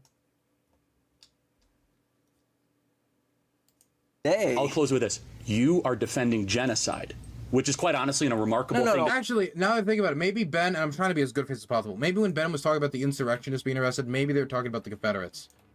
We did let them get off the hook. Maybe. Trying to be good faith. See in Hold up, real time. stop right here, You are because, defending look, genocide of Joseph Stalin let's and, be and very, Vladimir very Lenin, clear. the intentional destruction and See, killing of 65 this million is people. what I'm talking about. And no, there's look. no middle ground in genocide. That's your opinion. Moving on. Has there ever been a successful example of Marxist theory in action where the workers are truly empowered? Yeah, 100%, Where? most definitely. Like, so first and foremost, we have obviously the brave Vietnam soldiers that defended themselves. The Viet Cong? Defended themselves against the invading American army, which was basically there to punish them for daring to free themselves from French colonial rule. Wait, then- so hold on. Wait, I don't understand. I thought it was... Okay, fighting an anti-colonial struggle is good, but I don't understand how that has to do with work. Like, you can win an anti-colonial struggle and then have a government afterwards that completely disregards the, like, interests of workers. So, to answer that question, you would not only have to talk about that, you would have to extend it to, and then afterwards, after they succeeded, this is what they did for workers. This is how they empowered workers and made the workers own the means of production in Vietnam. You would have to follow it up with that. How did that work out? And what do you mean, how did that work So, out? I mean, so no, seriously, the Ho Chi Minh City under communist rule, better then or better now? What do you mean, better then or better now? Was Ho Chi Minh a better place under Viet Cong rule or better now under more kind of Western? Who do you think is in charge of Vietnam right now? I mean, it's a generally much freer country than it was 50, 60 years ago. Oh, that's weird. When did the Communist Party lose? I don't know what he means by this. Like, economically, it's definitely more a little bit more, not Successful. exactly free trade, but it definitely is economically liberalizing. That's true. Politically, it's a hard case. I different- mean, maybe you can make the argument it's not as repressive as it was at the time. I mean, they just finished fighting anti-colonial struggle after all. But it's still pretty repressive. It's a one-party state.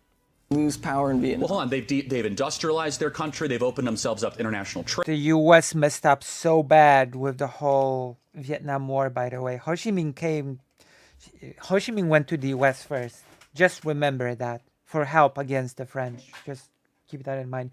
That was such a blunder on the U.S. that it's one of the bigger historical blunders on the U.S., I believe.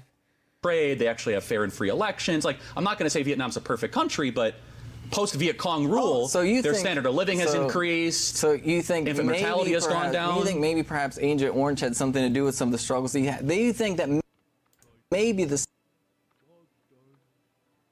the sanctions from the United States of America cutting off supplies to food maybe had something to do Okay, with got it. So America's always the villain. So besides the Viet Cong, which is a new one, I'll be honest, where else has communism worked? China. Look at China. Okay, what about China works with? Aside from the fact that China's the I strongest mean- economy in the world right now, there's obviously the fact that average I'm gonna wage- be honest. With the Vietnam War, the U.S. was definitely the villain.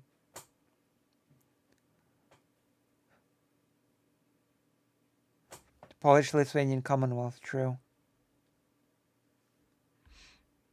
They both know nothing about Vietnam. It's incredible. wages in China have tripled over the past Okay, decade. so before we go any further, do you really want to The defend the US Chinese was Communist Party actually- against me?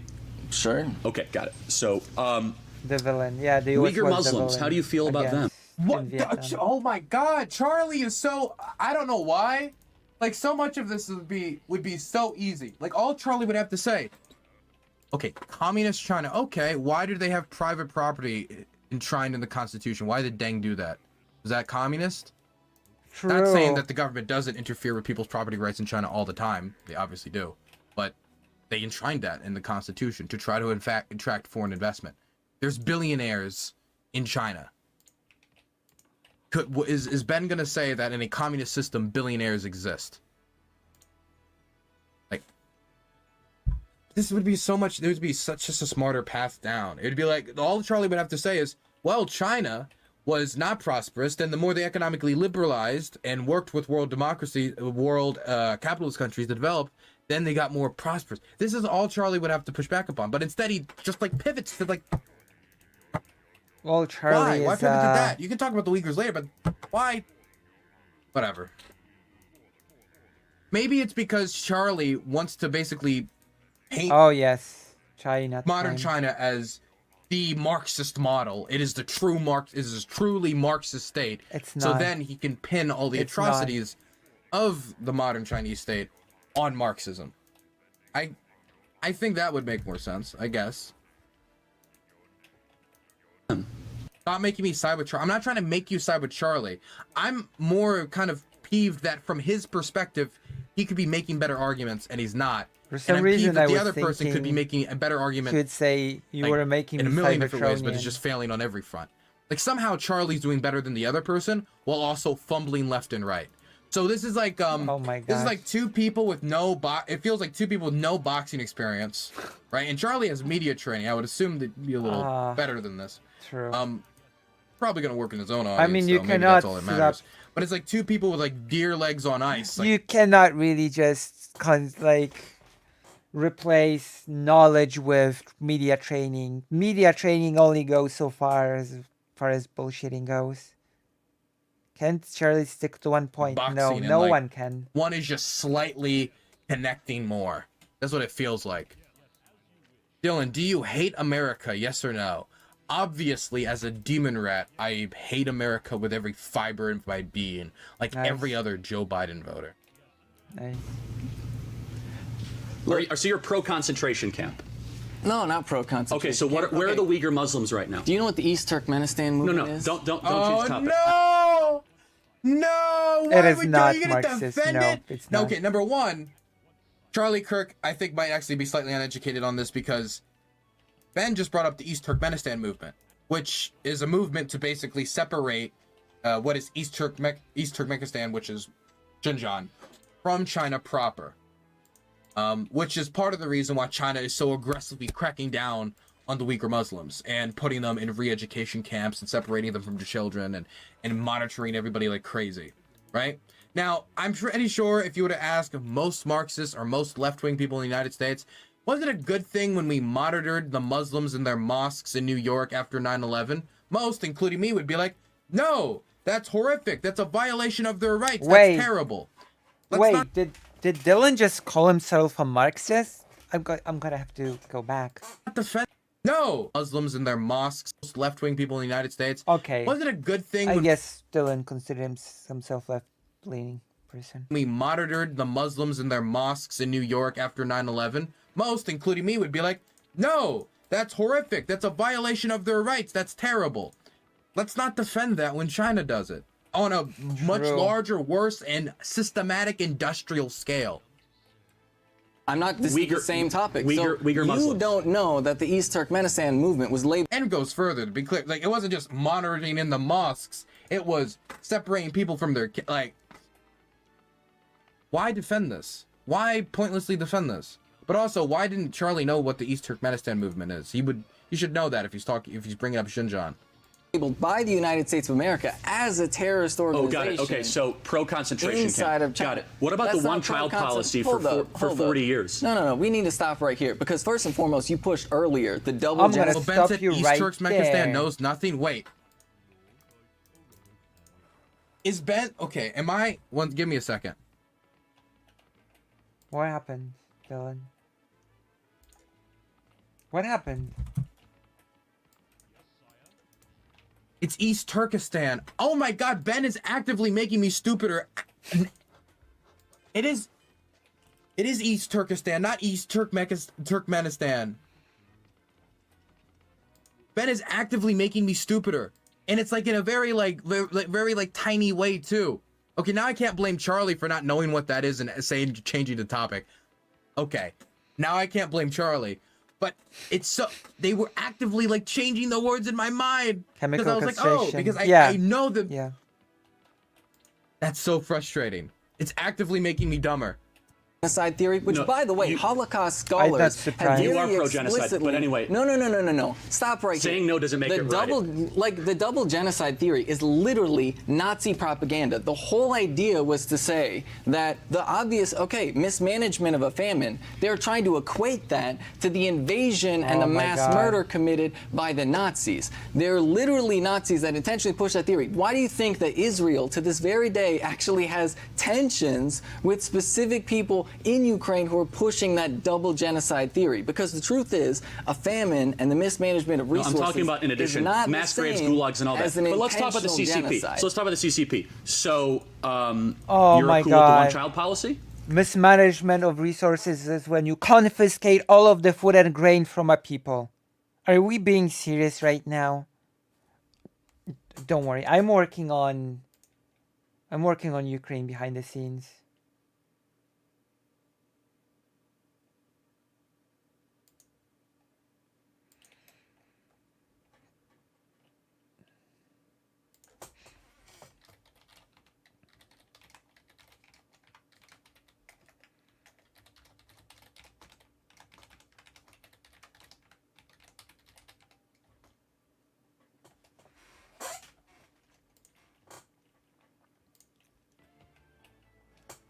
This is incredible.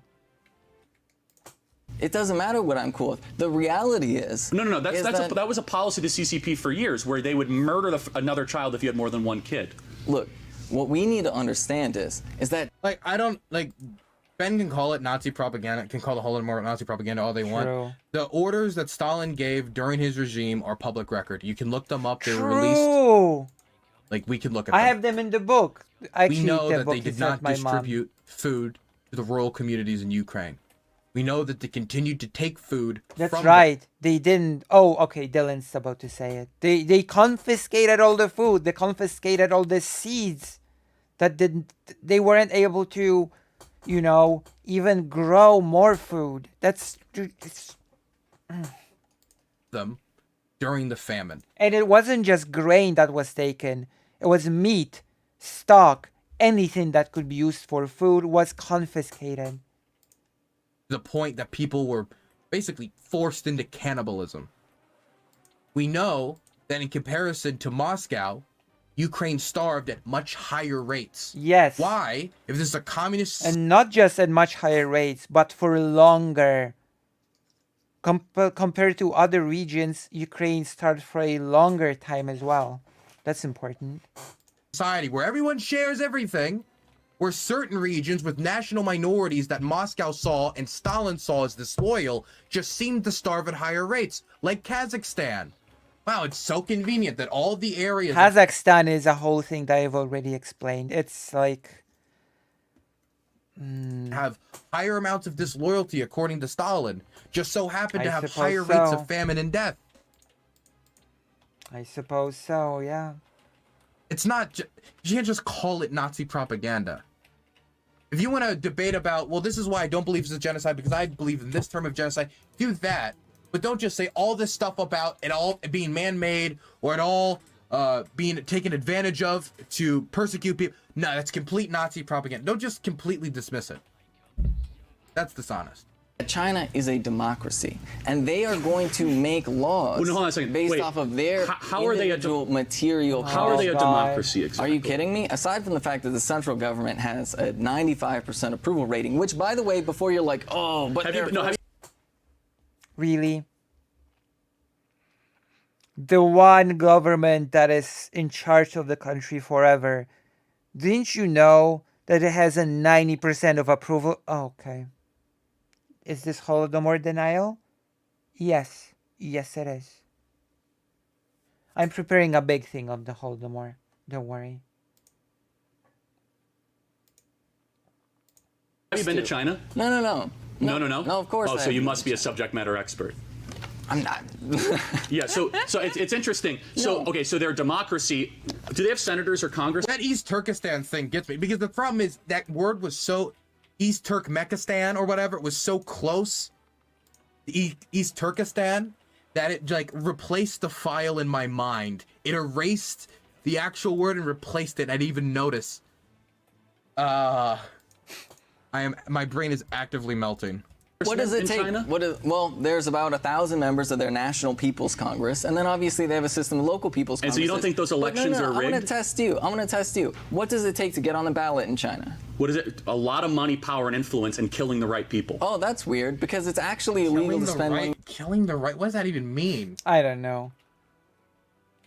Like, it is true. You need a lot of... I'm gonna assume that the candidates are just selected within the party, and that's it. Again, a smart person would have denounced this and then pointed out that the famine in Ireland and India were done for the same purpose. Ethnic cleansings of ungovernable ethnic groups by an empire. True. power, money, and influence. That is true. Also, I think somebody could make that case about the United States as well, by the way. I think that's why he added killing the right people. As much as authoritarian as China is, you do not need to kill somebody in order to get in the People's Congress. I don't think That's it's like true. the Yakuza or something, where there's like, you must blood yourself. It's like the cartel. I'm You pretty must sure blood yourself people with are your just own hands chosen before you within can the join the party. People's Congress. Unless he means like indirectly through reinforcing the status, but I doubt that's what he means, which would also be a stupid Oh, point, but okay. still. Like, what? I don't know why. Sodium joined It's the not, page, it's not by the the way. Yakuza. on campaigning in China. There's actually a very so specific so answer to you this. think that Both of them are fools. This sucks. Yeah. a dissident Chinese person could run up against Xi Jinping right now. So let me ask you a question. How do you think? You're No, no, no. pro How do you CCP. think- So you think it's okay? How do you think elections work? How do you The think left elections is- work in China? How do you? It's very simple. You're born into the right family. no, you no, have connections you to the right can't people. answer- you can't answer- What's Xi Jinping's What lineage? does it take to Well, get on the ballot in China? You have to have the The left is starting to become trying.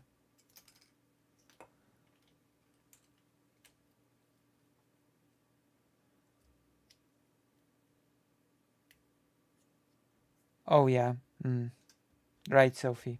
Like Kazakhstan, basically. right You don't know connections. the answer. Yes, I do. No. I do know. You can't Have just you- all of a sudden pop up. Have you read the law? Have you read their what law? happened to I Tank Man actually at have Tian- actually Hold on a read second. through. No. You Hold think up, hold the up. law actually Here's applies? Chat. Okay. So what happened to the Tiananmen Square? Listen, this is the answer. What This happened is at the answer Tiananmen that Square? Charlie Kirk does. Wait, This does look bad for Charlie.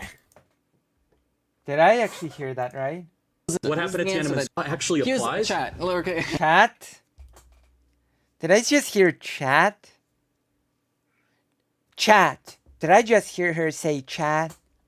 Chat. Oh my goodness. Chat. Chat, support me. That is funny. Chat. That is funny. What happened I to Tank Man actually at have Tian- actually Hold on a read second. through. No. You Hold think up, hold the up. law actually Here's applies? Chat. Chat. Chat. I don't have this. I don't have the urge to say chat when I talk with people. That is so bizarre. Okay. So what happened to the Tiananmen Square? Chat. Listen, this is the answer. What This is happened the at answer Tiananmen that Square? Charlie Kirk This does look bad for Charlie. Chat. doesn't know because he has no idea how What democracy happened works to in China. Tiananmen Square? You need to get How about 10 Tibet? signatures to get on the ballot in China. That's it, 10 signatures. How many people does it take to start a recall in China? How many temples? Like, okay, I'll just use this example. If the party doesn't allow you to run, and you're not running on the party's platform, if you're not running with the party, then you're fucked. True. Not only are you fucked, but in some cases they'll just deny you from running. Hong Kong is a great True. Damn, Dylan was great. Once again. example of this, where the government is quite literally choosing the candidates that run in Hong Kong, which is supposed to be the area with the most democratic freedoms in China. They agreed to have it have the most democratic freedoms in China, but now they handpick the candidates that you can vote for during the elections. If you express certain sentiments that they don't like, you can't run. Temples did they destroy in Tibet? How many? So you think you could recall Xi Jinping? How many people do you think it takes to You get understand, a I have to be honest. You are such an unbelievable fool to believe that China actually has a democracy. Well, look, here's the thing. They've tripled their average wages. They've eliminated extreme poverty. They have amassed popular support in China.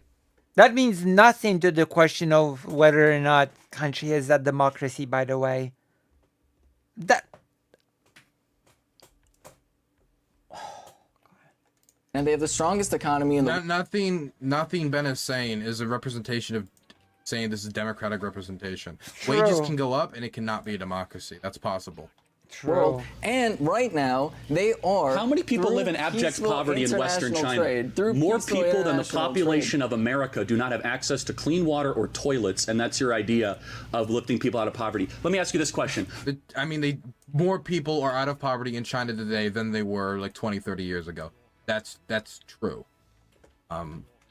That doesn't, but also like the Chinese government, in the same way other governments have been, is they're kind of finicky on how they define poverty to help try to bring it down to say that it's gone when a lot of it is still there. 26 million people forcibly locked down I in cannot with the Shanghai. left. I just Cats cannot. are being put into entire bags and murdered. If you have COVID, that's your idea of a good society? 26 million people being forcibly locked down in China How at a many moment's people are notice? permanently? I think maybe Charlie's not even putting effort in. I don't know, because Charlie is somebody with media training. They're the head of TPUSA. I think for him, it's like, I just need to hit my points, and they'll say I'm a communist and Mao is cool, and that's all he needs to do. They're gonna sound so crazy that he doesn't even need to make any points.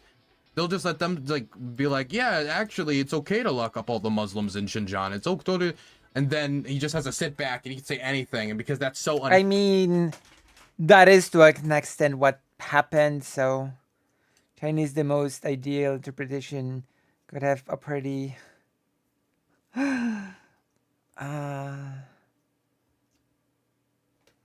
Oh my god. His is a his curd. audience is gonna be like, Curd wow, is this a is curd. crazy. Fairy gifted 2 tier 1 subscriptions.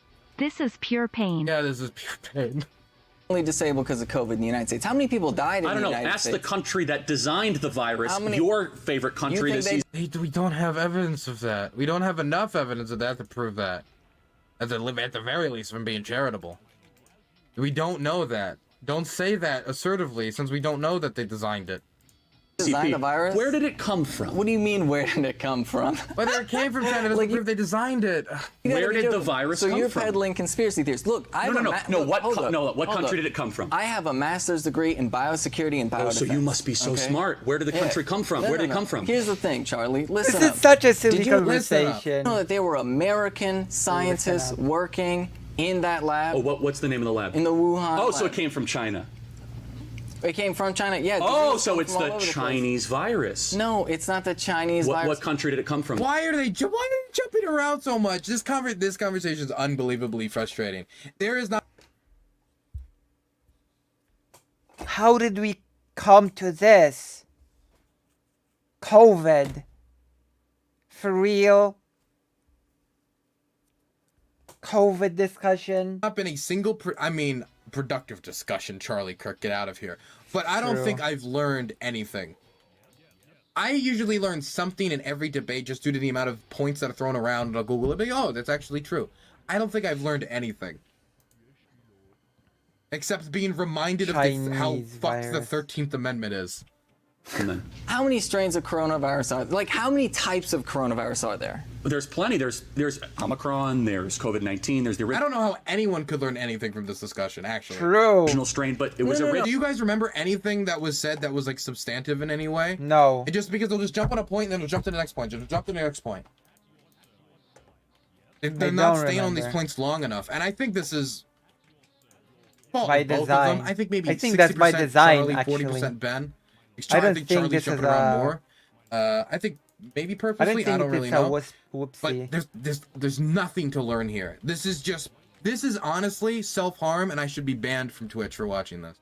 No, Originally the original developed. strains. No, see, Bad. you've listed 3. The reality is there's different types of coronaviruses that developed in what exist in lab? the world. That exist in the world that aren't developed anywhere. Like No, cats have their own no, coronaviruses. of course, but which one was This is such a stupid point from Ben, because then all Charlie has to say is, yeah, but the original one was developed and then released, and then it mutated into new versions. That's all Charlie would have to say to respond to that. What Ben should say is, you do not have conclusive evidence of that. Show me the conclusive evidence. Hell, I'll abandon Marxism right now if you can prove it without a shadow of a doubt.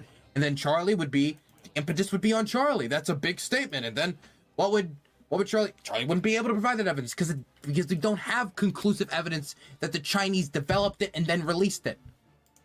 developed in the Dogs lab have in their China? own coronaviruses. There's no, like, you think that the American scientists that were working in that same lab right next to those Chinese scientists, you think that No, he is saying COVID-19 isn't the original coronavirus. What Charlie's saying, I don't know what you're talking about. they were secretly malicious actors? No. Dylan, no, there's a whole family of coronaviruses beyond COVID-19. I think that's the point. Is it the point?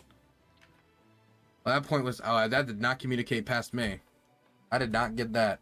No, see, you're putting hold words in on. my mouth. Hold on. Did it come from a lab or not? Or did it come... Maybe they said it. Did they say it? Okay, well, can we at least admit that if that is what they say? I'm not they didn't say interested. it well. They didn't make the... I am not interested in the COVID debate. I'm not. I'm just not. Hello, fake Alec Parker. How are you? I'm just not. I don't care. I know that corona. Yes, but I just don't care about the coronavirus stuff.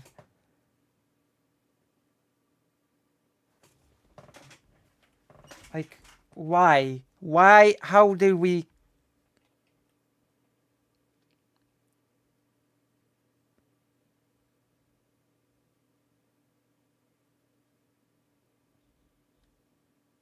I just really, how? Why? Why are we here? Hello. point well. Why? Well, none of these points are being made well. Actually, I True. feel like I'm trying to solve like a Where's Rubik's- Waldo puzzle every time they say something, trying to understand the conversation, jumping from one to the next. Come from a Himalayan bat lab. I'm actually surprised I can. My brain is foggy. I'm surprised I can follow this Of course, in it any capacity. didn't come from a lab. Oh, you think it didn't come from a lab? No, yeah, because Oh, I so live in a real world. I you live in a are an real idiot. world, okay? I live in the real Like, world. you understand that every single person worth their salt looks at the strain. I cannot with the laughs. I don't think you know the smile you'll put on my face. Aw, really? Thank you. Really? We do? Me included? We have to stop. Unless you are we 1/3 in. We're more than 1/3 when like, I don't know.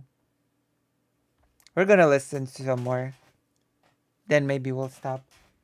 And they understand that this was bioengineered in a lab. Fauci himself agrees to that. What do you think? What do you think Fauci would himself. tell me? Because apparently you're the biologist here, Fauci right? himself. How do you? Well, I tell do the know what a difference? man and a woman is. Do you? Tell me the difference. Tell me the difference. Okay. Oh my god. Transphobia, of course. Now we're getting into what is a woman? I know what a man and a woman. I don't believe that Charlie Kirk here knows what a man and a woman is, but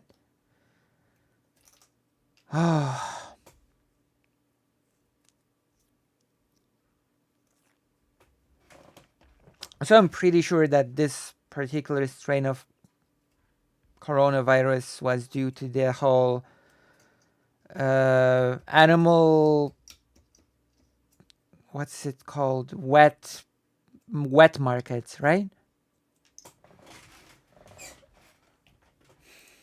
Okay. Tell me the difference between how do you tell the difference between a man-made virus and a non-man-made virus? There's a lot. Sequencing, everything from how it's compiled, What mRNA sequences? type technology. What sequences? What type of sequences are you According to looking Anthony for? Fauci's own emails to Hugh Albatross on January 31st, on Friday evening, he said, quote, Yeah, this has every single marker of a man-made laboratory-created virus. That's Anthony Fauci's own declassified... That's not conclusive evidence of anything. True. That's Fauci himself saying, this looks like it could be man-made. That's not conclusive evidence. You True. can't say that conclusively.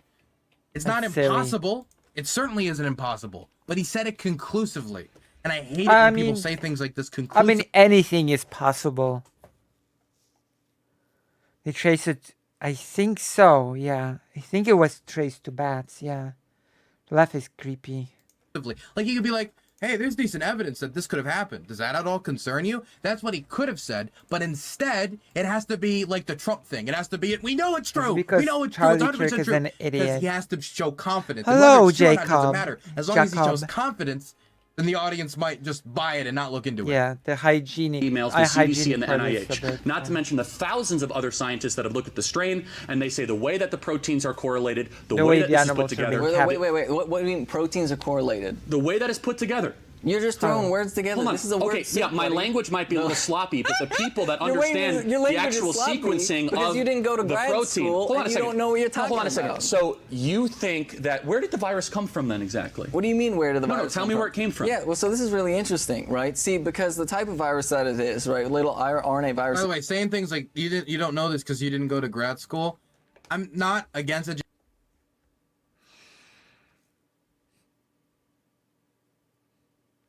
They don't teach you where COVID came from in grad school.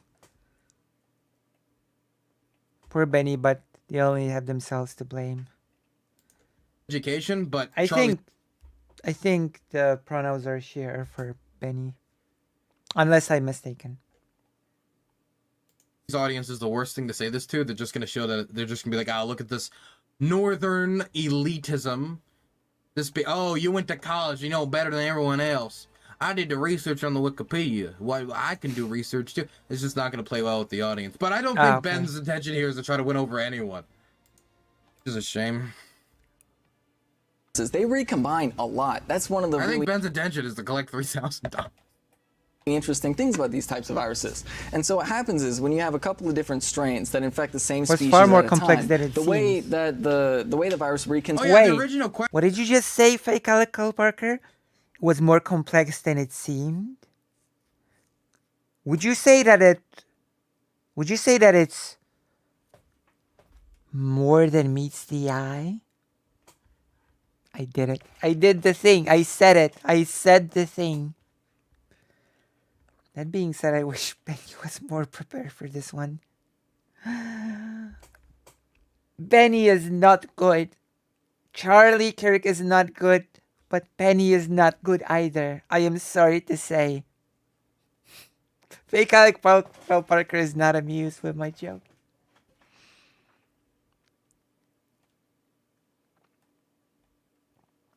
True. But I don't think it's enough to know biology to be able to trace an origin of a virus accurately. I think you need a little bit more than just some biology at grad school level.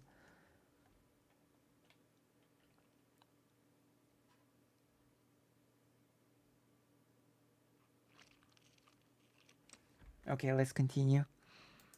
Question, if I remember correctly, is there anywhere where Marxism succeeded? And now they're debating COVID. True. I don't know what's happening. Constructs itself, which, to be clear, we don't necessarily have a full understanding of how exactly that happens, but the reality is one of the central theories is this random assortment process where if you have multiple strains of a virus that is infecting one thing at a time, which is one of the reasons why bats, in particular, because they're capable you do of believe it holding came from a many bat. different, because they're capable Man, I got a serious many question. different strains I have a of question. Are you on coronavirus at the same CCP payroll? time. Because I don't think like a sane individual could believe this. I wish. I think she goes as Benny these days. Oh, okay, I'll call her Benny then.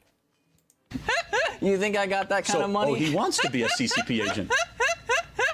You think I you Stop really? laughing. You think Stop you think it. China is funding me? That's how that's Stop. so disconnected from reality. I'm just going to be honest. That's like, so disconnected no from rational reality. person could believe the stream of absolute nonsense that you are. You'd have to be paid for this. Like, you're kind of like a walking hologram of insanity. What does that mean? It's if Benny was smart, the response would be here. Aren't you the head of Turning Point USA? You are literally paid to say what you say. True. Like, wouldn't that be like what you're completely embedded in your position. You won't change because you have the financial interest. That'd be the smart thing. Might even not be the 100% honest thing to say, but if the intention is just make Charlie look stupid or collect $3,000, that'd be the thing to say. I don't know what to tell you, buddy. Like, but I just hope it's worth it. it sounds more like you're. I mean, I'm sorry, Jakob. Benny is not. Benny is being saying really, really, really bad things throughout this debate. Like, it's not just a matter of preparation. Like, the problem of Benny is not that she wasn't prepared. Like, the problem of Benny is that she has awful, horrible beliefs. Like, the gulags were okay. That the Holodomor was basically just a mistake. What else? It's just that the gulags were just a prison system which basically identical to the one in the US. Like, horrible stuff. The problem here is not just I mean, in a way it is. If by preparation we mean going back to the basics and learning about all that stuff.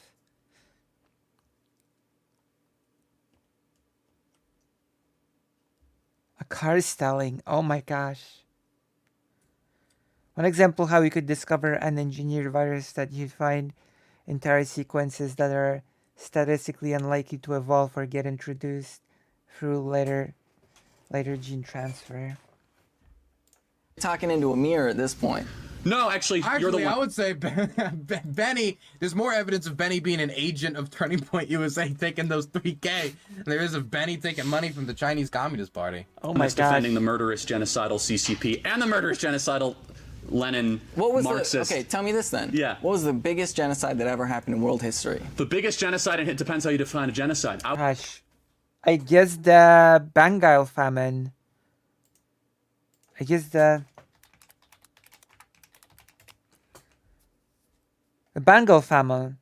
Yeah, the Bengal family would be the biggest, right? I think that's the one.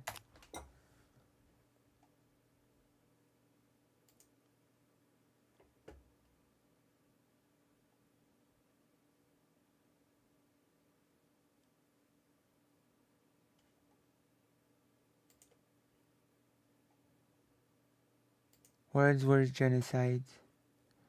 I'm pretty sure I'm right.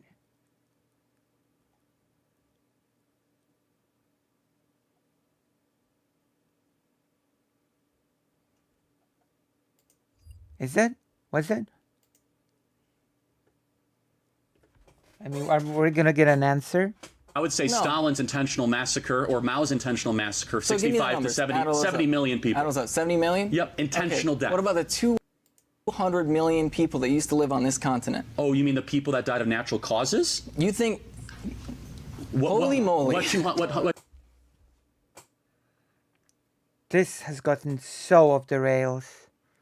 Charlie says, look, Photoshop. Maybe it is. Just 200 million people you're talking about?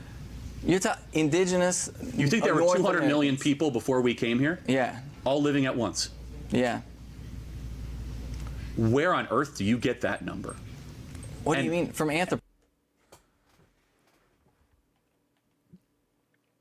Bengal famine. anthropologists. Oh, so you think we killed them all? From anthropologists. Of course we killed them all. So we killed 200 million people intentionally? Yes. Wow, Annie, Charlie. 43. Thank you so much for the tier 1 sub. Means for 37 months. I appreciate it. For 37 months? You think so? So just to be very clear, right? I am honestly, I'm just gonna be blunt. I am too peeved about. My brain is too broken. I don't even wanna open this can of worms. I'm just gonna get. Can we just get? What's the next? I don't even want to talk about. I don't want to talk about Native American genocide. I don't want to hear around Native peoples getting slaughtered. I don't want that. Can we skip to the next thing? Oh my god. When's the next question? Oh my god. We're only on question 2. We're sitting here denying the genocide of indigenous folks. Well, hold on, what- You know who Teddy Roosevelt is? Oh, you think Teddy Roosevelt's a mass murderer? Yes, Teddy Roosevelt is a mass murderer. What do you think those That feels so weird to say the word genocide on folks. Like, you know, the super. Okay, I'm being nitpicky, but it feels so weird to do a combination of genocide, which is a super heavy word, and folks, which is a lighthearted word. Genocide of the indigenous folks. So weird to me personally. Maybe it's just a personal thing.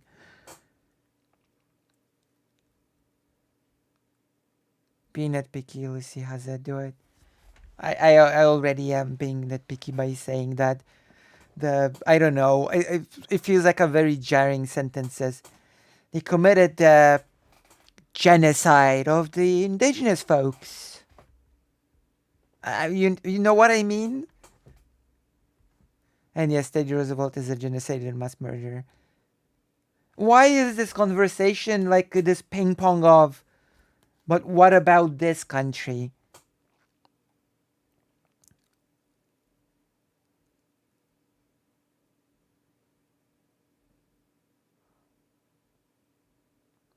It's a whataboutism, yeah.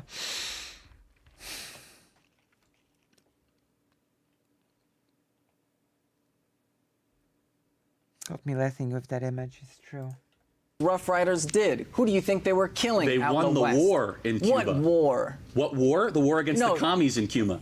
You know that Wait, Teddy wait, Roosevelt. wait, hold no, up. you They know that- won war against What?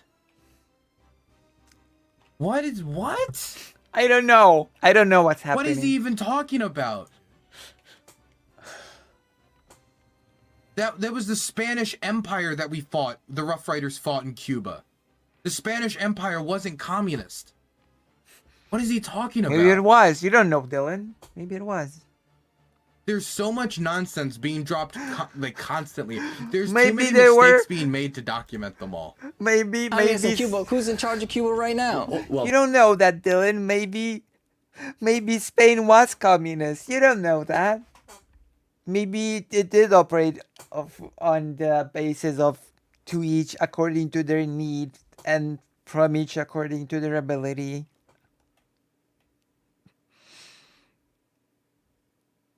Who knows? I don't know. I wasn't there. I wasn't. Okay, I was alive. I'm super old. I was alive back then. But I wasn't at that particular. Carlos Marx. Oh my god. Carlos Marx.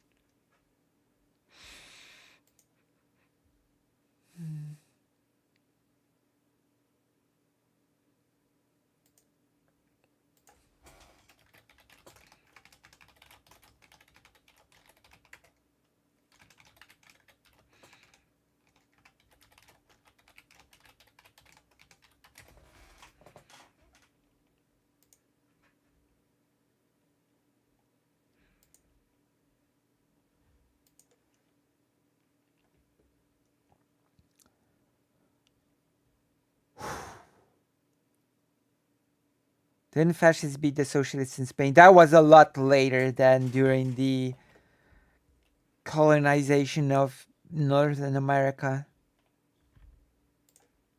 Why wouldn't Ben jump on Benny? Why wouldn't they jump on that? That's the easiest dunk in the world. Oh yeah, who was ruling Cuba at the time? Tell me about those communists. Easiest dunk in the world. Why? Communists. So Like I can understand like moving quick off the Native American because getting into like smallpox blankets and all. Like I can understand like Maybe Cuba is just biologically communist. Have you considered that, Dylan? Have you considered the biological reality of Cuba being communist?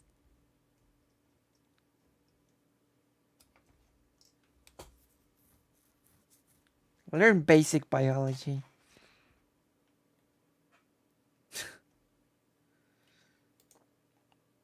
that might be more difficult because you're gonna have to go deep into the history there.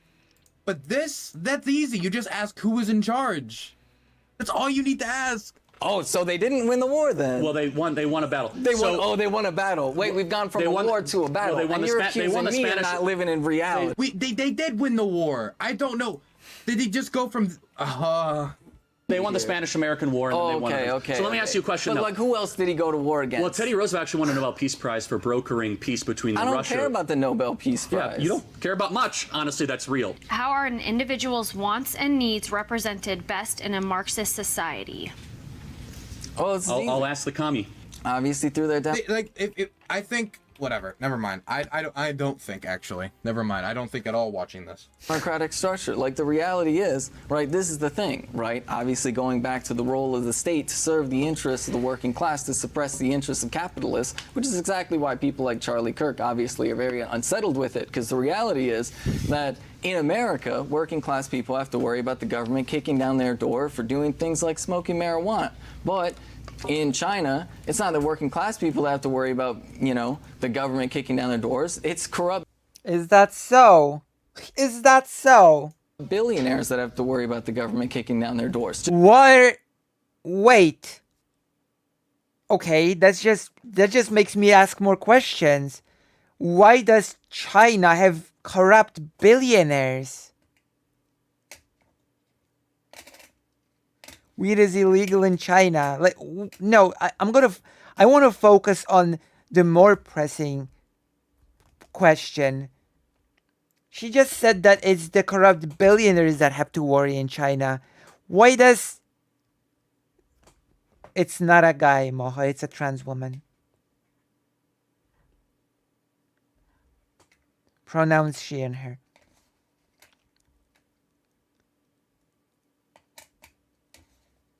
Okay, so what did she just say that? Why did she just say that?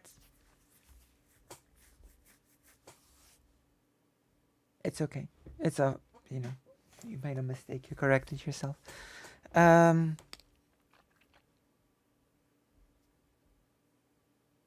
not focus on the weed. She just said that it's the corrupt billionaires that have to worry in China. Why does China have corrupt billionaires? Isn't that the more pressing problem?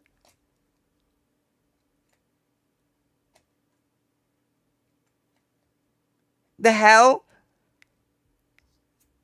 Why are there corrupt billionaires that have to be worried? There shouldn't be any corrupt billionaires. What?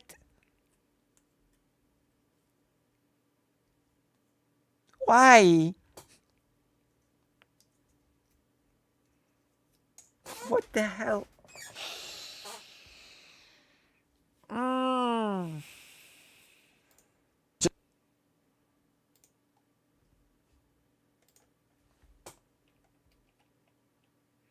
are you doing? Noodles type of bean in China. Oh no! Marijuana is illegal for medical and recreational. Oh no! He googled it. You googled it. That's cheating. Googling is cheating. How could you cheat? Oh no! Oh. Ay ay ay. The house of lies is crumbling. They're the Marxist-Leninist non-kulak billionaires, Lucy Ikes. I guess that's true. Marijuana is illegal for medical and recreational purposes in China. Just look, for example, Oh giant my tech companies God. making tons and tons of money in China with Just like mistake. They cannot go a single minute without saying something wrong. very I little don't believe that's regulations. But just what a does China do? mistake. They put in tighter regulations on these Peter tech companies, Dillon. and then they take money from these tech billionaires, and then they give it to anti-poverty programs. By the way, while we're here, first of all, join the page. Second of all, I've noticed that nobody has donated anything in a long time. So please donate to your favorite streamer. And third of all, that's it. I don't have any more. Smash like. And most of all, please donate. Yes. Across the more rural parts of China in order to fund schools, food, things like that. Like, for example, China has this really great co-op development program, which is really great. So they combine ecological I could tell you don't even restoration- believe this, by the They way. combine. You've got to be acting at this point. Why do you think I'm acting? You know, I think Charlie had to interrupt because there was like a string of thought that was like longer than 30 seconds. So they needed to make sure that they just jumped around all again. It wasn't like a constant like ping pong ball just going back and forth. Wait, so just they needed to cut off this just more than 20-second strain of thought. Because Is it because you're acting? No, it's because the reality is so different of the millions of people in China that are literally forcibly held in their homes, the millions in concentration camps, the people that can't even breathe because the air quality is so bad. How about the underground Christians that are murdered in the streets for trying to go to church? So no, continue on your Wait. beautiful like co-op in Beijing. Like, yeah, we could grow vegetables in Shanghai, so it's so great. That's kind of the argument, right? Look, what are we talking about? Vegetables in Shanghai. You're assuming that this is Shanghai. Obviously, Shanghai is like a giant urban city, right? The cooperative development, which is really cool, by the way. They're combining ecological restoration with these cooperative development. So, and, you know. Also, I see people in chat talking about the smallpox blankets. Yeah, the smallpox blankets did not kill the majority of native peoples. The majority of native peoples died from diseases that were not even like purposefully. Like, it wasn't like they're going around like disease, and like. But there were attempts to use that later on to kill them. The smallpox blankets was an example of that. But it just majority of them had already died from diseases from the old world. I don't know if we call it the old world, from you know, Europe, etc. The old world. But also, you know, expansion and Like settlement Warhammer. and being pushed off their land. A Trail of Tears, stuff like that. But the smallpox blankets did not kill the majority of them. I didn't say that. Wanted to clarify that because somebody was asking gutter shot. But that was still an attempt to kill them. Just wasn't a particularly successful attempt. With the schools in there, they have a requirement that the schools buy a lot from the local farms, right? 60% of the food, right, that they serve in the schools basically comes from local farms. So if you talk about meeting people's needs, right, the farmers there have a need for economic development, right? So if you buy from the schools, How hard would it have been to be like, what do you think of the Trail of Tears? Do you think that was genocide or ethnic cleansing? Well, ethnic cleansing is just the soft word for genocide, but what do you think of the Trail of Tears? All you would have to say is something like that. But no, it's just a pivot. if you buy the food from those farmers, that puts money into their pockets. Because the thing is, all that's happening right now is Charlie is throwing like a bunch of things that the vast majority of Americans are going to see Benny say, and they're going to be like, Mao? You think that about Mao? You think that about Lenin? That's crazy. And that was an opportunity for them to turn it around and be like, Thank you, Moose Watcher 123 for the $5. Did you know that the ancestors of Roosevelt's weren't actually Roosevelt's, rather they borrowed the surname, at least according to a lecture by Tweed Roosevelt, great grandson of Teddy. Wow, that is interesting. Thank you for the trivia and for the $5. Wait, are you going to defend the Trail of Tears? What do you think of the Trail of Tears? What do you think about the forced erasure of their culture? Let's talk about that. But I thought you respected property rights. Like, but no. Pivot. And then they literally take that food and give it back to the school kids so that the school kids can have a full belly while they're trying to learn. And this is the reality, Charlie. Like, you got to understand, like, if you think China's so dystopian, how come the incarceration rate in the United States is so much higher than China? Well, because we have a rule of law, and they kill dissidents that break the rule of law. Tell me about... Where are all tell me these about, dead people then? Tell me about, We also killed... Whatever. I don't want to debate the death penalty. Fox, should show up. Tell me about me. Foxconn. What about Foxconn? What do you know about it? What? You mean... There's a difference between how the death penalty uses in China and the United States. I want to clarify that. You mean the No death crony penalty in plot Poland. that basically bulldozed an entire town in Wisconsin, kicking people out of their homes for a factory that never happened? In China.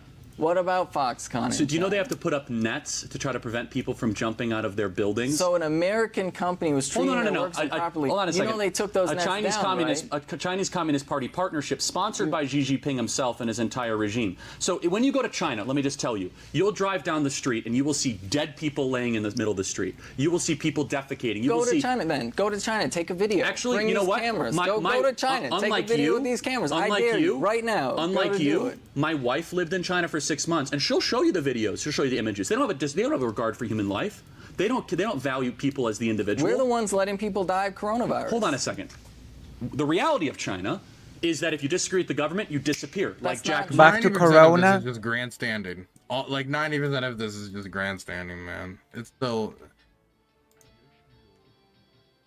Man, I What think just Charlie buddies in Kirk street and in this other China? person It's just, I don't know. are not the best faith and are not the most knowledgeable about these topics. True. Starting to get that impression. True. Yeah, if you disagree, you disappear. Oh, because that was his only thing. He just Or disagreed. if you're a He wasn't dissident group, billionaire, like right? the Uyghur Muslims, hold up, you get put in re-education camps where we have drone footage Are you talking of about, people that are forced to eat pork against their Are you religious talking about the East Turkmenistan movement? No, I'm talking about the Uyghur Muslims. Did it that you're again. trying to erase. You won't do it to me again. You're not doing it. You're not changing. You're not corrupting my mind. Nope.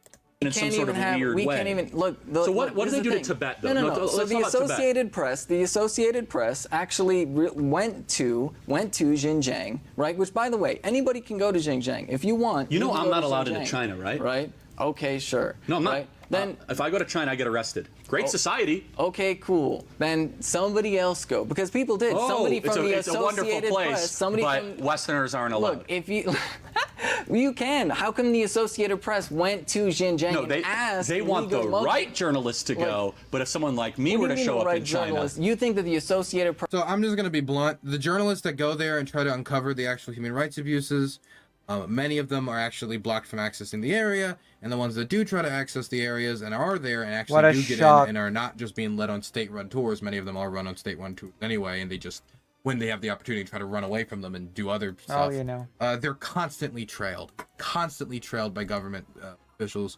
following them around, making sure they don't document something they're not supposed to document.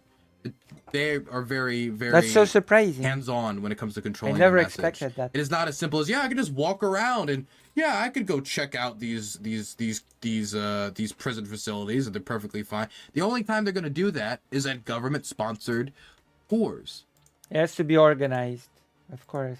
I don't know if we should really trust government-sponsored tours for this. One of the most famous. It's like saying all Ukrainians are part of the Azov Legion. Being Uyghur Muslims doesn't automatically mean you're a part of the East Turkmenistan movement. Moreover, the Chinese government abuses you regardless of whether or not you're a member. That might just fabricate you being a member. Yeah, exactly. Just as in the 30s, just because you were Polish didn't mean that you were a potential spy or a traitor. Exactly. Hundreds of thousands of people did not need to die necessarily, I believe. That's true. That did not need to happen. Famous examples of government-sponsored tours trying to cover up the real atrocities was when the Red Cross visited one of the concentration camps where Jews were being held, and they ran away from that because it was a German tour, and they showed them all the great fantastic stuff at the camp. They came away from that thinking, oh, actually, these conditions are perfectly fine because they got played by the Nazis. Press is out there carrying water for China. Hold on a second. The Associated Press also wrote in other articles that these were quasi-concentration camps.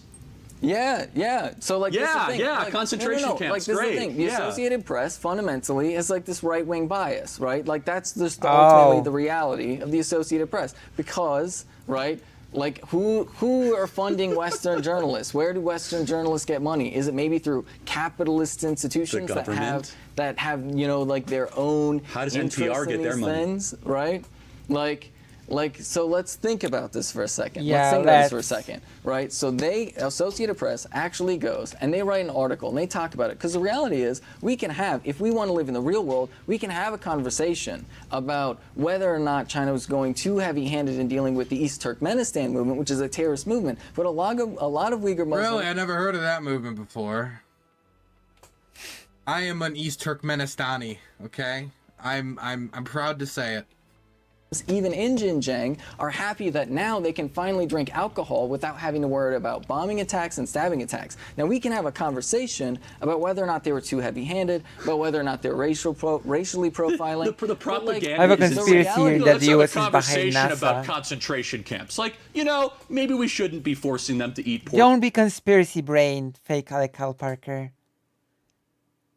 Straight up Islamophobia. True. Against their religious conscience. Murdering a lot of them is probably wrong. There's really not a conversation to be had. Like, you're defending concentration camps. I think they're wrong. If and they're there's a evil, major and they're terrorist it's, movement in the the United first States, how do you think we should respond spelling. to that? Not by locking up all the Muslims and telling them they can't name their kids Muslim names. True. Major terrorist move. Well, actually, I can tell you exactly how it happens. Like when the Boston bombers tried to bomb in Boston, No. I think Japanese internment was a failure. I think it was a terrible policy, personally. Individual. That's an individual bombing. Okay. Yeah, so when ISIS pops up, they still get, if they're American citizens, they get due process rights. How do you think, really? The American citizens get due process rights. Tell that to all the Americans that we drone striked in the Middle East. Hold on a second. No, wait. You mean Americans on American soil? That's what you asked. So it's not like a hypothetical. Okay, well, and I'm not going to keep on going down we get a whole these ISIS weird rabbit encampment. holes, right? Let's say we get a whole ISIS encampment. I just want to I want to ask what if they're American citizens, they get due process constitutional rights. Do they really? So yeah, I mean Timothy McVeigh got a trial. Literally, the Supreme Court Ted Kaczynski just took away. Ted the Kaczynski Supreme just Court got a trial. literally The just Zarnev took brothers away got a trial. People's rights. Did they not? No. Literally just took away people's rights. Now they're just talking over one Evidence another. appeals, But the okay? Parkland shooter got a trial. The Buffalo shooter gets a trial. We know that. Marina. Yeah, because they're white supremacists. Of course, white supremacists are going to get a What trial. about the Zarnev? What about the Zarnev brothers? Society, The right? Zarnev brothers, the Boston bombers, did they get a trial? Yeah, they got Okay, a trial. so you just But disproved your own point, You're talking about Marina. individual terrorists. Where does cultural Marxism fall under your ideology? Cultural Marxism is literally Wait, a who did Nazi the mocking laugh? Fall under individual terrorists. Where does cultural Marxism My goodness. Lula, I tell you all that the sayings are there that the USA controls NASA. Stop being conspiracy brained. Share your evidence or, I don't know, source. Source. I need a source.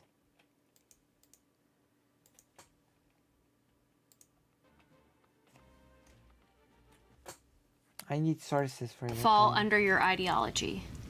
ideology. Cultural Marxism is literally a Nazi conspiracy theory. Like literally the Nazis in Nazi Germany invented the phrase cultural Marxism. How is Benny gonna drop the ball this time? Anyone want to make bets? Are they gonna make up a fake country? Are they gonna misprint? What are they gonna do? Just type in chat. Suggest it. Just suggest. I want to see your best predictions. The fact that you're asking. I wanna. I'll get. Wait, is she gonna make up a fake country? Canada has never been a part of this conversation, but I do it again. I do it again. I do the joke. I do the humor. I deserve credit. I deserve recognition. NASA sent a man to the moon and just happened to place the American flag there. That's all the proof there is. True, sheeple. True.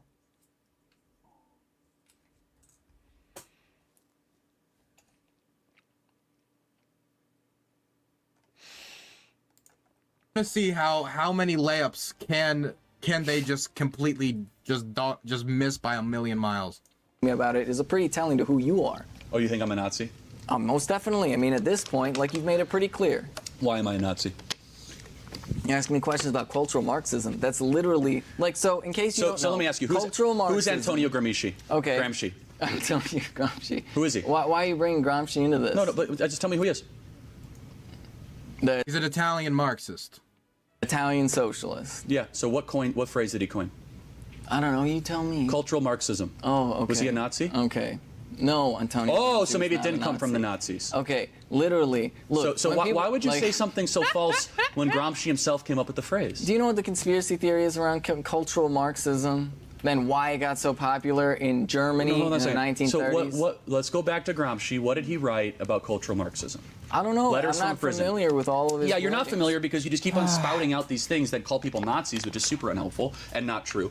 And so, yeah, Antonio Gramsci from prison said that Marxists must adopt a cultural framework alongside an economic framework in order to get the means of what they want to get done. That's not a conspiracy theory. Just read his book. Okay, but that's different than the phrase cultural Marxism, How is it which different? is used. What do you mean? How is it It's different? exactly the same thing. No, it's not exactly the same thing. So what happened is in Nazi Germany, they spread this theory called cultural Marxism. They literally had this theory that Jewish people were secret. By the way, I feel like the Marxists should be able to explain this, but the word cultural Marxism, Gramsci did not write about cultural Marxism. They wrote about, I have to go look up the other terms. I'm not a Gramsci guy, but I've heard this before and I did some research and it was something else. It was like culture. I gotta go look it up. God, why do I have to look it up? I'm not the communist. I'm not Look the it up. Marxist. Shouldn't Benny know this? What do you mean I have to back them up? Back them up, fake Whatever. Parker. It's cultural. It was cultural hegemony. Yes, thank you, chat. It was cultural hegemony. Thank you. like bringing Marxist theory into the mainstream and literally That's not. Cultural hegemony, cultural Marxism, it's synonyms. Don't be nitpicky. Don't be nitpicky. Shh. Quiet. That's true, Sophie. And it came from that school that was in Germany and that moved to the US with the major thinkers of it. And that school is always referenced in the conspiracy. The Frankfurt School. Bam! Right? The Frankfurt School. That's the school that's always being referenced by conspiracists.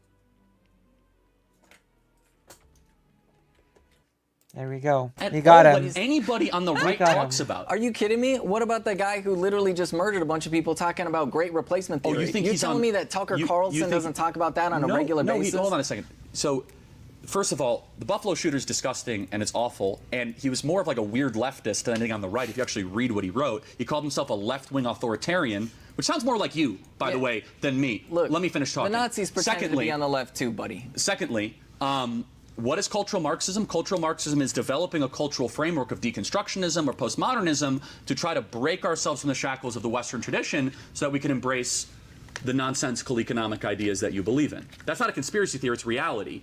And it was written Is by it Gramsci now? himself. No, and if you're not familiar it with those wasn't. writings, well, then you're not really equipped to talk about cultural Marxism. You just Oh keep on my like, God. conspiracy theory. Like, yeah, actually, you're wrong. Like, go to the roots. Sure, buddy. Sure. Is that your response? Sure. Thank you, Ben. Thank you, Charlie. How do people in a Marxist society overcome oppression? Yeah, well... They leave. Okay, sure. So why don't you live in a Marxist country? I'm just curious. Why don't I... But come on, let them answer the question, Charlie. Thank you for the $15, Lil 10. Recognition. Thank you. Thank you.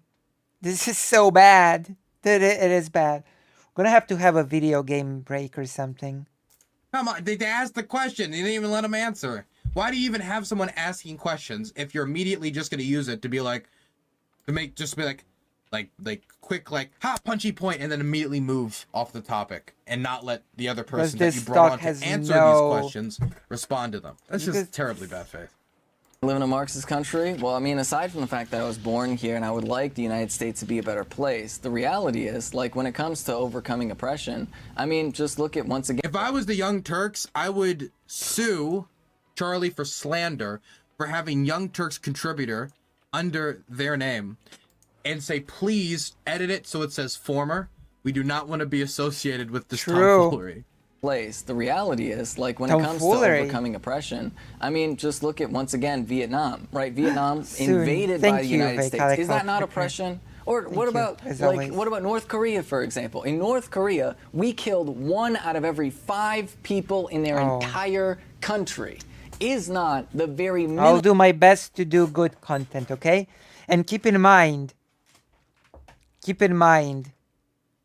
like, the donation is something that you do if you can and if, you know, out of your goodness, but the content is not paywalled, that I will do my best to improve upon.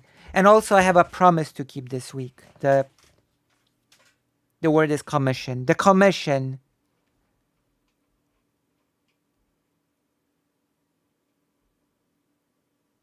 Wait, don't encourage who?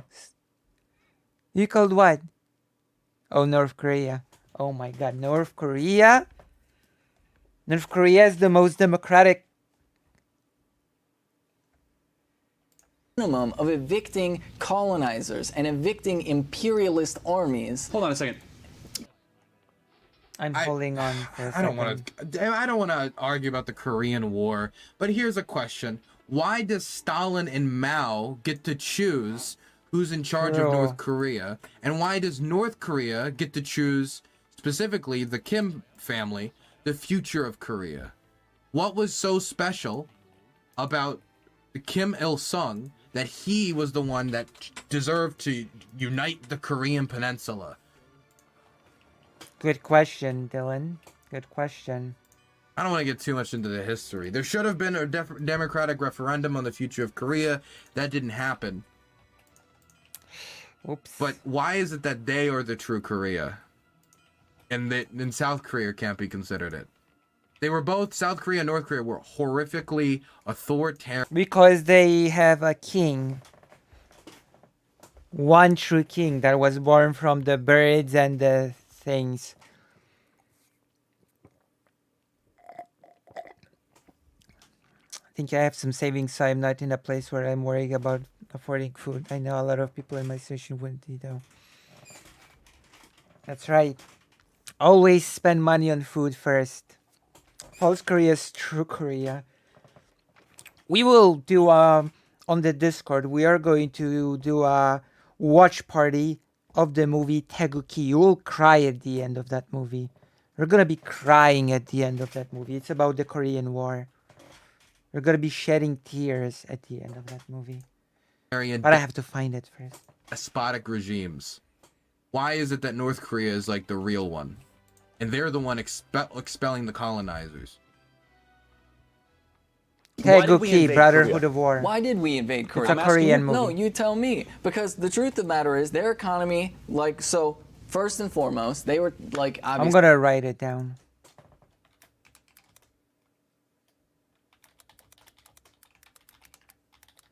I'm gonna write it down in the chat.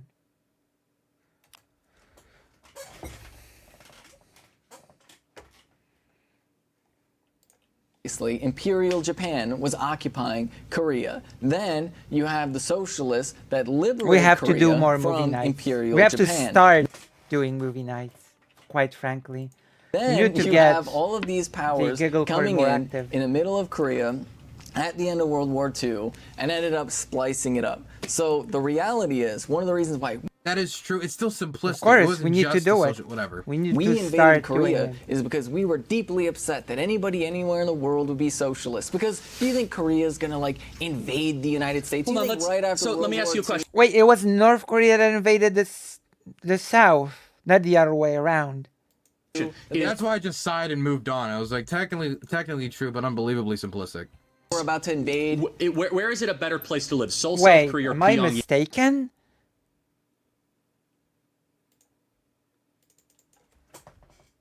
Korean War Wiki.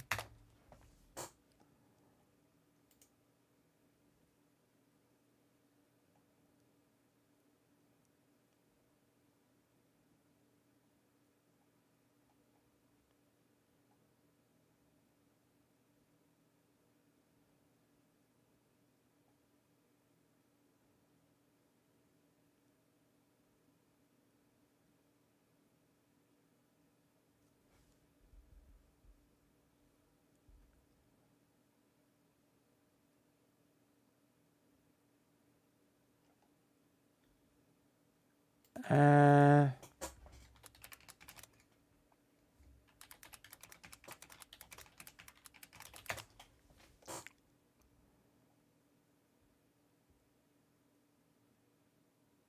right. North Korea invaded South Korea.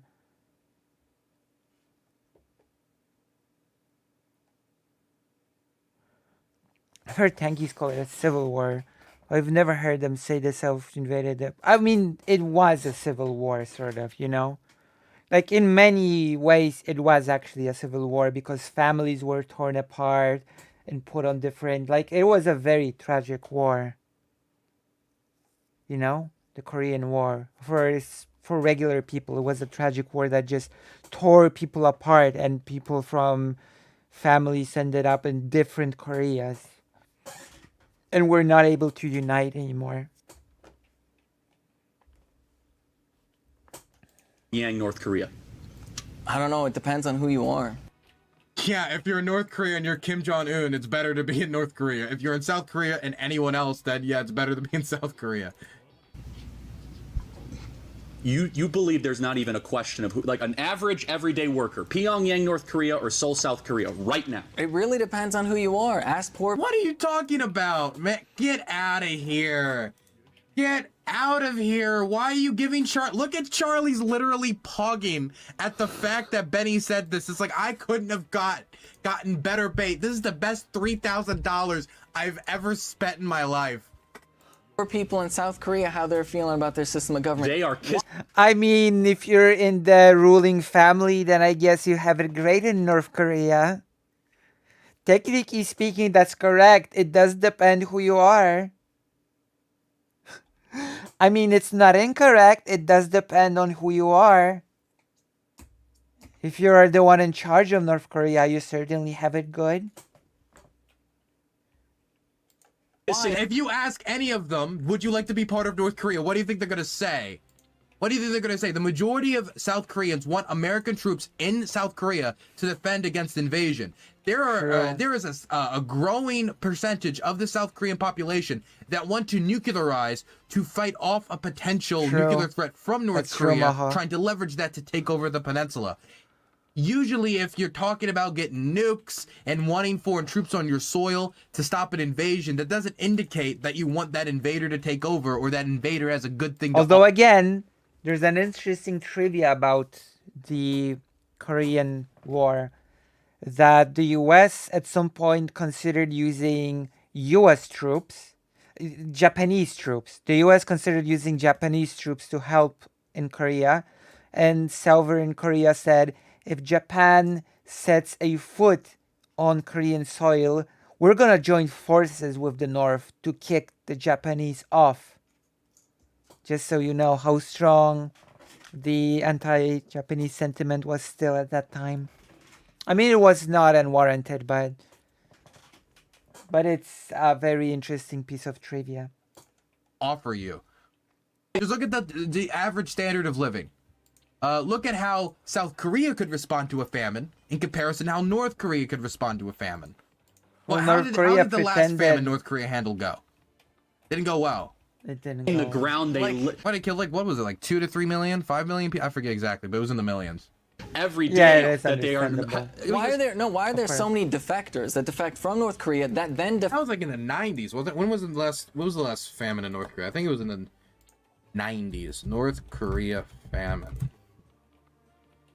It was 1994 to 1998. Yep, it was in the 90s. 240,000 to 3.5 million. Wow, that's a range, but that's not surprising considering it's the Hermit Kingdom. defect back to North Korea? Name one. What do you mean? I'm not going to list them off by name. Name one. Well, you can just Google it. Oh, you can Google it. Have you ever heard of Yemeni Park? Yeah. What about her? What about her? Why use her of all the people? That's the worst person you could possibly... There's so many horrific things you could bring up against the North Korean population, not population, Charlie Kirk North is Korean an idiot government and its himself, actions. so... And you use... Yeah, oh my god, how do you pronounce her name again? I know, this is the person who went on Joe Rogan, and everybody makes the meme about, like, in North Korea, they will beat the soles of your feet to make you run faster to work. Like, just, like ridiculous claims. They've memes made out of her because of the ridiculous claims. A lot of people thinking she's just saying what Westerners want to hear. And I like the hyper sensationalism around North Korea is, for a lot of people, most represented by her. And even if you don't agree with those accusations for whatever reason, still any other number of people you could have used as an example. True. Or any other number of atrocities that the North Korean government did. And you've got to use Yayami. Have you ever heard of Yemeni Park? Is it Yemeni or wasn't it Yaomi? Is it Yemeni? I don't know of the fact. I didn't think it was Yemeni. It was like Yaomi or something. Was it? 1 second. Let me look it up. Is it Yino? Is it? How do you pronounce the name? It's spelled. I actually know that there were students from people from North Korea that had a deal with Polish People's Republic and came to study in Poland, and they wished to stay in Poland, but they could not, which is interesting. Poland would have Poland would have a pretty big Korean community right now if they were allowed to stay.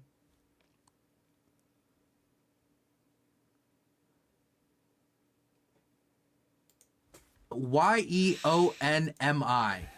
Whatever. Yeah. What about her? What about her? Do you want to know The young lady whose father was murdered, she was sold into sex slavery, barely escaped to China, came to America to tell us what's really going on in North Korea? Okay, buddy. Why is she doing conferences with, the Heritage Foundation? Because she'll go to anyone that will listen to her firsthand perspective. So hold on a second. Or maybe perhaps North Korea is Hear me out. Did you know that there's a whole game show in South Korea where they bring on defectors and they're incentivized, right? The more over the top their story is, right? The more they get paid, right? And the more they keep getting brought on these shows. So the reality is, nobody's going to say that North Korea is a perfect place to live. Nobody's going to say that, no, right? Nobody's going to say that there aren't terrible things. It is hell. But the reality is, there's explicit financial incentives for people to inflate stories about let me give you an example that isn't a financial incentive. Okay, sure. You look from space at night on South Korea and North Korea. North Korea is dark, and South Korea has lights all over. Do you think? Well, Charlie, I personally don't like light pollution. Think that has anything to do with the sanctions that the United States has on North Korea? It's North Korea that has imposed a lot of sanctions on the West as well. They developed nuclear technology against us. Sure. North Korea could make some choices against us immediately. Who are their main? By the way, South Korea overtook the North Korean economy before the Soviet Union fell. The economic problems that North Korea has cannot just be boiled down to sanctions. True. And much of the reason why they are being sanctioned so... Also, keep in mind, interesting enough, North Korea is the part of Korea that sits on all of the natural resources, apparently. Some managed to find ways to escape.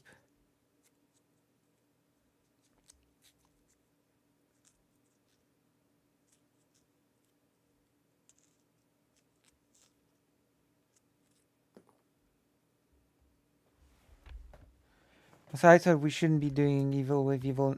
It's like... It is what it is. Because of their nuclear program. And constant launching of nuclear weapons off the coast of countries like Japan. If you continue to do stuff like that, you're going to be sanctioned, yes. If you're launching, if you're doing nuclear tests by launching missiles over countries, it's nuclear. Those countries are not going to want to trade with you. Okay, I forgive Dylan for saying nuclear instead of nuclear. Because Dylan called me pretty. That's right.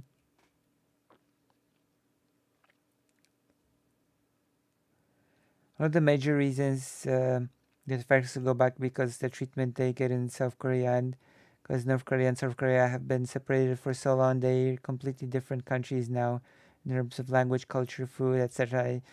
That is too much of a culture shock for a lot of defectors to handle.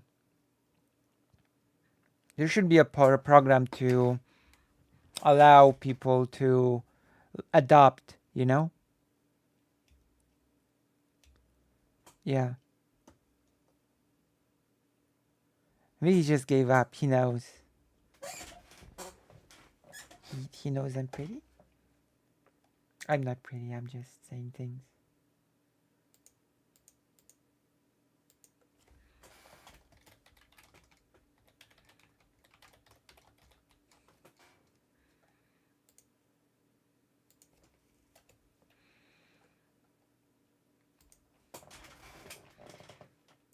blow up countries constantly, they're not going to want to trade with you either.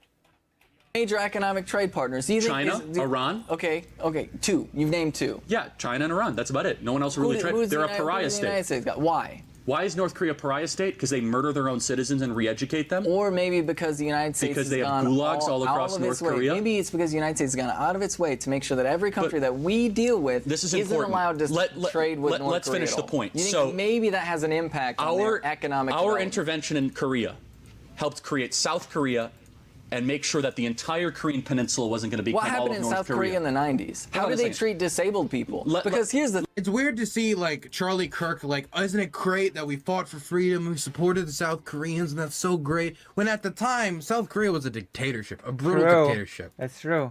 To say that we were fighting for democracy in Korea at the time It's is a silly. little fanciful. You could say we were trying to uphold international norms and a UN mission if you really wanted to. You could say it was an anti-communist struggle. That certainly it was. No. At the time, U.S. upheld dictatorships. It was in U.S.'s interest to uphold dictatorships. Let's not, like, try to pretend the U.S. was a nice force.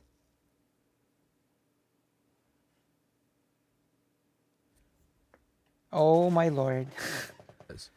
But like a struggle for democracy, the government tried to say that at the time, but it was bogus.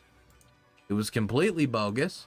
And now compare that to what Charlie will say about a modern struggle where the Ukrainian government, which is democratic, is fighting for its very survival as a state, when the True. nation invading it isn't like in a civil war between two sides who want to have a different Ukraine. It is Russia invading and trying to conquer Ukraine, saying Ukraine no longer needs to exist. True. And he's like, oh, I Yeah. don't think those guys. I mean, I remember it's this far is more what he of a said on this democracy than it podcast. was back then. Oh, I don't that's for think sure. that the Ukrainians are really like necessarily trained in the like Jeffersonian tradition. Not really like trained yet in like, the Petersonian Constitution tradition. and appreciate democracy. I don't really know if they are. I don't really think they are yet. It was a ridiculous defense. Why is he gonna like claim this victory for democracy then, when it at the time it was a dictatorship? Now it's much better, thank goodness. But now there's a democracy fighting for its democracy now, and he's like, nah, fuck that. Unironically, if Charlie Kirk was born after the war in Ukraine was over and Ukraine won, and 30 years later he'd be claiming it in the same way here. Let me finish. They literally, you want to talk about concentration camps. Let me finish. South Korea was putting people in concentration camps. They were putting disabled it's so people, patently ridiculous. homeless Let me people. finish. Thanks to America's intervention, 100 million South Koreans right now live in a free, democratic society. Absent America's intervention, Their society's not democratic. They would be all like North Korea, which they are poor. Wait, so to be clear, for Benny, China is a democratic state, South Korea isn't. True. Okay. They are unhappier. They have no freedom. Do you support? They have no freedom. I do Freedom- support what about freedom of speech? Do you support the freedom of speech? Do they have freedom of speech in Pyongyang? Do they have freedom of speech in South Korea? Of course they do. Really? Why Versus is it illegal? Pyongyang. No. Of course they do. It's actually illegal to say positive things about North Korea in South Korea. So I thought you just said. Oh, wow. It's also impossible to praise Nazi Germany in Germany, so I guess there is no freedom of speech in Germany. What an argument. I'm back. Is Benny still doing what about? Yes. Yes. Trick question. That is so silly to say. Said they have freedom of speech, Of but you course don't they even have- know basic Hold on- laws. hold on a second. You don't know basic laws. There's probably a pretty good reason for that, but quite honestly, so wait, they have a good reason. So, like, for example, but again, like, it's a like, The freedom Germany- of the freedom Germany of has no expression in South freedom. Korea is much more extensive than freedom of expression in Law, North Korea. you're a liberal? Everything's relative, but it's much more expansive in South Korea. It's just the truth, and we all know it. I know it. Like when you talk, like they both keep just making vague claims to reality, but that is the reality. I'll make now a vague claim to reality. I make General a defense. concrete. Can Okay, you own okay, property so in you're South against Korea? freedom of speech Yes. then. So You're against freedom of can you speech start then. new companies like Hyundai and Samsung? Yes. Can you empower entrepreneurs? Do you have the rule of law? Yes, yes, yes, yes. All of that in South Korea. In North Korea, you can't own property. You can't say anything good, bad, or indifferent. You are silenced by force in North Korea. And so It's very funny all those people being like shot and killed by the government for criticizing it. It's very funny. Keep hyena laughing.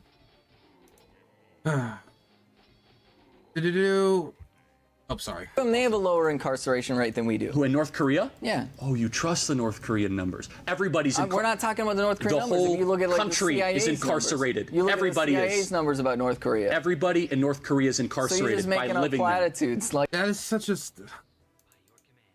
That is bad faith from Charlie, man. That's not whatever. No, it's Come not. on, The yeah. whole country's an open air prison state. Okay, sure, Next but I mean, they don't let people leave, so that is technically true, but that's not what they were referring to. question. Ben, is there room for religion in Marxism? yeah, most definitely, 100%. Like for example, right? Like Also, I'm looking right now at the National Security Act in South Korea. This is the law that Benny was talking about. I'm looking for the last. It's not permissible to praise Nazi Germany in Germany. It doesn't mean that Germany does not have free speech. I really feel for the families which have been divided following the division of the Korean Peninsula. My relative is still with similar thing, although Belgium and the Netherlands eventually reconciled and as close partners nowadays. They even have unified naval force. I might only hope for some, yeah.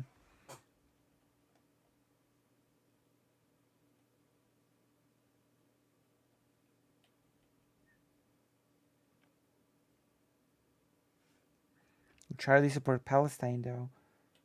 Actually, the Soviet Union had great hopes for Israel as the anti-West force. And then they became disappointed and decided to be anti. It's like a whole thing. Time this was enforced. So there was one case. The last case was in 2012, it looks like. The case before that was 2002, and then there was a case before that in 1998. So it seems that it will be enforced. It seems to be enforced pretty rarely. Okay, well, it's still bad.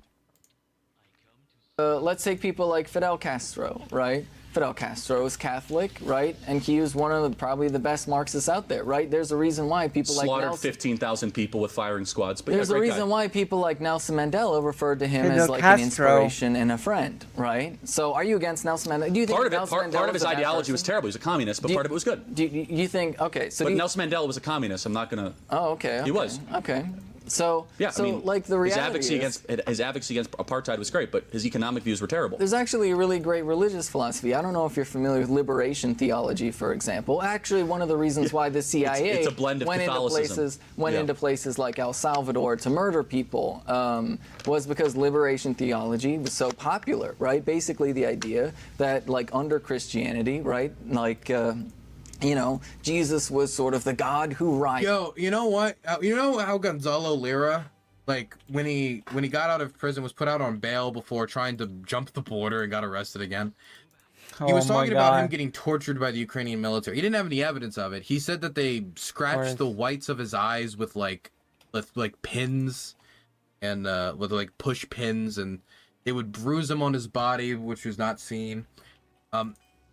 He didn't provide any evidence, and he's a known liar. So he's like the worst source in the world. It's not impossible for me to think that the Ukrainian government could have ever engaged in torture.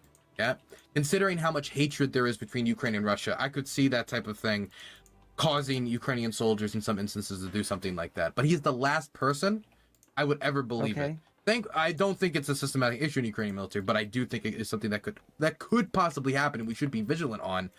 But he's the last person I would believe on it. But if he said that he was strapped to a chair and forced to watch this debate, Liberation I would think we would have theology. to It end was all mentioned on the Demon Mama segment. Remember? Right, who goes out of his way basically to stand up for people who are oppressed, goes out of his way to stand up for people who are marginalized, right? He literally said, the meek shall inherit the earth. In fact, the only people that Jesus ever said wouldn't go to heaven were rich people. He never said that. He said he literally did. He said it was difficult for rich people to get into heaven. He said, I believe the passage was, I'm trying to remember, I haven't been to church in a very long time. I've been invited to church recently by a friend of mine. It was very nice. I think I'm going to go. I think it is easier for a camel to get through the eye of a needle than it is for a rich man to get into heaven. And then he asked for them to give their belongings to charity and stuff like that. I mean, you could interpret it as impossible. It's a misquotation. He said it's harder to get into heaven. But and by the way, if you go back to the actual Koine Greek, it is lover of money, not rich. But that's fine.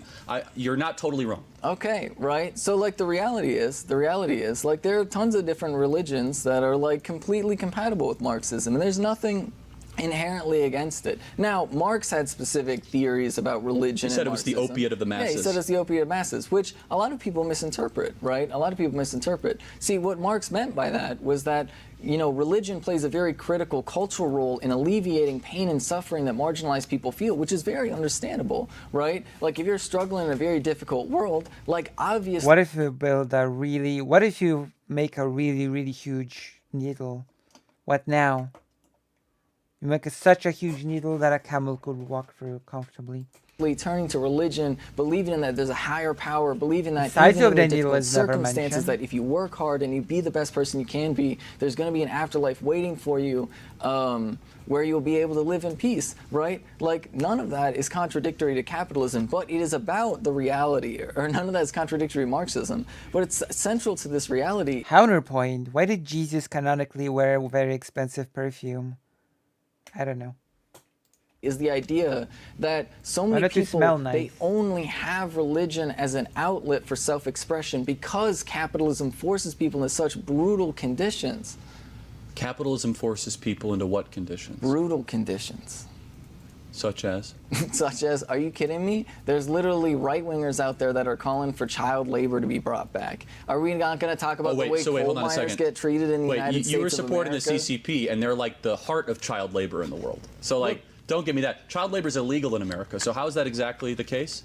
Look, where was China 20 years ago versus where... Dude, come on, Benny. This is such an easy dunk. Actually, in a lot of the states where you support the candidates in, they're trying to loosen the regulations on child labor laws. In a lot of Republican states, the party you support and want to see win back the White House in 2024.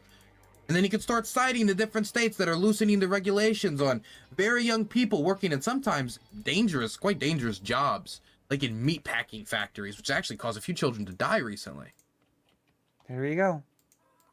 Where's China Poor, today? And they got rich largely because we offshored our labor. And obviously, the difference in labor is still extensive, but this is such an easy point.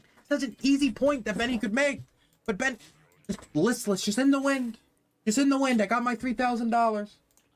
So hold on, let's be very clear about the China stuff before I go back to another point I want to make. China got rich off of our deindustrialization and a massive labor arbitrage because they could undercut our wages. And whose fault is that? Well, of course it's our own fault. That's not the point. The point is that it wasn't because of the brilliance of Xi Jinping. It was because of the treachery and their ability to exploit their own citizens as pseudo-slaves to go make a bunch of plastic and fentanyl and bring it back into the West. See, but they don't create new stuff. They don't start new companies. They simply just say we have more people. Are you telling me that Huawei? Are you telling me Huawei is creating new stuff? They steal Western technology. Sure, buddy. Okay. Then who's sending vaccines all over the world? Pfizer, AstraZeneca, Johnson & Johnson, and Moderna. Really? Because the United States is sending that many vaccines? Well, I hope we don't send that many vaccines, but I mean... we did I don't know how many we did. I'd be careful. Because China has actually sent a lot of vaccines that turned out to be bad, just so you know. Vietnam was an example of that, where the vaccines were sent to Vietnam and the vaccines turned out to be bad. So don't use China as the example of sending vaccines. Don't. Hello, Arkael. Are you excited for a Thursday? For tomorrow? Oh my God, Arkael. I'm excited. Got $3,000 to make the left look like genocide. Excusing lunatics. We did send some of our vaccines overseas. I don't know how many we did. I don't remember. Okay, literally last year, China was sending about half of all the vaccines that they made around the world. They were sending to other countries like half of all the vaccines that they made. There's a lot of people that are vaccinated. No! Again, Vietnam received vaccines from China and it turned out to be bad and useless. Ugh. And Vietnam had to wait for vaccines from somewhere else. No, don't use that example. That's a bad example. No, bad example. I remember that as it was yesterday. Horrible example. Horrible. Don't say that. Today, specifically because of the hard work and dedication of people in China. Hope nothing happens to them. Right? I wouldn't trust the Chinese vaccine, let alone a Pfizer vaccine. But yeah, so I just want to get to this. I have it more. Oh yeah, Charlie here is anti-vax, isn't he? Let alone a Pfizer vaccine. Then he's a stooge for fascism or no on so many levels. True. You're so right, Arkael. I think more important question. Do you think human beings are naturally good? Human beings are naturally social, right? Which means that human beings could be good or evil, right? The reality is that, like, what makes us good is also what makes us evil, right? Because the reality is... Why does she keep saying the reality is? I don't know. You said it once. But it is... I hate to say it, but there is an argument to be made that what makes us good can also make us evil. If we're gonna go the route of Constante Gebert, like Constante Gebert in the video that we covered of him made a point like that when he said that genocide is the bastard child of enlightenment, you know, like the things that had good intent were twisted to give rise to a thing like the genocide.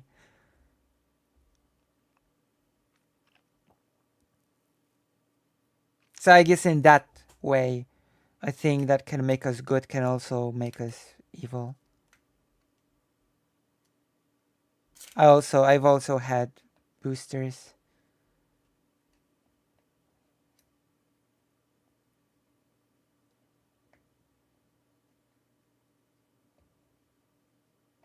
Interesting. Regulations. Oh wait, I have to unpause. Once, you said it again. You said it. It's a phrase, it's a term. Really like it, apparently. Really like reality. Like, what would you do for... Is it like, if we say it's the reality over and over, will people just accept it? Is that the idea? I will accept it. I will accept it if you say it. You do a lot, right? I think we would all nice. basically do anything for our families. And that is both what makes us so capable of goodness and kindness, but it's also what makes us so capable of vicious evil. Because the reality is, if we thought that people were threatening our families, we would do a lot of terrible things, right? But if we work together with other people and other families, and we extend our minds to understand that we have a shared sort of societal experience, then we're going to do a lot of good things for each other. So ultimately, when it comes to whether or not human beings are good or evil, we're just naturally social. We want to fit in and be part of a society. So ultimately, it really depends on the way society is structured that determines whether or not we end up being good or evil. But it is all basically from us being pro-social. So why is it that every civilization encounters the same problems then, regardless of its circumstances? What do you mean every civilization? What do you mean the same problems? What do you think these problems are? I'll articulate it. From the Aztecs to the Incans to the Mayans to the Egyptians, the Indus River Valley, to the Chinese Empire, the British Empire, Attila the Hun, to Genghis Khan, to Julius Caesar, to the Greek or Roman Empire, they all go through the same sort of cycle. So, where they start to allocate power to a lesser and lesser group of people. They start to then create a pseudo-dictatorship. Is High Progressive still in chat? I saw they were in chat. Hi, how's it going? What? For the false promises of empowerment. Oh, snap. High Progressive DM'd me about a video. What? Edit. I forgot to send them a response. What? Oops. Oops. What? Empowering people, and then the cycle of selfishness, murder, strife, division, famine continues on end. And the only thing that ever broke that cycle was the West. How The come- only thing What? that ever broke that. Okay, A, how come the Iroquois Confederacy didn't have those problems? Oh, so tell me about the Iroquois Confederacy and the great contribution to humanity they made. I'm sorry, I mean, what? like the United States Constitution? Oh, you think that our Constitution is derived by the Iroquois Confederacy? I mean, ask Benjamin Franklin. He would admit it very directly and explicitly. He didn't write the Constitution. It doesn't matter, right? All of the founding fathers No, it actually played a does role matter. in it. No, I feel like whether or not the Iroquois Confederacy had a big impact on the Constitution, or just like a small incremental impact, I assume it would be a smaller impact. I think Benjamin Franklin is somebody I would listen to when talking about the Constitution in early America. He's fucking Benjamin Franklin. He's on the $100 bill. I think being on the $100 bill makes you an authority on early American history. But whatever. At least I'm excited for Thursday. For me, it is still Tuesday. Is in the future. True. I am in the future. I'm also, one second. Let me look this up because I now have a bias against anything either of these people say. I'm assuming everything they say It's is a wrong. good bias so I'm to gonna have. double check it just to make sure. So, a good let me bias tell to you, have. if you all actually, of the hold on. well, So, ask James Madison. yeah, then, how right? about, so let me get this. What Federalist paper is the Iroquois Confederacy mentioned in? It doesn't matter. The Yeah, Federalist because it Papers. really wasn't Do an you think the inspiration. Federalist Papers were the only thing that were written back then? No, but it was the most, Hamilton, Madison, and Jay went, Stop it, please. It seems that so the History Channel says the Iroquois Confederacy no way an exact model for the U.S. Constitution. However, it provides something that Locke and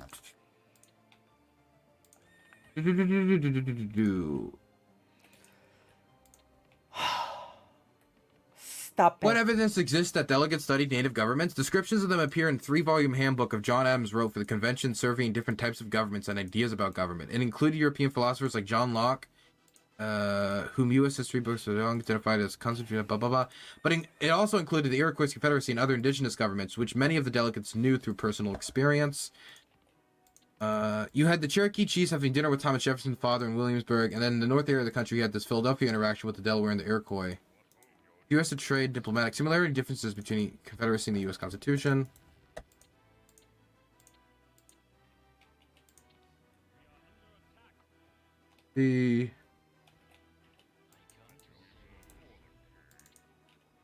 It seems if it did have an impact, it was very minuscule, but there also seems to be debate about its impact. Well, I'll leave that to the experts. through private musings of why they wrote the Constitution And and you think defend that they it. didn't care what Benjamin Franklin Hold on or a George second. Washington So had wait. to say? So I want to make sure I understand this right. So the Iroquois Confederacy, you think, is where we got separations of power, separated powers, consent of the governed, independent judiciary, and consent to the governed. Not the Pilgrim colonies, or the Bible, or the Mayflower Compact, or Bible? the Magna Carta, or the writings of Augustine Aquinas, Bible? Hume, None Burke, of- look, Locke, none of the people or that were Hobbes. alive at the time. Come John on. Locke. Look, where do you think Bible? where do you think these people said that they got their ideas? Like, the reality is, why do you think the Enlightenment There it is, the came reality. after all of The these reality colonizers is started real. visiting people in North Oh, America? so you believe in this like weird, unfounded, mystical belief that It's we not stole unfounded. This is from actually the like indigenous people? This is actually a very Bible. standard understanding of world history. If you have even a marginal Hold on a understanding second. of So anthropology. you think that John Locke stole from indigenous people? Are you kidding me? All of the Enlightenment philosophers stole from All of them. indigenous folks. So what did Kant steal from the indigenous people? Like, are you kidding me? The categorical imperative came from some tribesmen. No, not the in- categorical imperative. No, They- come on. All of the Enlightenment thinkers just stole from indigenous. I need that substantiated. I actually need that substantiated. And all of the Enlightenment thinking was just stolen from. How? Why? What? How? How? They don't have to necessarily steal every single That's thing. that they're so. Let me writing. get this. But like, the reality Machiavelli. What did he study? Because we didn't colonize when Machiavelli started writing. Well, what did he Machiavelli steal? is a really interesting character. No. What did he steal from indigenous people? I mean, I wouldn't say that, like, Machiavelli, to my understanding, he didn't really interact with people like indigenous folks Yeah, but in North okay. So America, nothing right? there. How about Aquinas? What did he study? What did he steal from indigenous people? What do you think these people, like this is the thing. This is the whole mythology of the No, United but just States. build out It's your argument, completely please. Like, unhinged, prove it. right? Like, give The Enlightenment did not. Wait. Of the United States?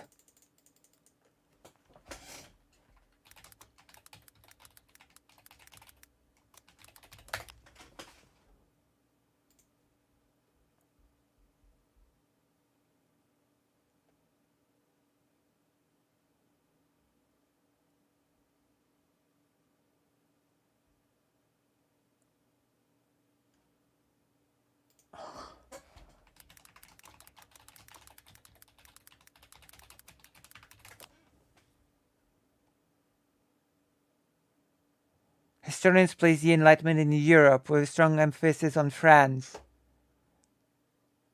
Why the US? The US did not create the Enlightenment.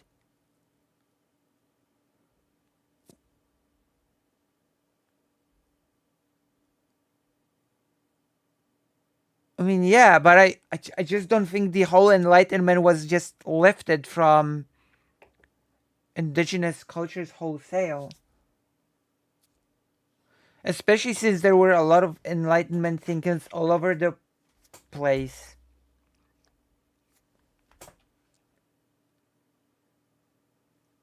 Specifics, because it's rather critical, right? So, like, what did Aquinas steal from indigenous people?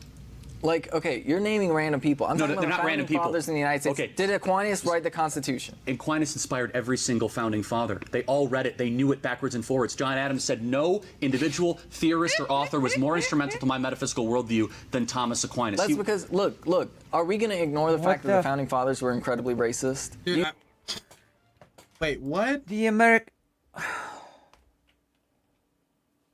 Enlightenment is when the Constitution really.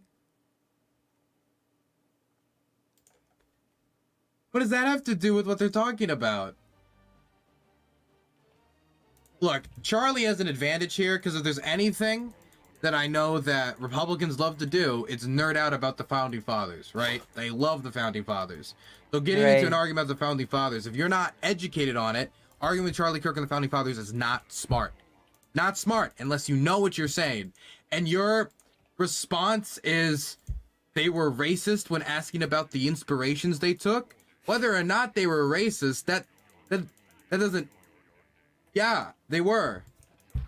As was everyone at the time.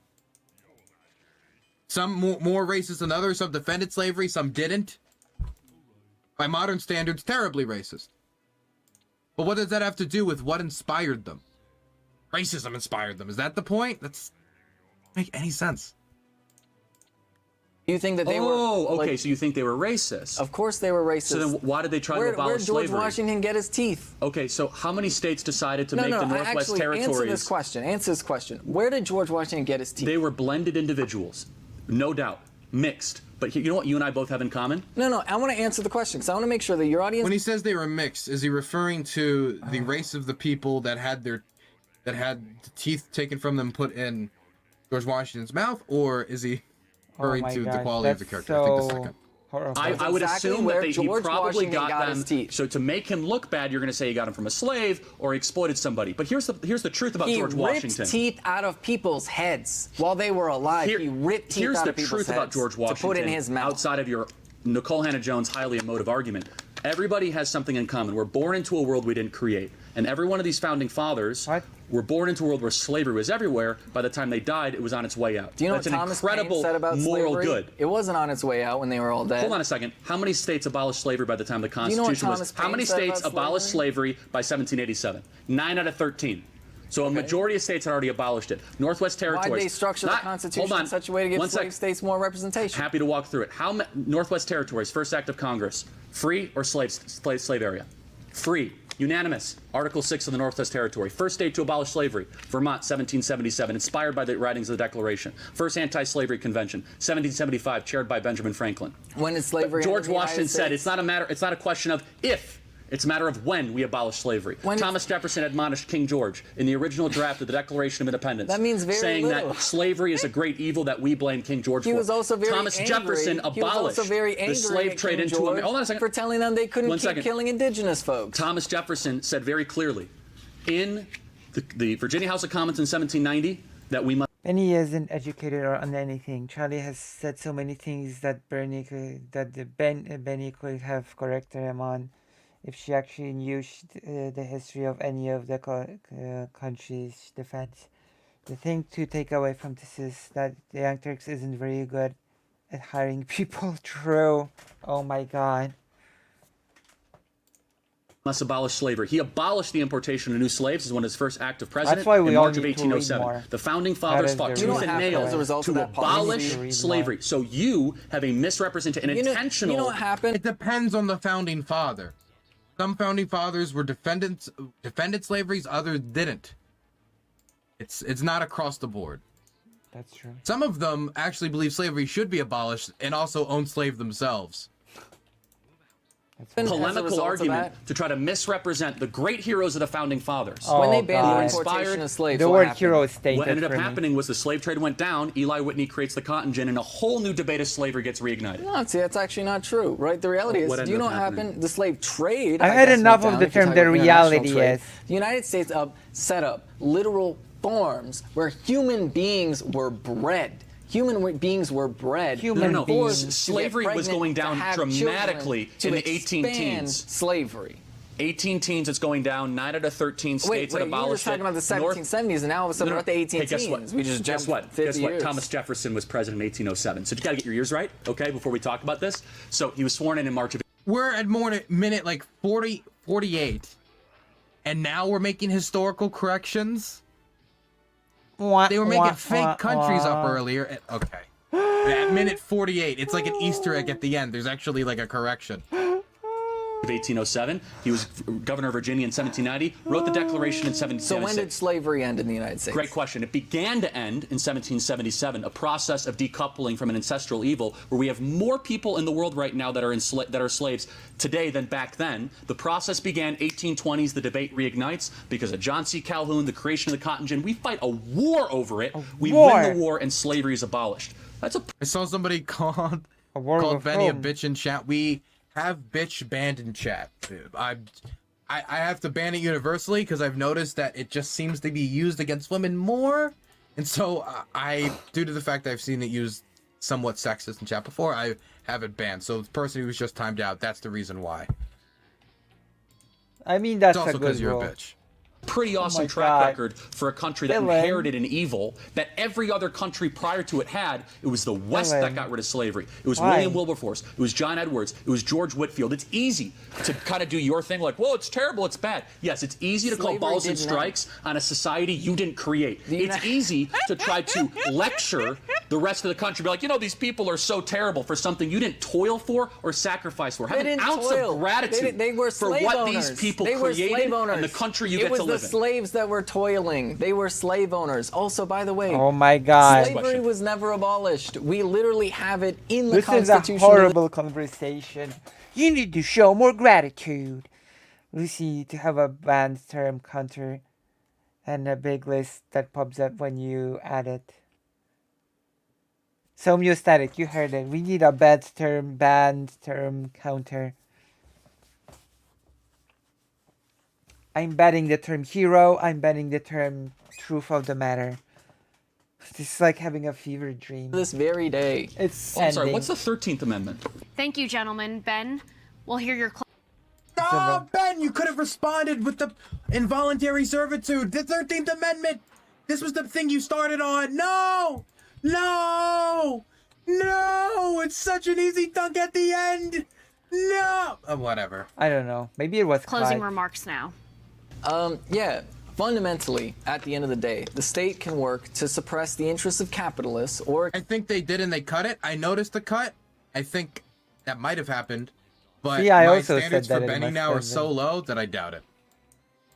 can work to suppress the interests of the workers. That In the is United so States of mean. America today, it is clearly suppressing the interests of workers. Just look at the difficulty that people have in terms of forming labor unions, demanding higher wages, even getting access to basic health care that even other capitalist countries have, right? Then you have a lot of countries that have been the victims of colonialism, that have states that serve the interests of the working class people, and while they have a very difficult starting point, the reality is they are surpassing the United States now in a time frame that is rapidly outpacing the development that happened in the United States. So ultimately, the reality is we can choose for the government to serve the interests of. I would like to see Benny talk to Peter Zyhod. I'd like to see. I would just like the. I would love to see that interaction. I would like to see Benny just dropped in like the deepest of water and just see what happens. The very rich few, or we can have a government that serves average working class folks. So I just have one question. I'm sorry. Do you trust the government? This government? No. But once again, we have to ask the nature of the state. But then why would you want to make that government bigger? No. It's not about making the government bigger. It's about changing the fundamental structure of the government so that it serves the interests of workers instead of the interests of capital. And in fact, this is one of the things that, like the fundamental dishonesties that I think come from people like you. You point to a capitalist government, say, look, it's not working for workers. We should have less government and give capitalists more power. But the reality is, right? The reality is, And this is the fundamental reality. the fundamental reality. It's the nature of the government that's the problem. geez. You're unwilling to admit the very fact that our government... This actually, I see Hypergo saying in chat, finally a good answer. This actually, from a Marxist perspective, this actually is a good answer. And that's why I think Charlie backed off and said, okay, yeah. is fundamentally serving the interests of capital as opposed to serving the interests of the workers. And that if we were to flip the system on its head, then it would work a lot better. At its best, it's the opposite. It serves the function of the liberty of individuals, the pursuit of virtue. Yeah, I mean, look, in closing, human beings aren't naturally good. We're actually naturally awful to each other. Oh. And human history shows that. We have the same problems over and over again, and the government needs to be strong but small. And the Founding Fathers built that beautiful government that people like you are trying to destroy in a country that you refuse to leave. Here's how you know you live in a great country, that even those who say they hate it refuse to leave. Every person in China that would be given a chance to go out, almost every person would leave almost instantaneous. Why don't they? I don't know if you can prove. How do you prove that? I don't know about Because that they're either. not allowed to. Really? People move to Same the in United Cuba. States from China all the time. Those that are allowed, What do you very mean those few. that are allowed? In Venezuela, You're in just Cuba, banking in on Iran, people not knowing about there any are of these millions countries. of people that What would does do it mean anything for to the leave government these to be disastrous strong but experiments. small? And I I have don't met know. far too many victims of communism to take any of your arguments seriously. People that have the You mean the people who- wounds to show it. You mean- the pastors that were in jail for decades in the Soviet Union for doing like nothing the wrong. plantation owners that had their plantations The stolen by people like Fidel Alexander Castro. Solzhenitsyn. You can't just. I think, in Benny's perspective, the Soviet Union only ever arrested everyone who deserved it. Like True. everybody who was in That is Stalin's so purges were wild. like, "I'm here to rape the poor." Like it can't be a single person who's like, you know, just a little maybe too critical of the government, or somebody who was just a different flavor of socialist. That Or was like, well, different maybe we shouldn't, ethnicity. ethnically cleanse all of this. But oh, never mind, I'm in Gulag. Like, why is this default assumption that everyone the Soviet Union arrested deserved it? They were all just horrible, evil landowners. Also, can I just say, going to prison solely for land ownership is stupid. That wrote about it endlessly. The Cubans in Miami that had to build life rafts to save their own lives because of the oppressive Castro regime. The people from Venezuela and Cuba and Argentina. I'm going to trust them a lot more than a smug, sanctimonious person with a super bizarre laugh that read a couple things online that sound good. Thank Okay, you. buddy. Charlie, thank you. Ben, thank you for coming. I mean, that's just not true. Like, I'm not getting that Chinese. couple hours back ever. No, you're not. And neither am I. Me, that's such a, like, Chinese nationals are real, and there are so people who like move to work in China. Like, it's Nazi country. There are people who are willing to live and work there for their own reasons. It's not over yet. I'm not getting that time back in my life. That's true. You know, one day I'll be None of dead us and are. in the ground, and I could have spent like this hour and a half or 2 hours, however long we just did that. I don't even know. It was like Your a family. days.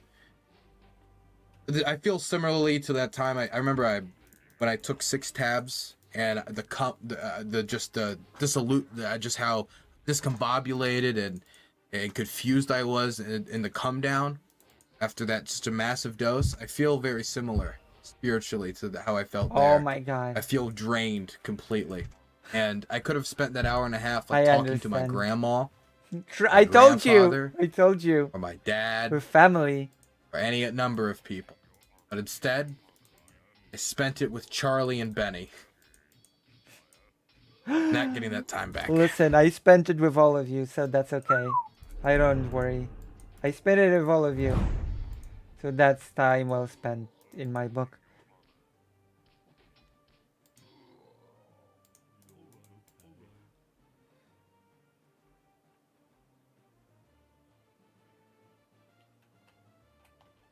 I'm sorry, the next video on the TPUSA is called Mass Burial Conspiracy. Talk about genocide denial. I guess I just depo said the genocide you deny. True. Birds of a feather, eh? I mean, the term red fash came out of somewhere. It did not come out of thin air. Okay, now we're gonna do ourselves a treat, gigglers. Would you like to be treated to a treat? If you'd like to be treated to a treat, then I will gladly... What's it called?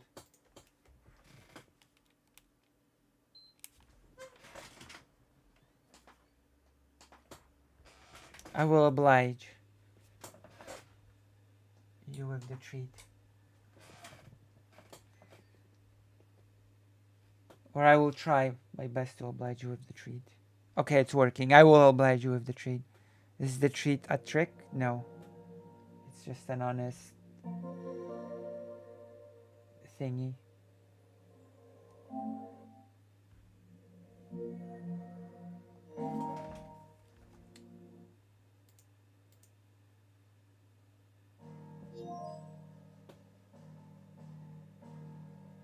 I can take off the thing now. Where's the...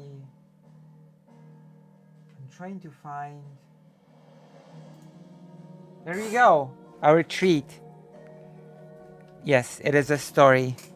A Final Fantasy, if you will.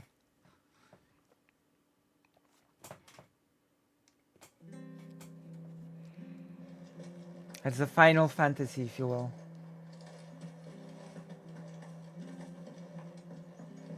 I actually forgot we were here.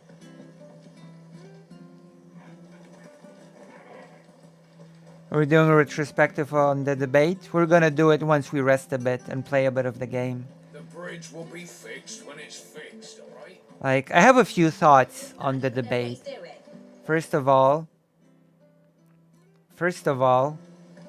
I really need to do that whole Holodomor thing, and I will need to talk with Hetman about it. Second of all, it's gonna be interesting to talk to Dylan on Tuesday. Third of all, if you're gonna debate subjects, learn something about them, get some sort of education on the topic. Otherwise, you're just gonna make yourself look silly.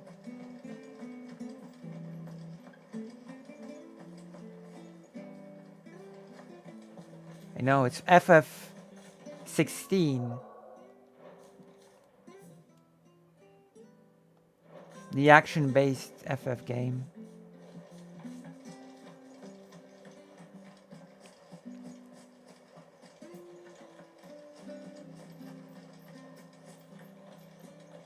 So we're now resting and playing a game. You ain't pulled that sword from its scab. What? What did you call me?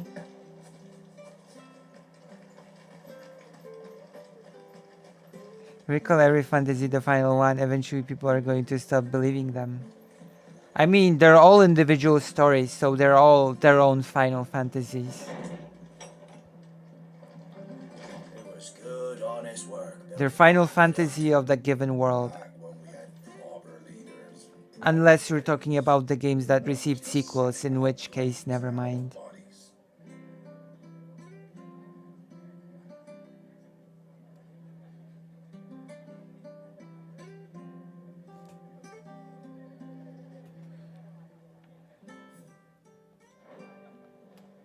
What?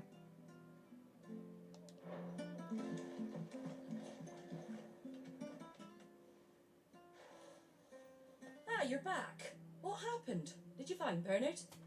We did. He's fine, and he'll have the bridge to Eastpool repaired soon.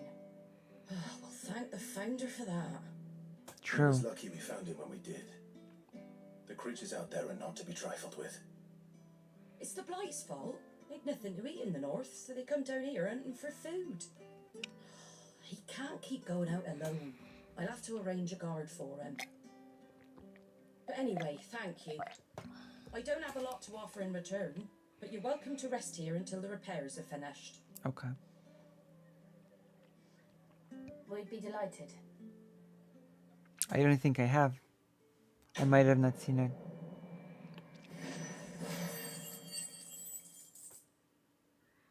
Tomorrow, we're gonna play the house.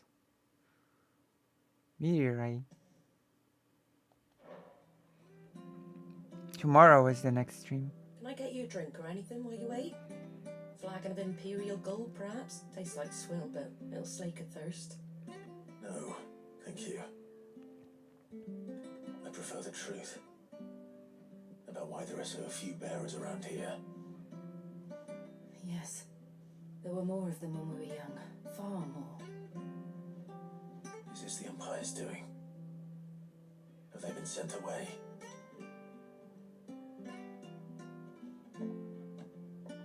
They have, aye. Either to the Legions or Oriflamme.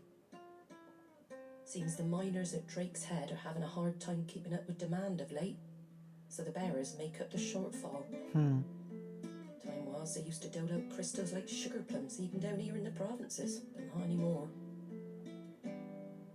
Nowadays, they'll jump at any excuse to confiscate our bearers so they can be put to work elsewhere.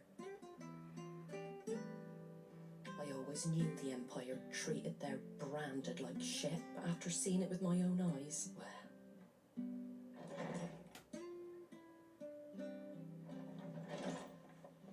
Ah, dear! Congratulations on your arrival. And you got the little laddie with you? It was a bearer. The boy I carried for 9 long moons. A bloody bearer. Oh, you poor thing. You gave it to the constables then? Just left it at the garrison, aye. It. Let them deal with it. Damn. Couldn't wait to be rid of the blasted thing. Been wanting it gone since the moment I found out. Well, it's all dealt with now. So no harm done, eh?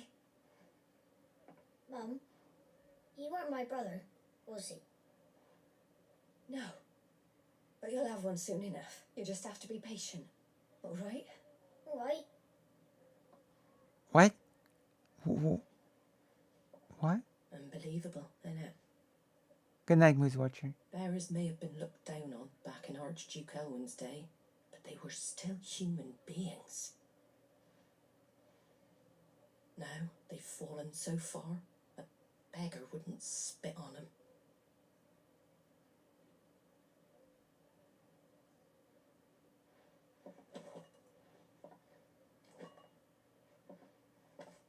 Since you're not drinking, do me a favour and take that to the Abbey. There's a darkness at the heart of this world, and I'd have you see it.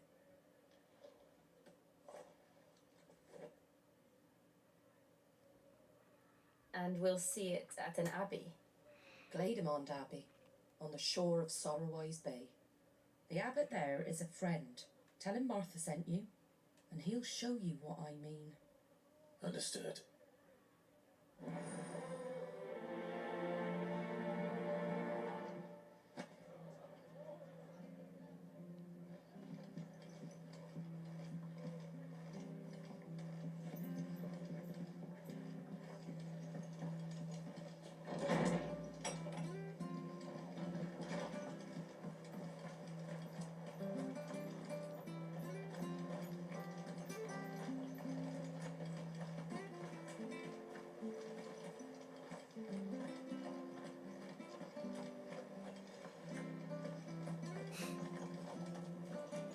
Sam Cedar, what a When he nightmare. goes to Eastpool, leave him in the park.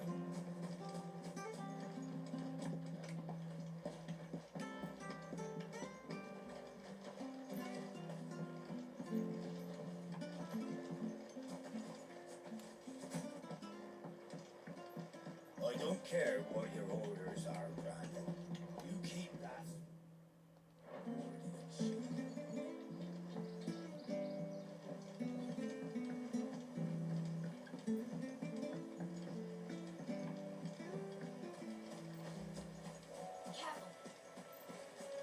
Careful of what?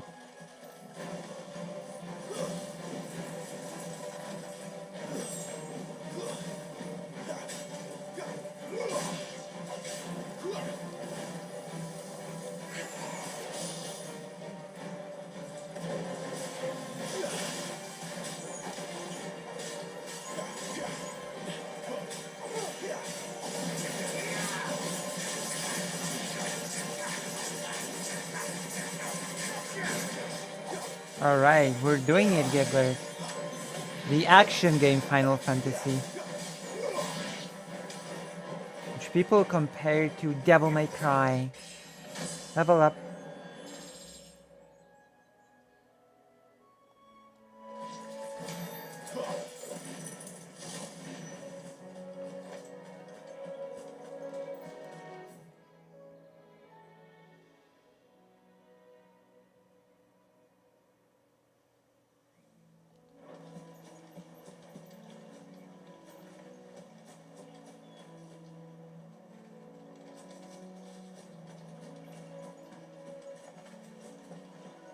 Can we swim? We cannot swim.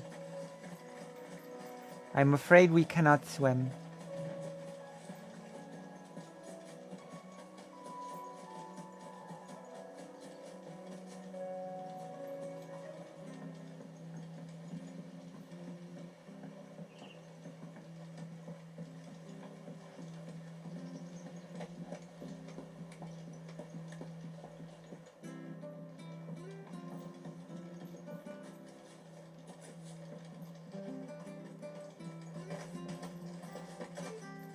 I'm enjoying the heck out of One Piece right now. In Water 7 arc.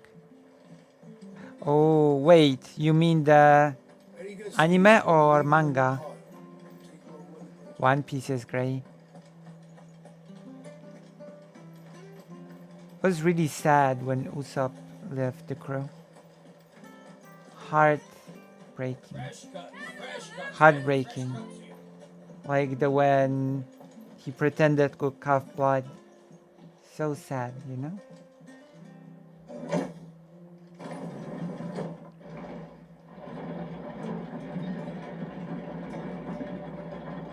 I knew that children were tested, that a bearer's fate was decided at birth. And assumed it was best for all concerned. I know. But for a child to be blamed, to be hated by its parents through no fault of its own. We knew nothing of what it meant to be born that way. Did we? No. Damn.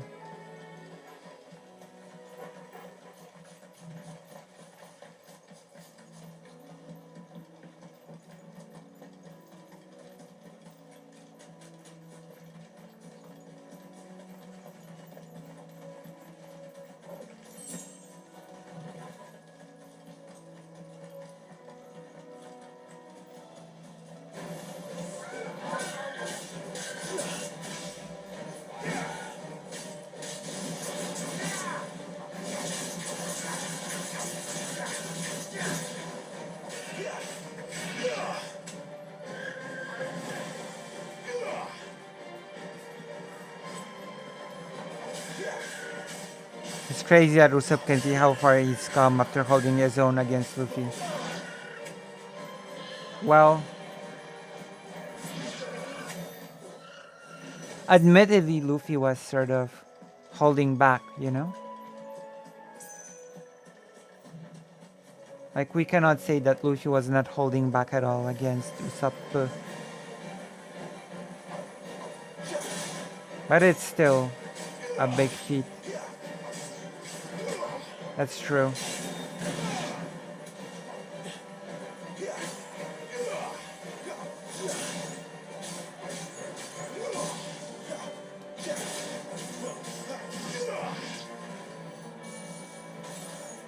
Usopp is a great character, you know?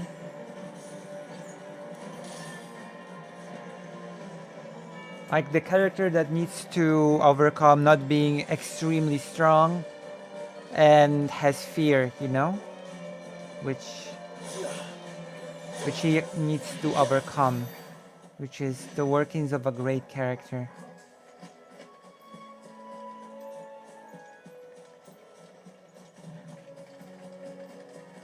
There's the Abbey. Not just naturally brave, strong, and great, you know? Let's go and see.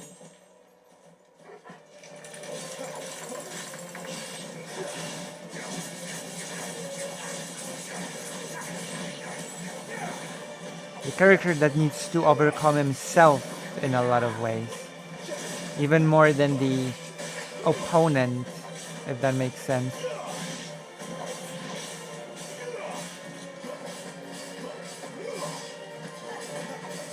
I have a question from earlier.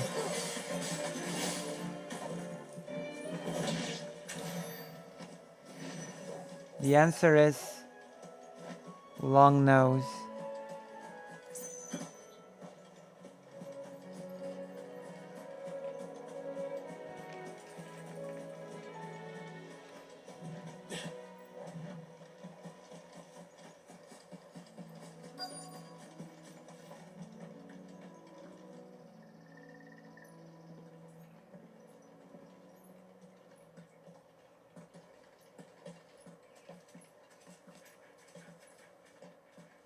Oh my gosh. Good day to you. I'm afraid the Abbey is not open for public prayer. May Grieger go with you. We came to offer a donation. From Martha.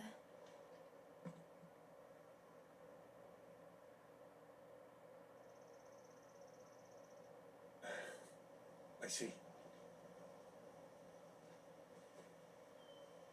Then please, follow me.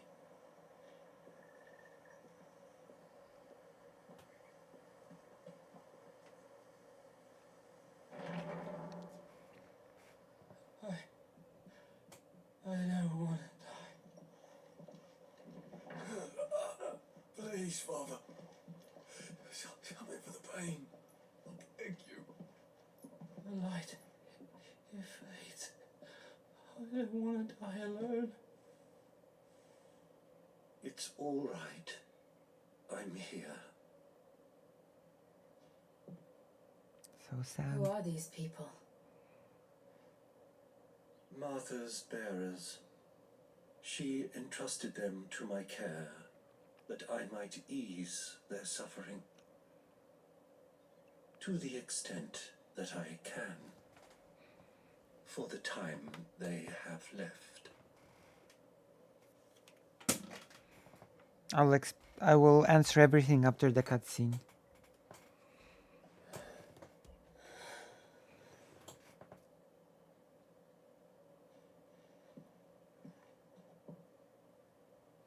The curse has taken them.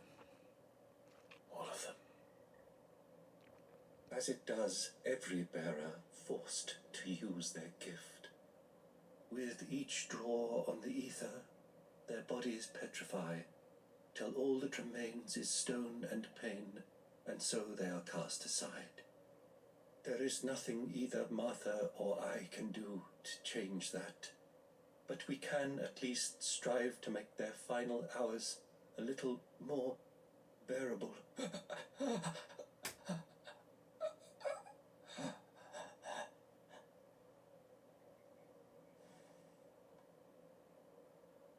Have faith, my son, for you shall rise again, and find the happiness denied you in this life.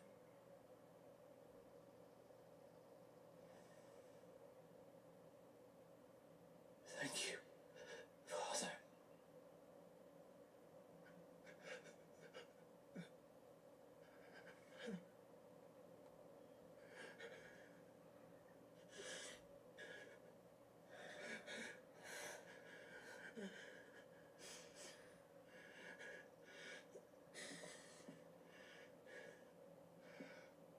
I must offer you my own thanks for the medicine you so kindly brought.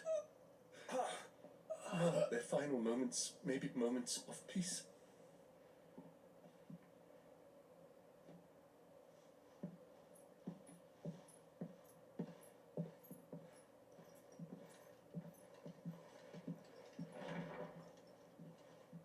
When next you see Martha, pray tell her that 2 more have succumbed.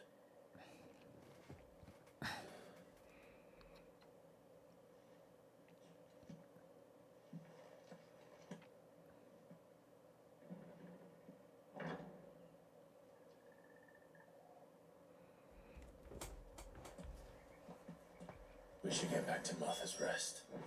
Yes, we should. Okay, so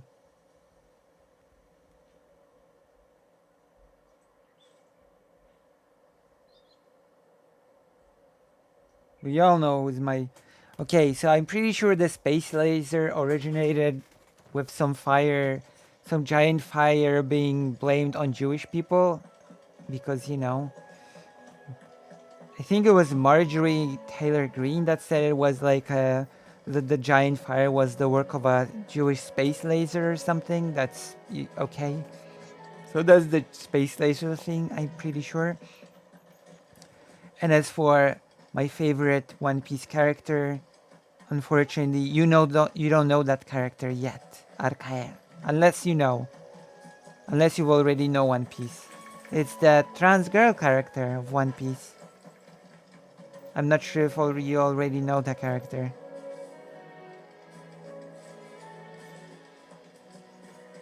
Oh my gosh.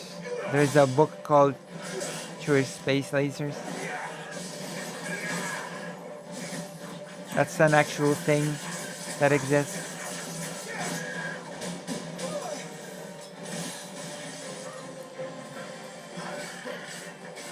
Okay. And I'm not gonna spoil anything. But from the characters that you know,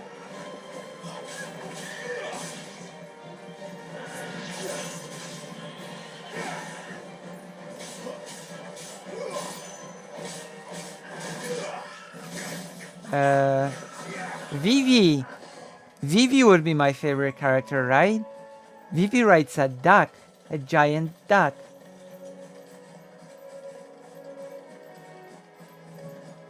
Oh, okay. History of anti-Semitism. Okay.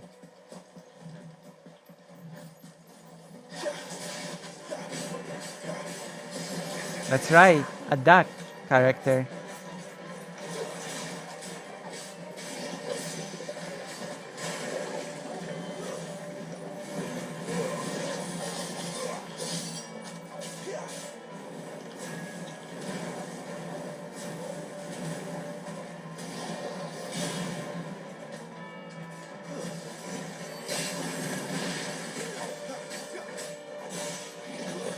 That's enough.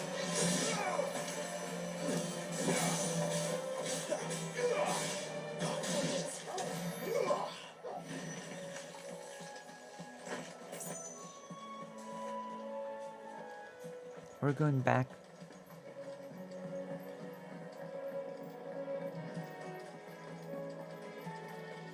I mean,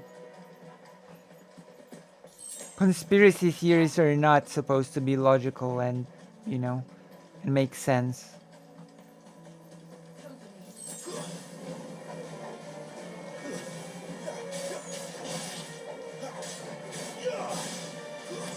Stay down.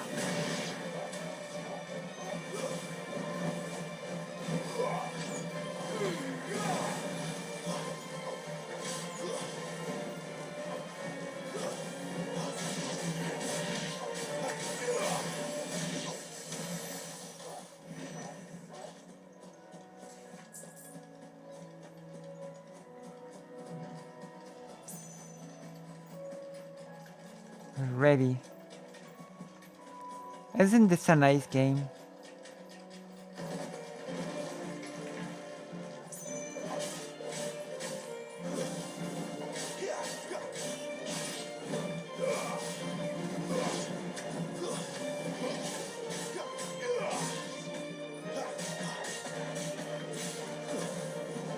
It's over. It's over.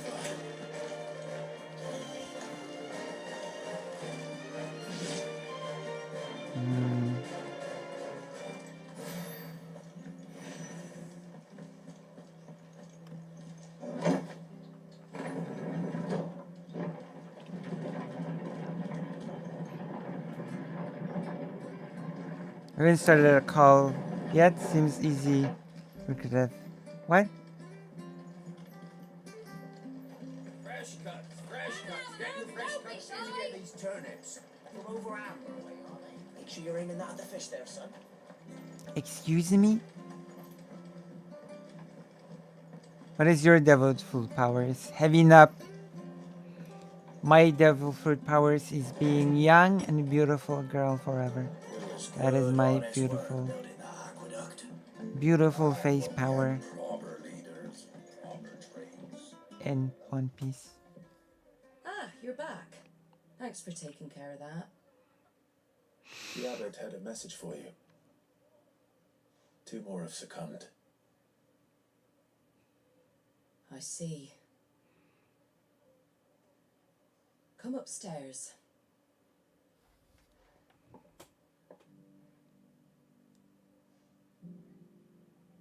Yeah. What a sad story. So, now you know, eh? I've seen plenty of bearers die on the battlefield. But never like that. And all because they were born different. The powers that be can't take away their gift, so they strip them of their humanity instead. Oh, there's plenty who pity a bearer's plight. But so long as we're content to sit around, weeping for those on whose broken backs we're carried, we ain't gonna change nothing. And so you lend Sid your strength. What little of it I have. Use profits from this place to buy the poor buggers. So when the abbot told us the bearers were yours... Aye, they're my property, at least by law. Any still fit to work fetch a price beyond my means. All I can do is care for those who are past mending. But it's not all doom and gloom. Bernard's finished fixing that bridge for you. You can carry on to Eastpool now. You got questions that need answering, ain't you? Well, I wish you luck. Thank you, Martha. Oh, I almost forgot. Sid and I have other friends in Rosaria. Wear this and they'll know you for one of us.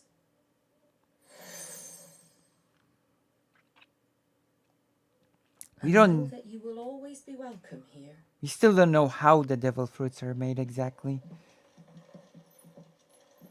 Devil fruit tree? We've not seen that yet.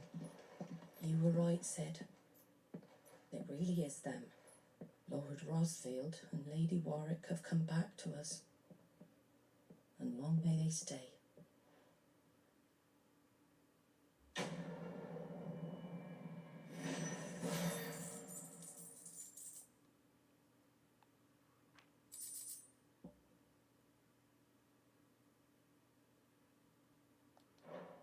Nobody's commenting on Final Fantasy. It's visible on the screen, right? You can see the game, right? Can you hear the game?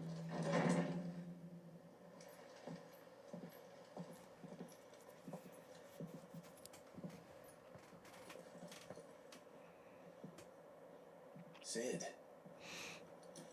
Ah, Clive. You're not where I left you. Hurt your hand. I did, aye. With 1,000 little lightning bolts. Can't fling them around the way I used to.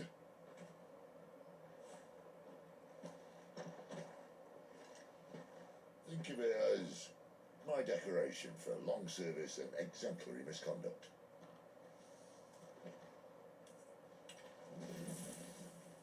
Oh my gosh, that's funny.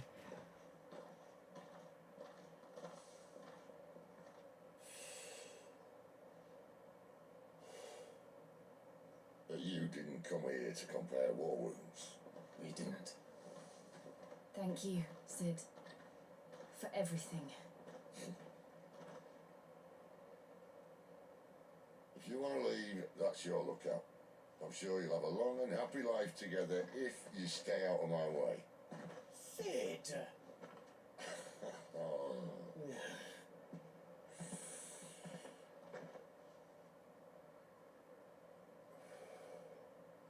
I knew a girl, back in the day. She was a slave to her fate, just like you.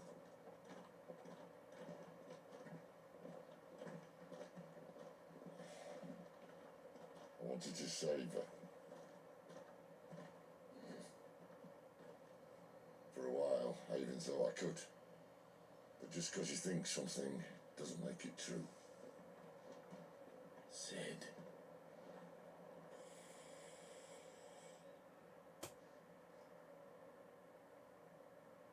I'm no saviour. Just a conceited old fool. I talk about people forging their own futures. But instead of handing them the hammer, I beat them with my own. And if no brother wants to listen to what you've got to say, you might as well keep your gob shut. But Clive, I will say this. I'm not a cultist. At heart. You're not a monster. You're the same man you've always been. Accept that, and you may yet escape your fate. My fate.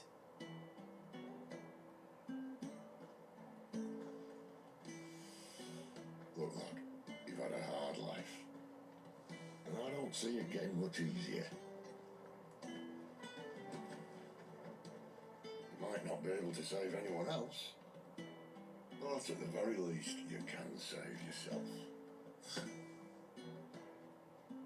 I'll try. Jill, I'm sorry we didn't get a chance to talk, but I trust you'll take good care of the boy. Yes, I will. Is that the last of it? Aye. We best head back then. Wouldn't want to keep Nan waiting.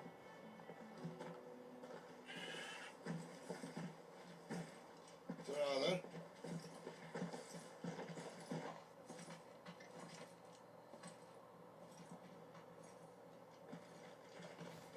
It should be louder now since it's closer to the.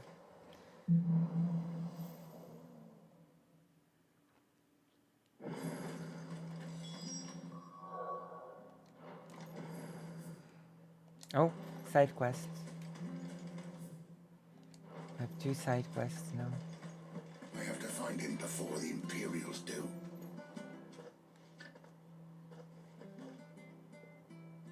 Can't talk now, eh? Oh, you're Clive, aren't you? I am. Arthur told me all about you. Oh. Word is you're a devil with that blade. You look like you're in a hurry. Where are you going? Not far, I hope. But I dare not waste a moment.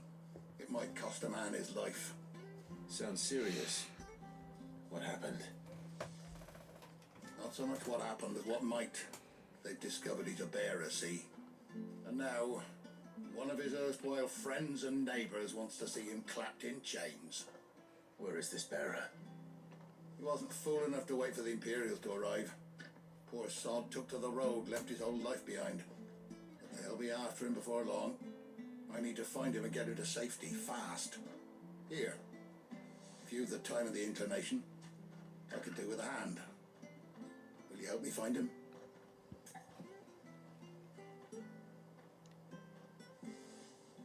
Of course. Of course. We bearers have to look out for each other. Thank you, Clive. With your help, we might catch up with him yet. His name's Norris. Let's go. We need to find him and get him to Martha before the Imperials sniff him out. You found him yet? You won't catch a bastard standing around clucking like old hens. That fucking snake played me false, acted like he was one of us, and the whole time he was one of them. We need him caught and handed over to the Imperials. Hanging's too good for him. Well, go on then. If he gets away, I'll see you fitted for a noose. Damn. All right, Ronald. We were just leaving. Look, this one's here to help. I was just filling him in. Ha! Send a bearer to catch a bearer, is it? We'll listen Bloody to likely. it soon. That's it. I'll find the bastard myself. Come on now, Ron. It's dangerous out there. We wouldn't want you to come to any harm. You want something done right, you don't send a bearer. Clive, this might take a while. You start hunting our man, and I'll be along once I put Ronald's mind at ease. Someone said they saw Norris heading for the Fallen Gate. Maybe you could ask if anyone over that way knows anything. We have to find him. Don't let him slip through our grasp.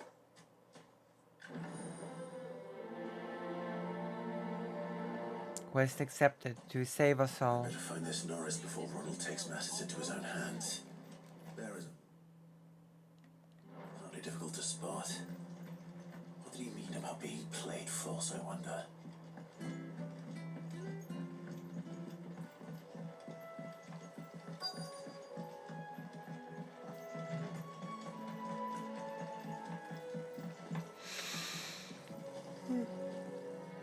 Sorry. You don't know a man called Norris, do you? I do, as it happens. He ran off that way not too long back. Looked like he was in a right hurry. And he had a lantern with him for some reason. Never known him to stay out after dark. He was making for the marshes then. All right. Thank you.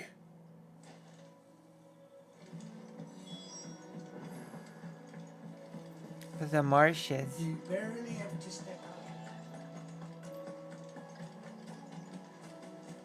That's one of our branded. You can't have got far. I better keep my eyes peeled.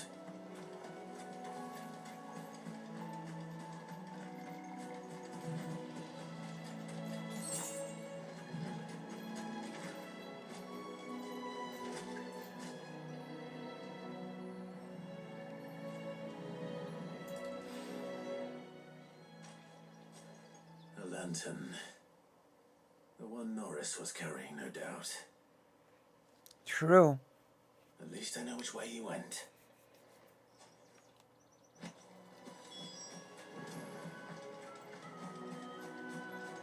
Someone made sure work of them. Surely you're not. Someone was Norris.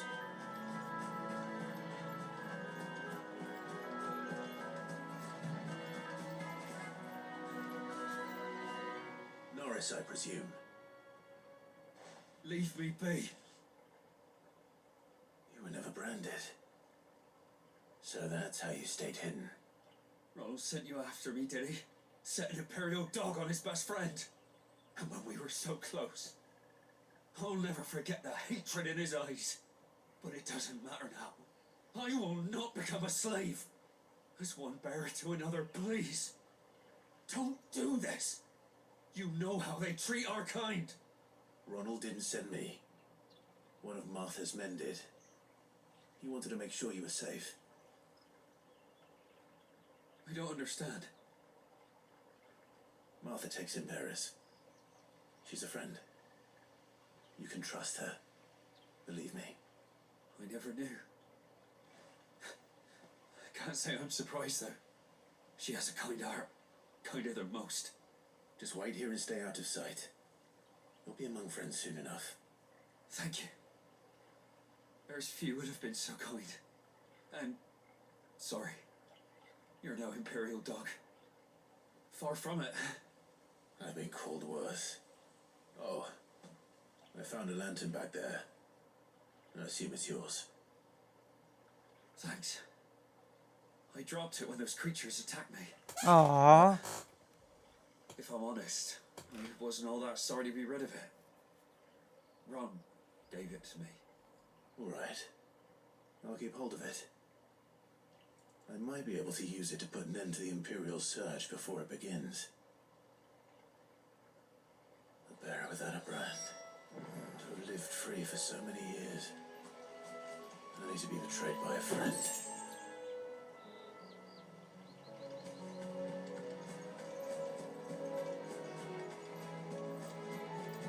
Some friend. What story have you got to tell?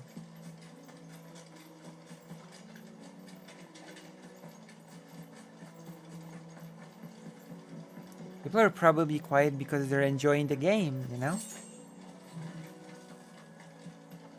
It is a nice game.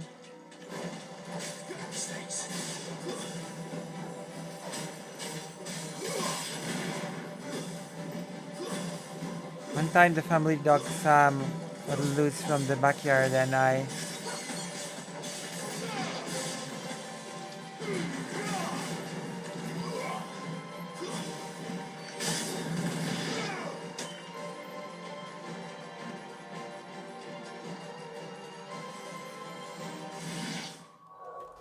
game's paused. And you? Finish the story and I'll go to the toilet real quick.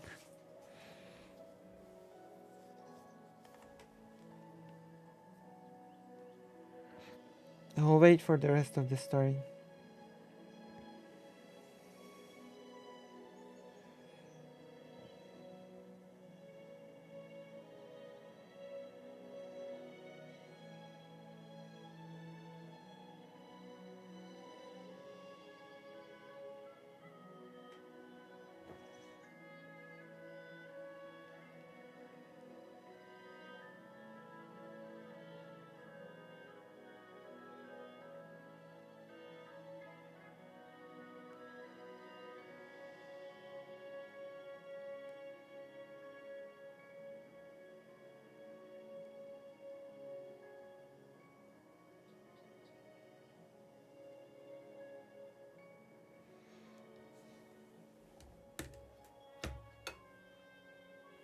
The battle music sounds a bit like FF8. Oh, it is a Final Fantasy game. I found him leaping like a rabbit back and forth in the retention pond. I went back there to try and get him to come back, but he was playing a game, zooming around. I had to wade through marshy mess up my heights to get that full dog. There's snakes back there, spiders, leeches, crocs, and a lot more. Nice. I came inside and we were both so muddy. More stories? Always. I'm gonna be back. I have to go to the toilet real quick. BRB. Don't leave. Stay, everybody.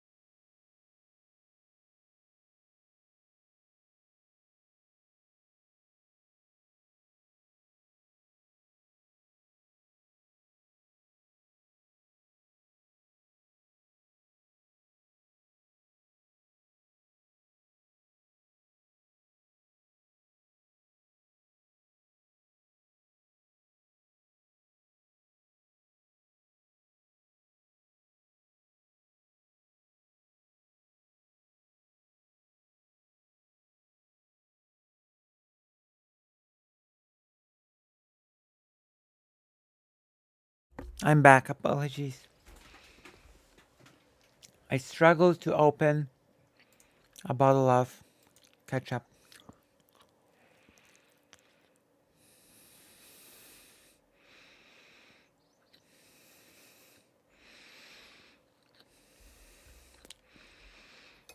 Don't be afraid.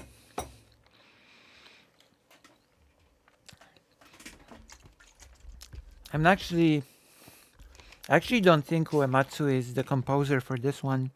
He might not be, actually.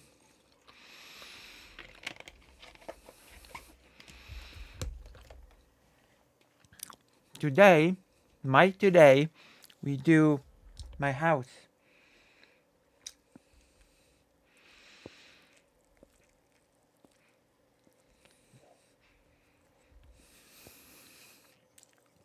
No.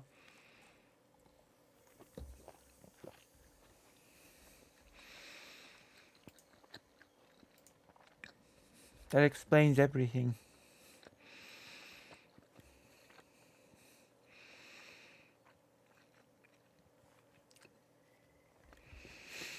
I've written some notes for the house playthrough.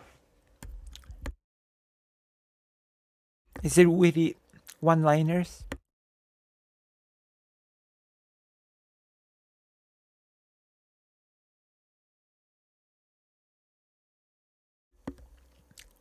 It's witty one-liners, isn't it? We're gonna rehearse them. Um,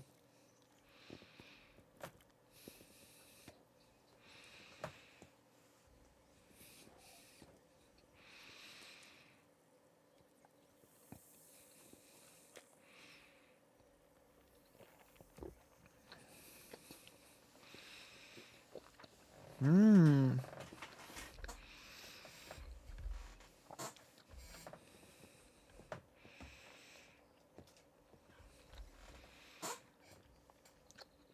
You will need to do lordums.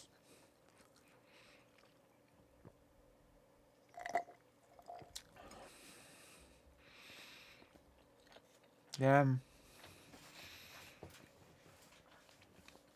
You were lucky, Greater, right? You had luck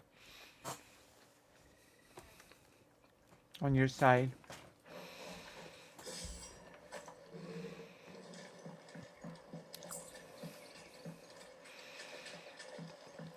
And we need to go upstairs somehow.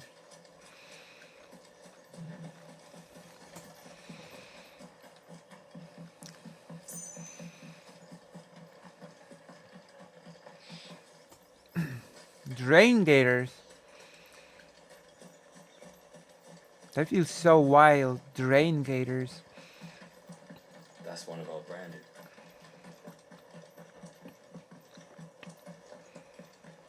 You barely have to... Alligators terrify me as animals, I swear. Alligators are one of the animals that scare me the most. When I went to Vietnam, I saw big alligators behind a glass, and I was still terrified.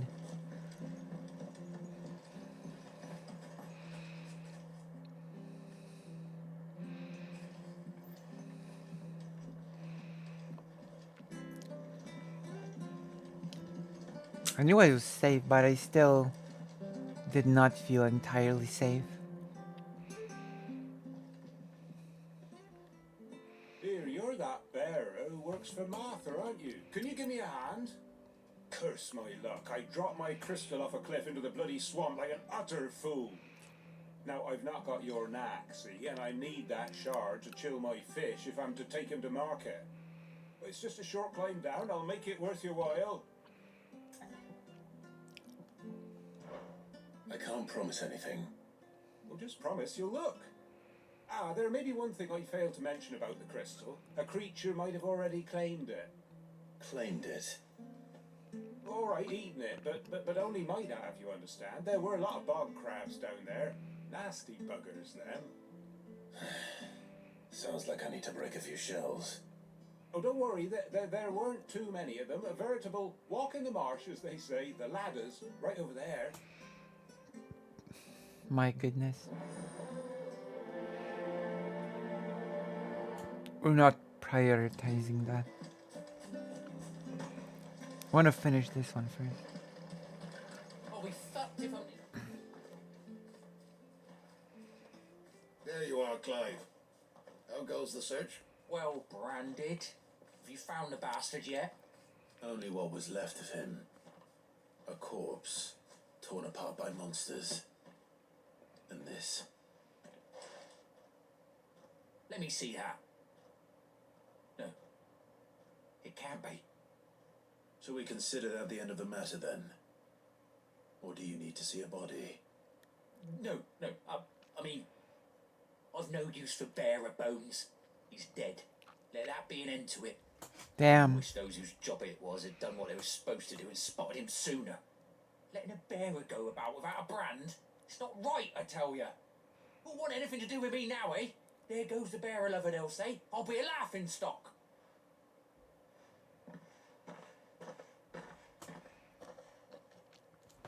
Is it true, Clive?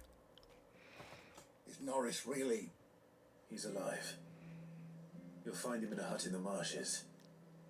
He's expecting you. Oh, you crafty.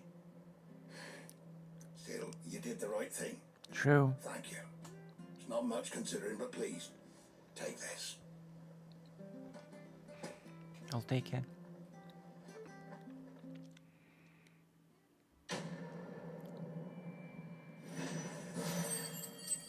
False friends.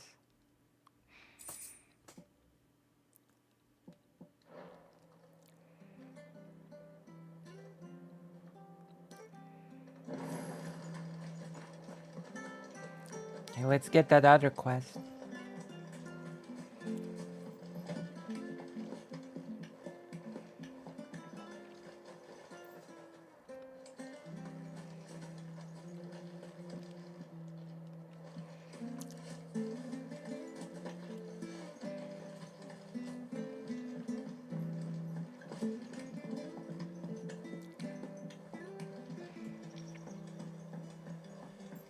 A story.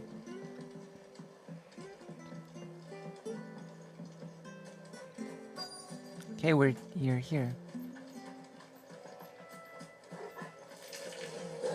Never heard of crabs eating crystal. This should be interesting.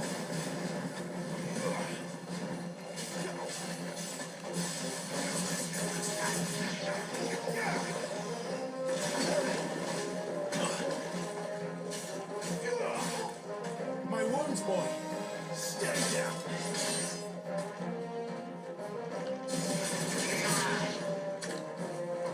My once born.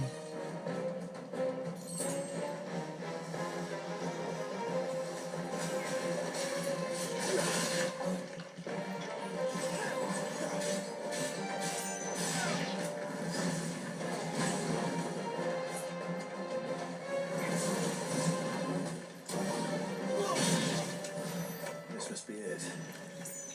No point spending any more time down here than I have to. We found it.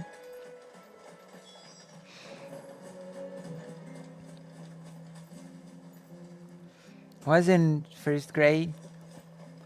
I was roller skating around the neighborhood and I fell down.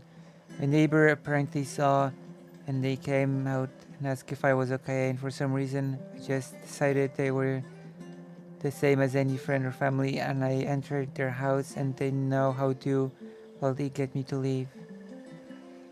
I just showed up in their life as asked for a band, aid and snacks. Meanwhile, my mom was a minute away from filling a missing persons report. Interesting.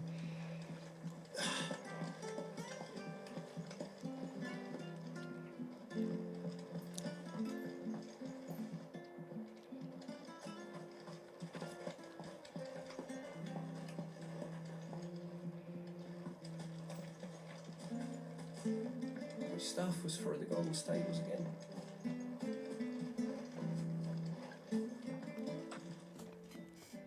Well, any luck? Yours, I presume.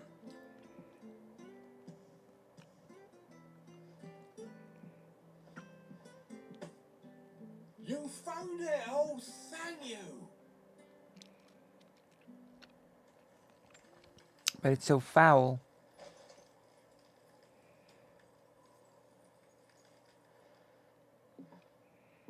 Any longer out in the sun and my catch would have made for poor eating indeed.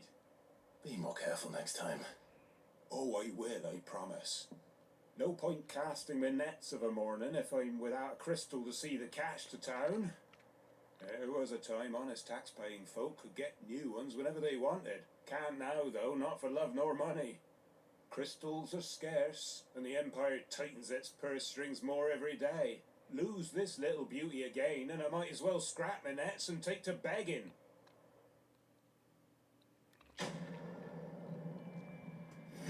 Damn.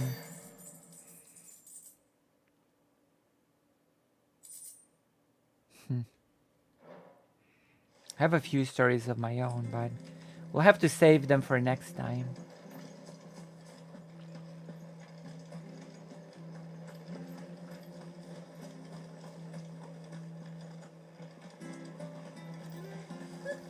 So much for all parts of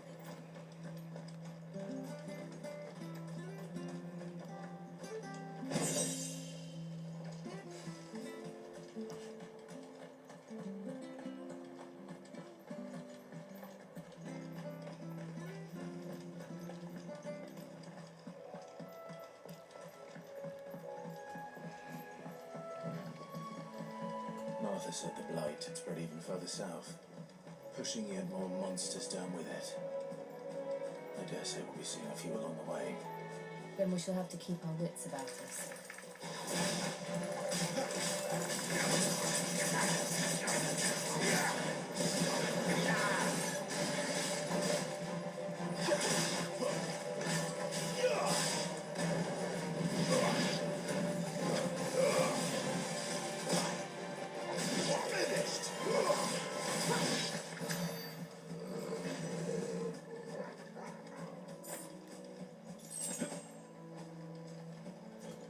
We're doing well.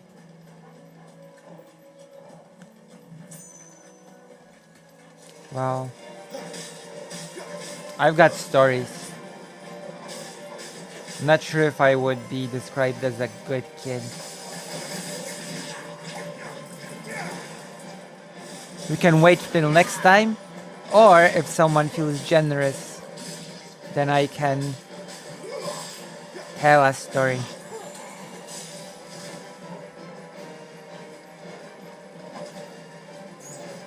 The choices are to wait till next time, or if somebody feels generous, I will share my story.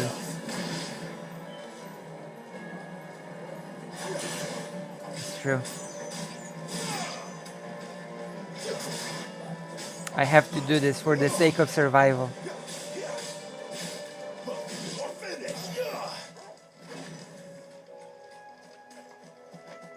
Wait, there's a quest still? What is the side quest here?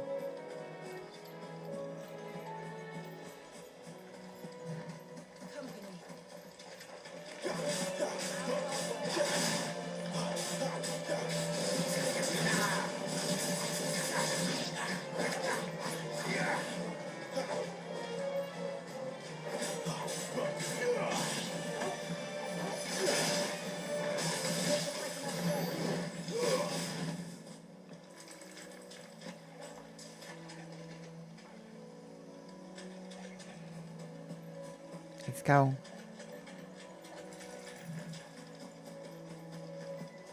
You there! Over here! Yes? Excuse me, I'll use that blade of yours. Curse my luck, I'm branded. No time to haggle with whoever holds your leash. Wait, that's the slumbering chocobo you're wearing. You and the Marfors, are you? Good.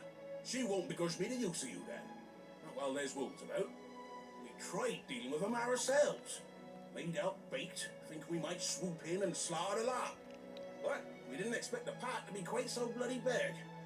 I expect the blight drove them here. They must have fled their homes for greener pastures. We'd hoped empty bellies might make them easy prey. We'd made them mean instead. Martha's no fool, so she must see something new. Do us a favor and get rid of them, will you? Damn, that's horrible. Bryce. Oh, I pose a threat to everyone. Hey, that's what I'm talking about. I'd wait All right. for the greedy bastard just stood over yonder. I'll tell you a Feasting off our story. bait.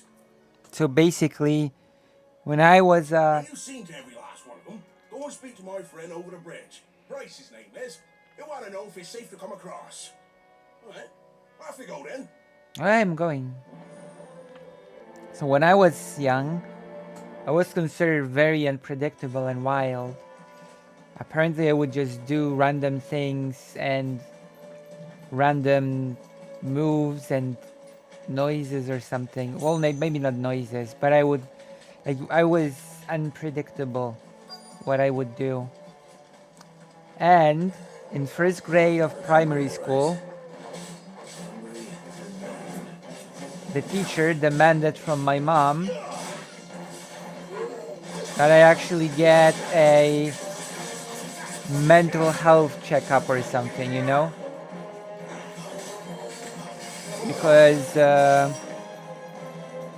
she says that I have to be like, I don't know, that there's something wrong with me. So she demanded that my mom takes me to a checkup. And so my mom did, apparently. And then the teacher had a lot of apologizing to do. Because the test did not exactly turn out as if she expected. That's the story. I'm not sure if I would be categorized as a good kid. So that's story number 1.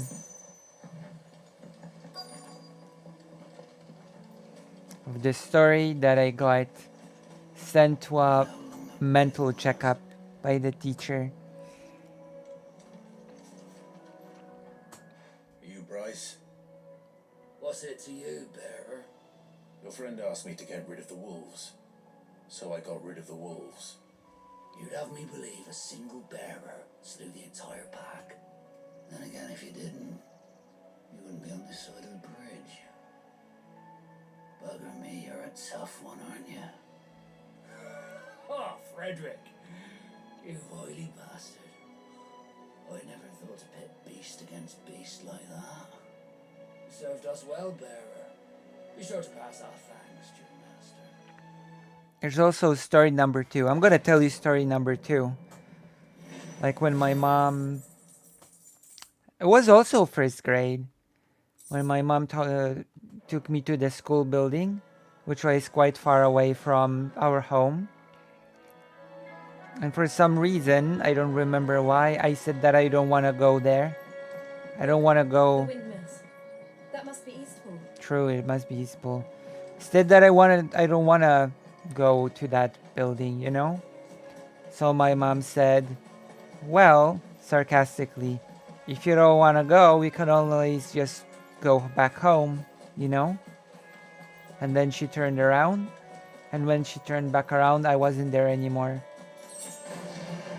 And she said that she kept looking and started panicking and getting nervous. And then she went back home, and there I was waiting.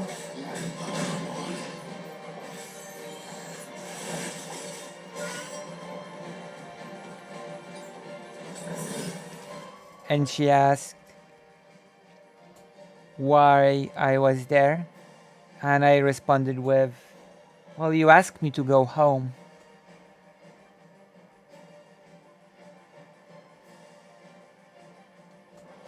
Oh.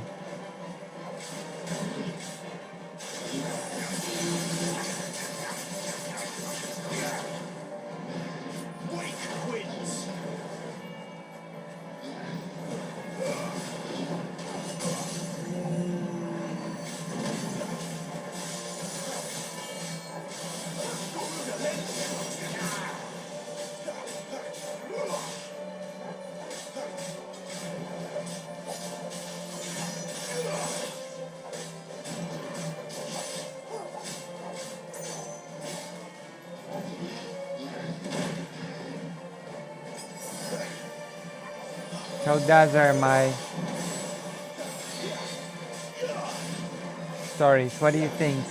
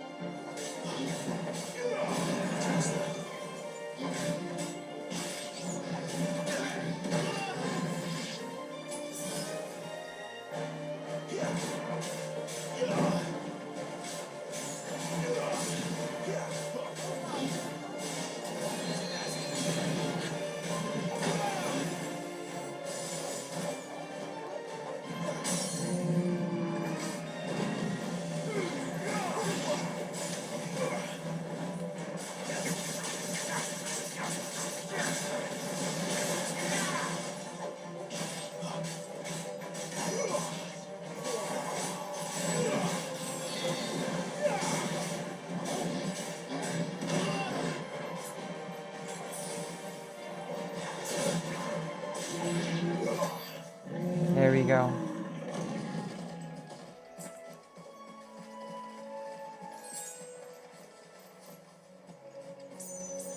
Did you like the stories that I already told you? I cannot believe.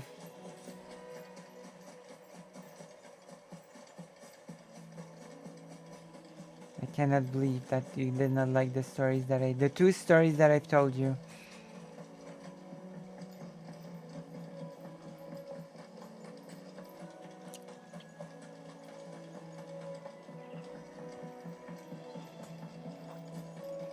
I can't believe this. Why would you do this?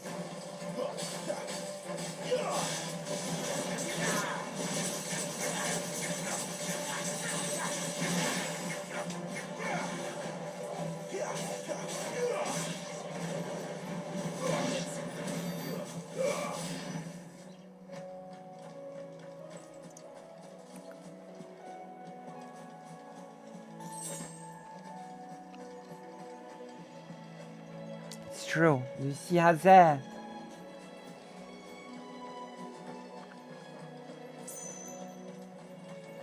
I remember coming here with Lord Murdoch when I was young. This area seemed a very different place back then.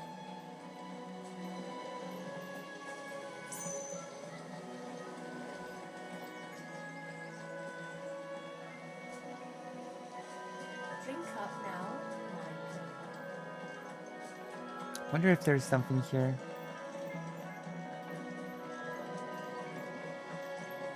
Oh.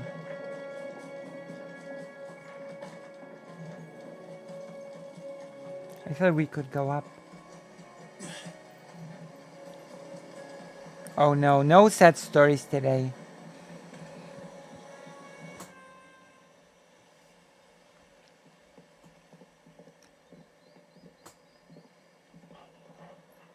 Quiet, isn't it? Yes.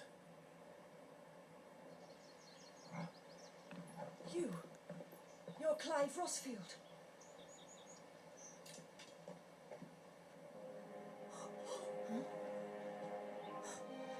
It's me, Hannah, Rodney Murdoch's wife.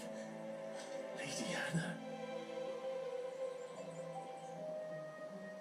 Oh, I knew it was you. You haven't changed at all. The Lord Marquis and Jill too. It's so good to see you both again. It's good to see you too, Lady Hannah.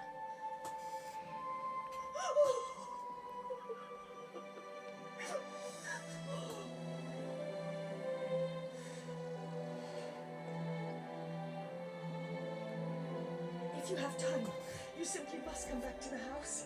I haven't much to offer, but what is mine is yours.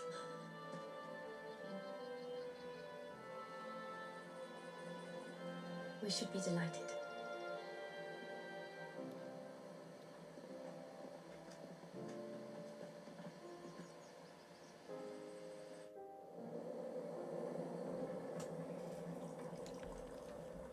And you have been wandering the world ever since. I can well understand fleeing from those iron blood brutes. But oh, to take to the road at such a tender age,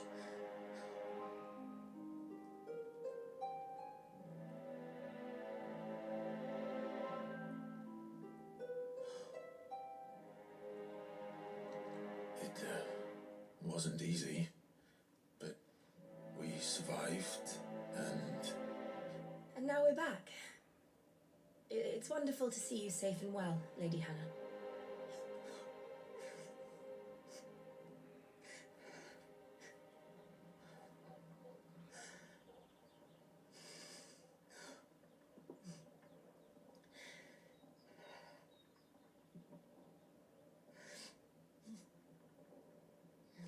Do you think you will stay here, in Eastpool? Rosalith still enjoys the Mother Crystal's blessing, does it not? You could always move. This house holds a lot of memories for me. So long as I can live here in peace, here I shall stay. Not that it matters. The capital is closed to civilians, by order of the Duchess. Or should I say, Her Imperial Majesty. Annabella's marriage to the Emperor of Sambrec heralded a great many changes here. Yes, of course. Oh, forgive me. I didn't mean to... Please, there is nothing to forgive. Would my mother not make an exception for you and your husband? Surely she would not refuse the Lord Commander.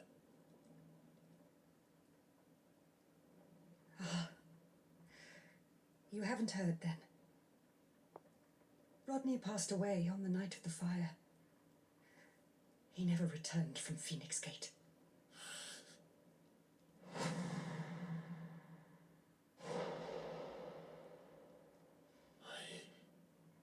I'm sorry. Clive. My poor child. You look pale. All this traveling must have taken its toll. I insist you rest. We can talk later. Aww.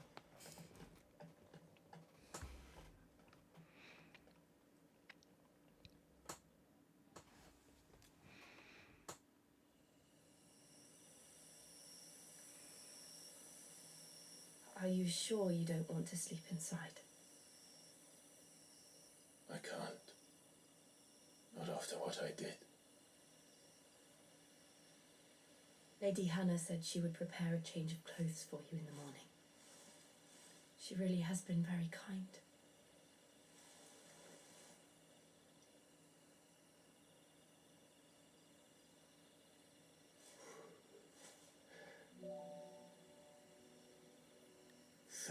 Years of killing.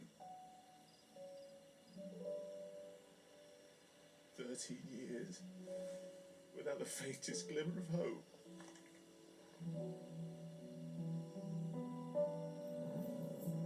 It was only Joshua that kept me going. I swore that I would avenge his death. That I would kill his killer. That was the only thing that gave my life any meaning. But if it was me who killed Joshua and Murdoch and all the others, then why the hell am I still breathing? I ask myself the same. Damn. When I fought, hundreds died. There were so many bodies, so many lives cut short in their prime. That day in Dalmekia, I wanted to join them. I wanted it all to end. I couldn't bear it anymore. If living meant being that, better to be just another body.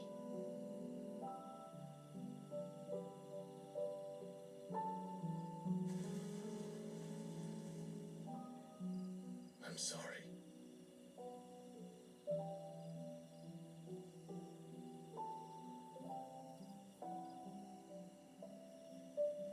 Do you remember that night on the balcony, when we looked up at the moon? I I said a prayer to Metia, and that prayer was answered.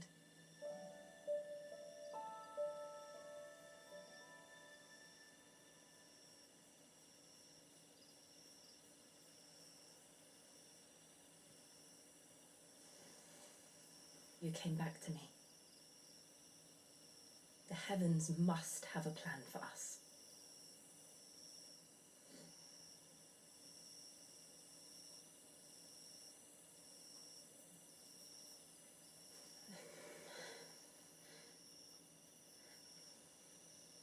We should get some rest. Right.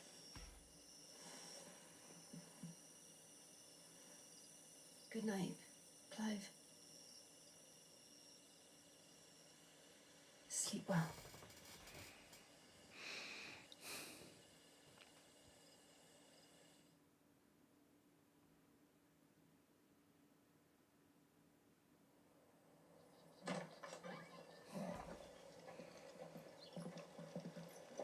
Thank you, Lady Anna. Perhaps now people will not flee at the sight of me. You look just like Elwyn did when he was your age. How did you come to have some of my father's old clothes? Oh, before Elwyn became Archduke, our families would often summer together. He and Rodney were like brothers. These clothes have been in a wardrobe for years, collecting cobwebs along with everything else. Well, I'm very grateful for them. And sorry for depriving you of your memories. Not at all. It's what your father would have wanted.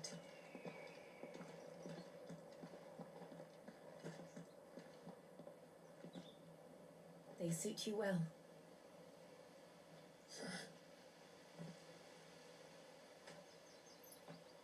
Thank you, Lady Hannah. Wow. They did not kiss? No. No kissing. No, I should thank you. It may only have been for a short while. But seeing you again took me back to happier times.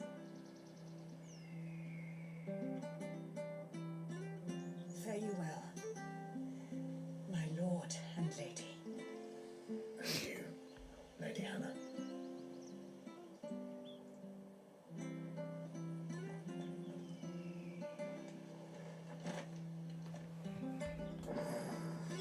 If we follow the road to the north, it should take us all the way to Phoenix Gate. Let's go.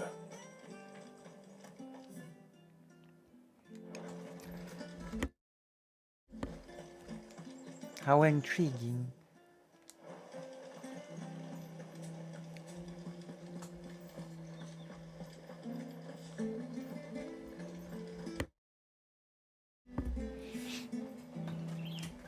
One time my mom, brother, and I were leaving a pawn shop and some dork parked their truck in their hitched boat directly behind us, and my mom was getting angry trying to figure out what to do. Funny enough, the song on the radio sang, "Turn the car around," right as she's exclaiming how she's keeping her from turning her car around.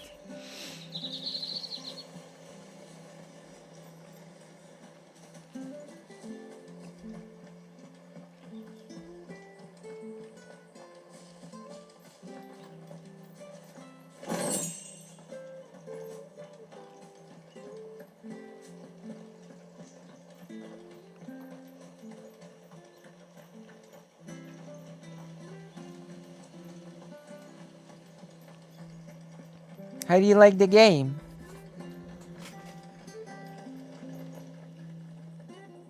Well met, friend.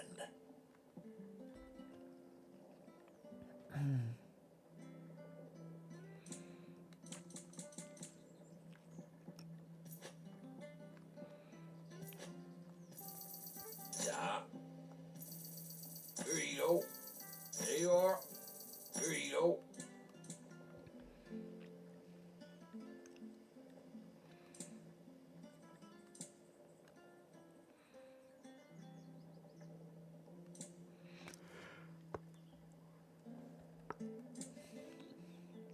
Oh my gosh, everything's so expensive.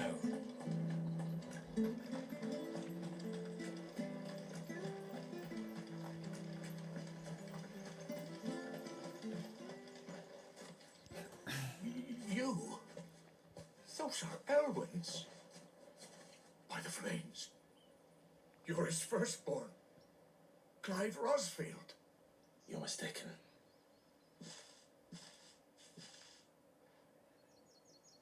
Oh, you can't fool me, my lord. You're the very image of your father.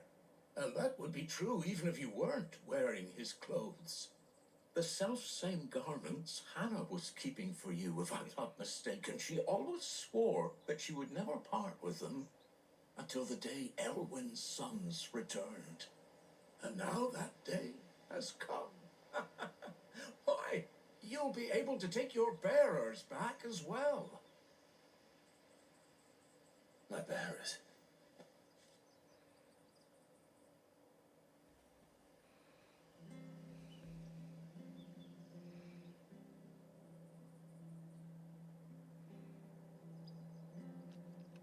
Forgive me, Master Mayor. I was a child when last I came to Eastpool. I didn't recognize you. Oh, I'd be surprised if you recognized anything at all. Much has changed since Rosaria fell to the Empire. Not least for the bearers, who once served her noble families.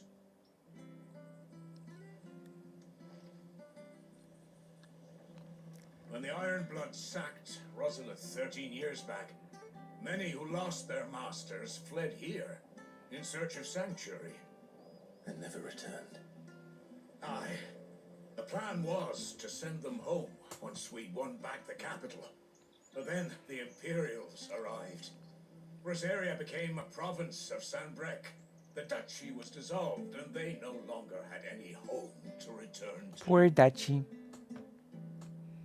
Back in your father's day, any bearer who lost their master became a ward of the duchy. We'd hand them over to the sheriffs, and they'd be assigned a new position. But when we saw how the Empire treated their branded, we knew that wasn't an option. So they've been here ever since. And now you want to give them to me? They're yours by right, Lord Rosfield.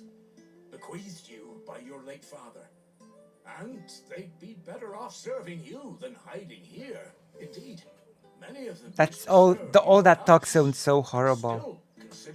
Like when we talked about the slavery of the.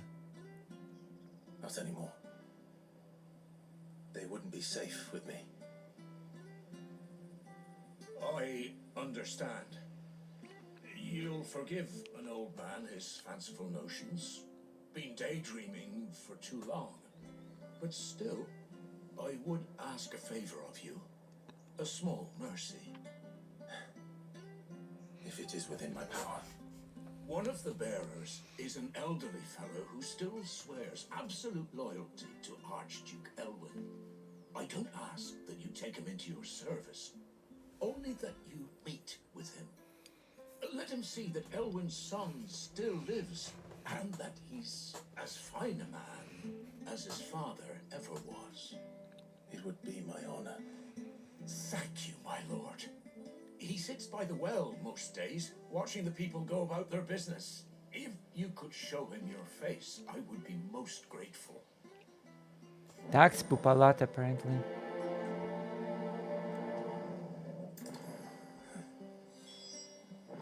As fine a man as my father. You're not so very different, you know. Especially dressed like that.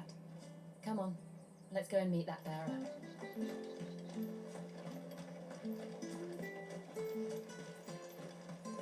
I'm not sure of this order.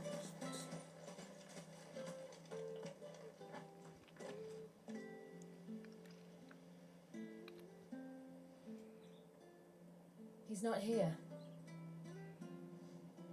Well, I can't leave without meeting him. I've let the mayor down once already. It would be cruel to disappoint him again. Right, let's ask around. Someone must have seen him.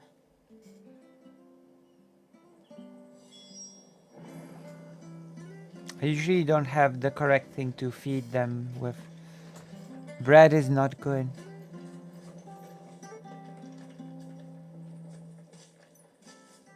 Well now, unfamiliar faces. What brings you to Eastpool, travellers? We're looking for an elderly bearer. You wouldn't happen to have seen him, would you? Ah, you mean the old boy who always waits by the well? Yes, that's him. What business do you have with him, if you don't mind me asking? You're not from the capital too, are you? We are, in a way. Well then, it's a pleasure to meet a fellow Rosalifian. I was born and raised down Market Street, and never would have left if Archduke Elwyn had survived the fire. It wasn't the same when the Duchess took over, though. All the beatings, the evictions, the levies going up and up and up, even as the blight took half the harvest. Oh, listen to me, telling you what you already know. I'm sorry. I'm afraid I can't help you with your bearer either, though I doubt he'll have gone far. He comes here every day, almost as if he's waiting for something. We'll keep asking around then. Thank you.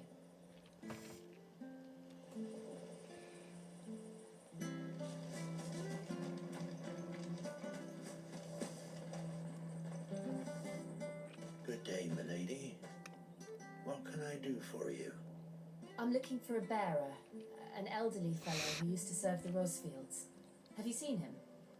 Beans. That old You feed bin. ducks with beans. No sign of him today. Funny, he's usually down by the well at this hour, cooking up his fantasy feasts. I'm sorry.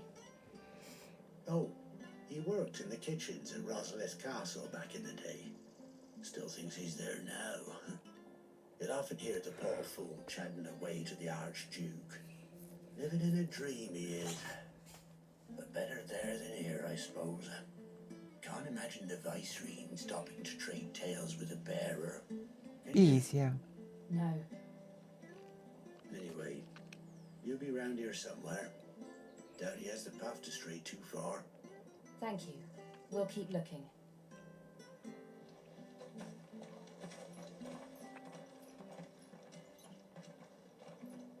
Hey, hold on a mo. Young Patrick, the chocobo keeper, might know where he is. He's taken the old bird under his wing, so to speak. He'll be in the stables. You should go and have a word with them. Patrick the Chocobo Keeper. Thank you. We will. I'm sorry, Jill, for making you do all this in my stead. It can't be helped if we're to keep up pretense. Come on, let's head for the stables.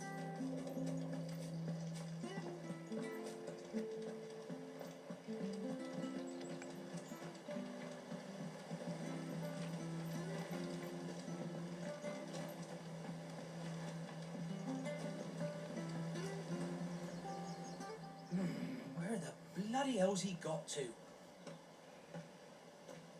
Excuse me, but is something the matter?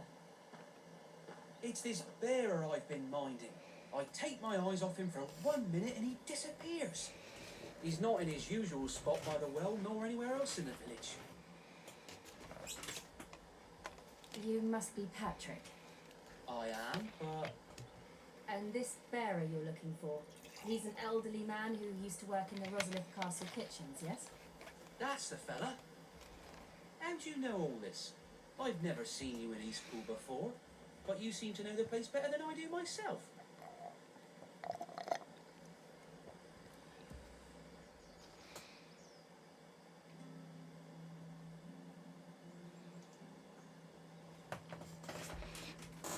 Seeds are okay for ducks, I think. Ah, so that's Just how not it bread. is. Well then, if you're acting under orders of the mayor, you're on about to help me find him. He's been losing what little sense he had left of late, saying the sheriffs are coming to collect him and that he needs to go back to the castle. I was supposed to watch over him, keep him out of trouble. But if he's walked out on us, there's not a lot I can do.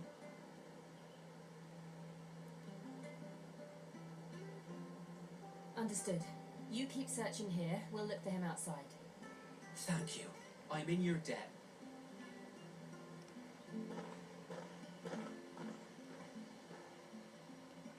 I hope he hasn't wandered into trouble. Let's just concentrate on finding him.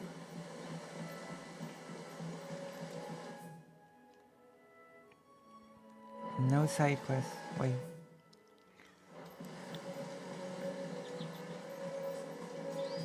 Think up now, my. Still no sign. Could he have strayed even further?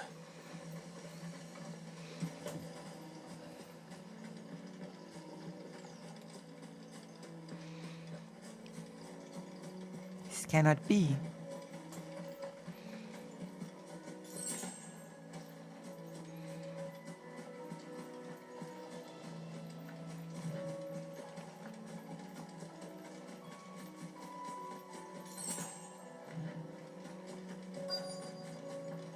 Look, there's someone over there. It might be him. We should hurry. Company. We can't lead them to the old man. They need to die. Agreed.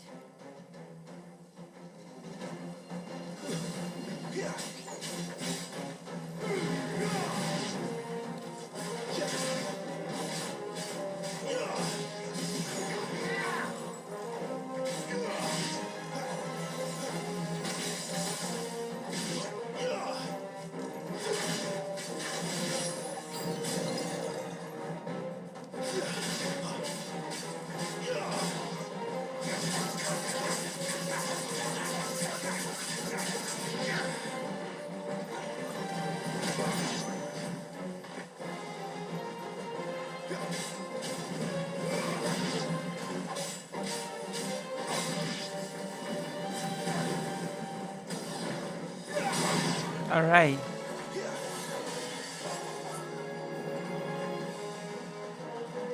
You're finished. You are. I have to sleep soon as well. So I will tell you the story today because I stream today or you're tomorrow. So it's okay. You won't miss any stories.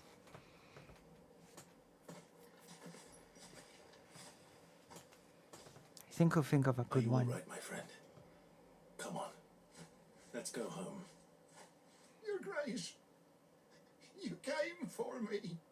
I waited for you so long, but you finally came. I'm not who you think. Clive.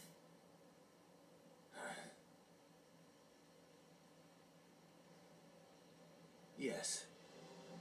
Pray forgive my long delay. It's nothing, Your Grace. I prayed to the Founder that you would come, and at long last, he answered. Will we be returning to the castle then? There is still a place for me in the kitchens? No, my friend. We will not be returning to the castle, not yet. I'm on a very important expedition, one which may take some time. Could you wait for me in Eastpool until my journey is complete? I will come back for you then. I promise. Of course, Your Grace. For you, I would gladly wait until my dying day. How sad.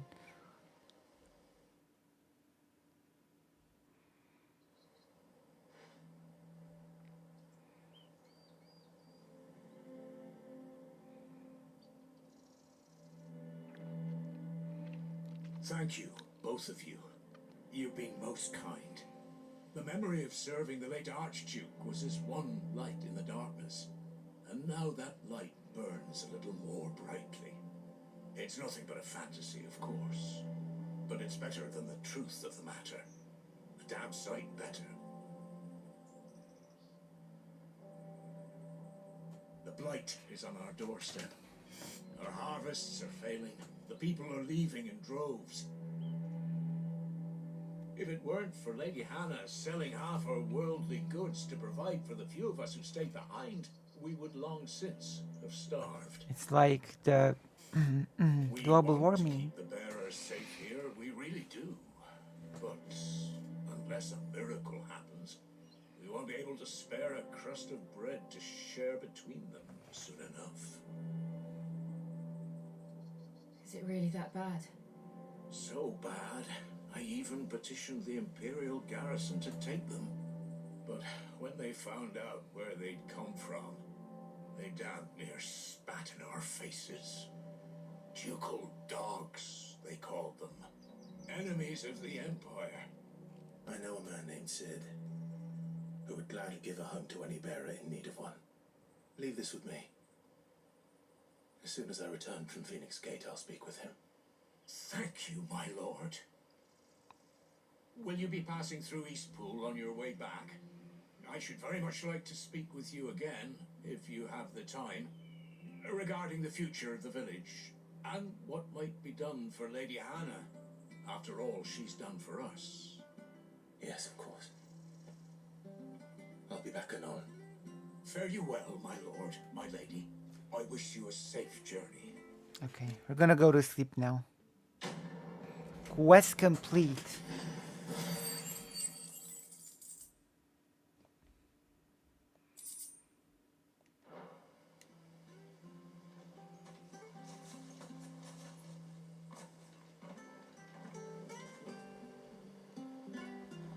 Let's save the game first.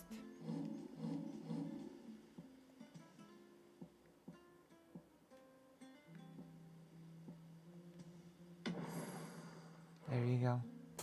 Good night, gigglers. Love and solidarity.